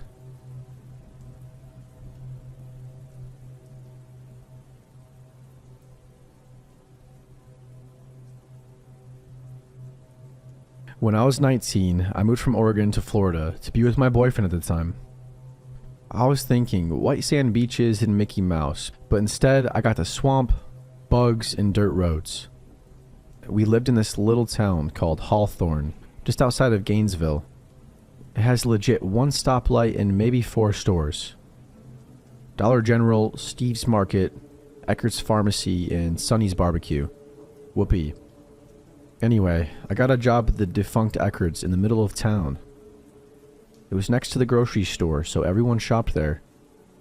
After about 3 months or so of working there, I walked in to start my shift one day, and the manager pulled me into his office. Laid out on his desk was about 30 to 40 opened letters, all addressed by hand, to me. "Do you know this person?" my manager asked. "No," I said. And he told me to read one, so I picked the cheerful yellow one. Inside were 2 handwritten letters and a magazine cutout of a woman with long blonde hair, just like me. As my manager watched on, I read the letter. I skipped around a lot of confusion, desperately trying to find out why I'm in this room. From what I read, it was mostly someone imagining what spending time with me would be like. A lot of it was sexual in nature. There were description and comments about my hair, washing it, smelling it, and something about the moonlight. A few sentences were highlighted, others were underlined. My first thought was, am I getting fired? "Do you know this guy, David Elrod?" I said yes, I think so. The tall, lanky guy with thick glasses and frizzy dark blonde hair. It's the regular who comes in a couple times a week to pick up Diet Coke and medication for his mom. Late 20s and obviously socially or mentally challenged. On rare occasions, he would make small talk as I rang up his soda. Once or twice, he would linger at my register or stare at me, but I figured he was just trying to adjust his eyes or had poor social cues. Harmless compared to some of the other people I had met in Florida, so I didn't pay him any mind. Until that day in Eckert's office. I knew he wrote the letters because of a strange encounter 2 weeks earlier. While working, he came up behind me and touched or caressed my hair. I had to remove it from his hands and he apologized. Weird. No harm though, I went back to work. After telling my manager this, he informed me that the customer was going to be banned from the store, and I was being sent home while they worked out the details. What details? Confused, I walked out of the store and drove home. That day was strange. 2 hours after I got home from my non-shift at work, there was a knock on my door. I look out the window and see what resembles a SWAT team. What the hell is going on, I thought. I saw men in tactical gear with large weapons, 2 men dressed in suits, and several uniformed police. In what seemed like slow motion at the time, I opened the door. A female officer holds up a few oddly familiar letters. "Can we come in and talk to you about these?" she asked. Realizing everyone in town had read these letters, I wanted to pass out. "I barely even know the guy," I told him. "We have a seat on my couch," and she begins to speak. Out of the corner of my eye, I see my boyfriend shooting me dirty looks from the bedroom. The female officer mentions the letters from Eckert's and attempting to issue a trespassing notice. They wanted to speak to him directly, she says, because her whole department is aware of David. The officers confronted him at his residence and attempted to evoke the trespassing notice from Eckert's store. Apparently, he was not happy about this. He insisted for over 45 minutes how this was all a big mistake and how I wanted to talk to him. He was combative and persistent, but they decided to pursue stalking charges. "Stalking charges?" I asked. She continues, "You need to be aware that David killed and partially dismembered his mother when he was 12 years old. He was released from a juvenile psychiatric facility less than 4 years ago. We found disturbing materials at his home," she continued. "We believe he's been stalking you." My mind was wandering at this point. David was arrested the next day for stalking me after he was found in the Eckert's parking lot. But the last official word was he went back to the psychiatric hospital, at least temporarily.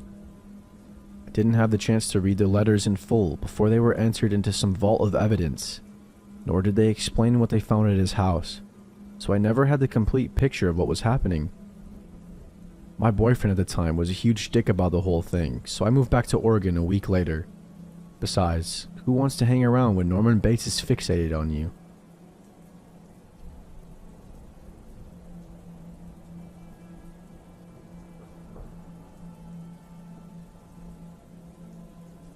I, 22 female, worked at a mall when I was a young adult. Oftentimes, it would be dark by the time I got to the bus stop, and there were lots of druggies and creeps around.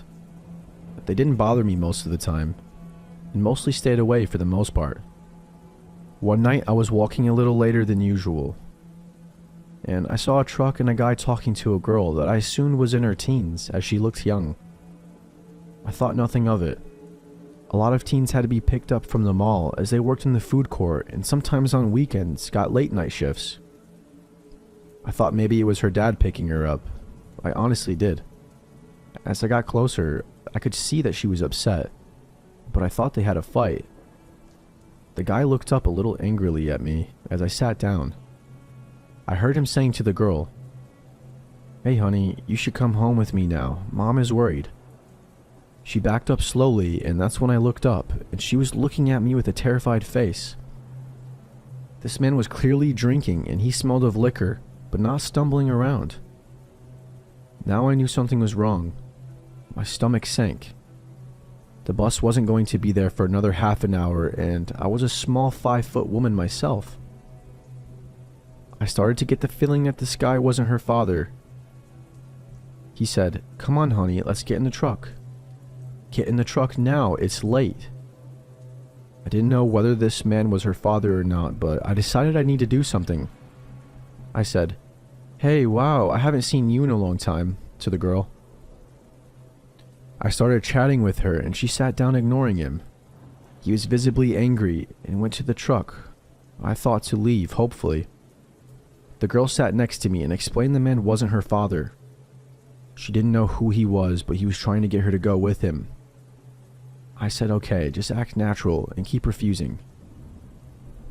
The guy came back up to us with his phone up to his ear and a pipe. "Okay, dumb bitch, get in the truck. Your mom's pissed. And lady, you need to mind your business with a parent and child." I told him he clearly wasn't her father and he should leave before security cameras captured him doing something illegal. He looked like he just realized they existed, but decided he went too far, I guess already, and walked towards us. He grabbed the girl by her arm and dragged her as she struggled. I tried to push him off, but he told me to not get between a father and daughter. I saw a security guard in the window and he mouthed, "Are you okay?" I mouthed back I was not and shook my head. He immediately started to unlock the door and grab his phone, I assume calling the police. The creepy man saw this guy coming and decided finally to leave, swearing and speeding off. The girl was visibly shaken up and crying. Her real parents came not too long after the incident, and I left with a few words to the police about my side and giving them my number. I'm glad I was there because I have not seen the guy since and I don't know what might have happened to that young girl. I learned she was only 15. At one point, he even tried to convince me I was also his daughter.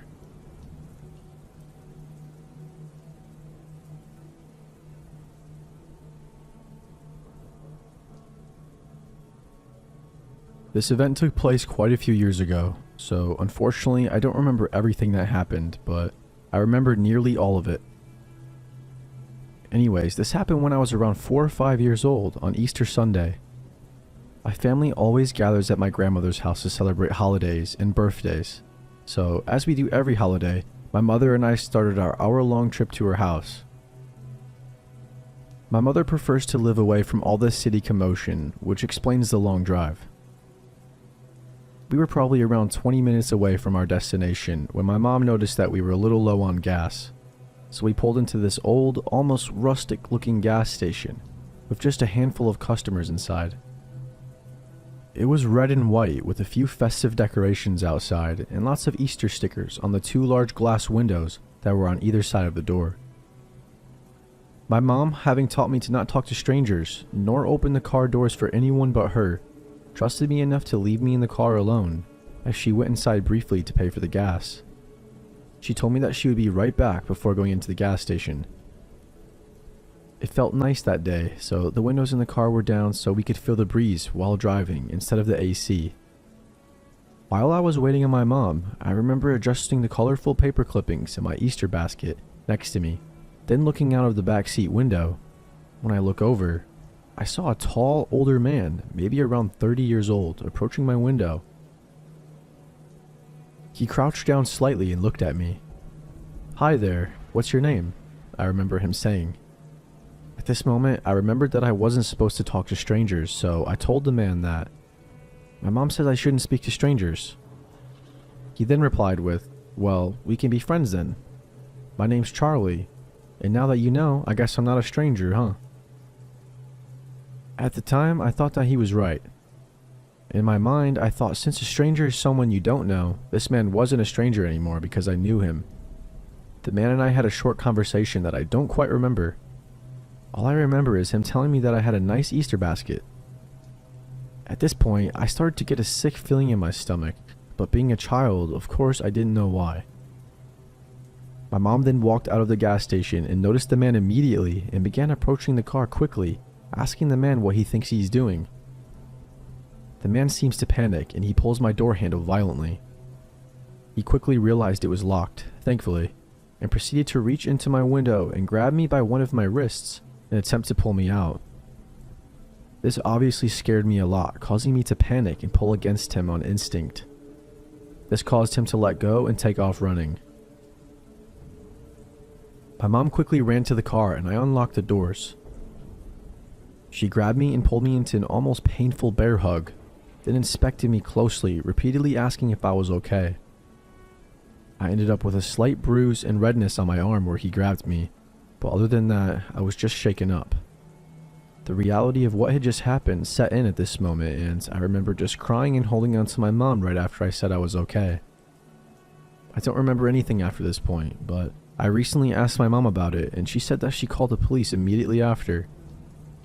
To this day, my mom still says that this was the most frightening moment of her life, and claims that if she had gotten there any later and came back to an empty car, she wouldn't have been able to live with herself.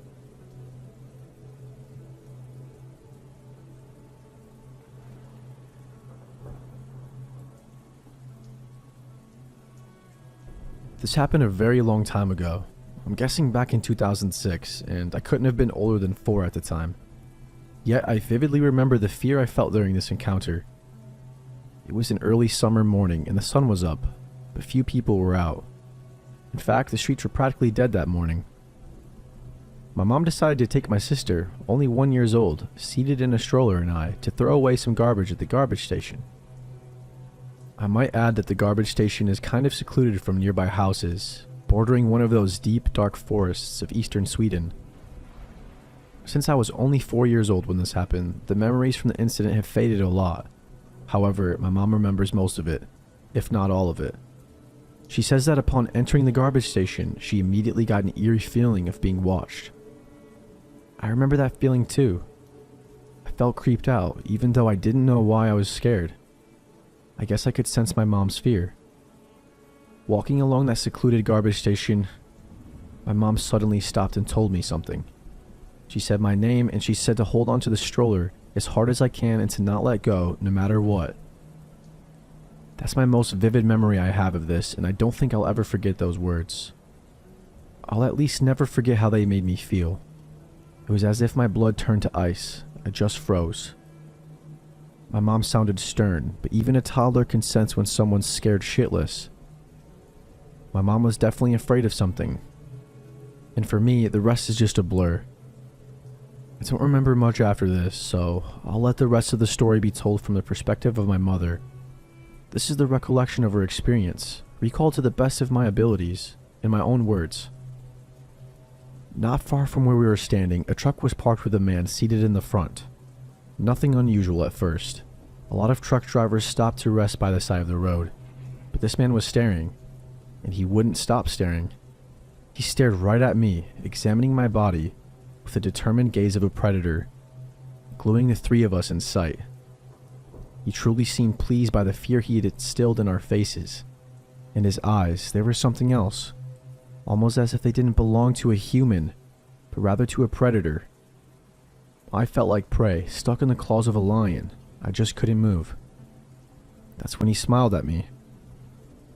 I remember that dead smile, those cold, calculating eyes, and the way he licked his lips, almost as if to say, I could kill you if I wanted to. I believe this was the point in time into the strange encounter when my mom told me to hold on to the stroller and to hold on tightly and to not let go. My mom was a small woman, only about 5 foot and 100 pounds, and she could have easily been overpowered by the overweight man in the truck.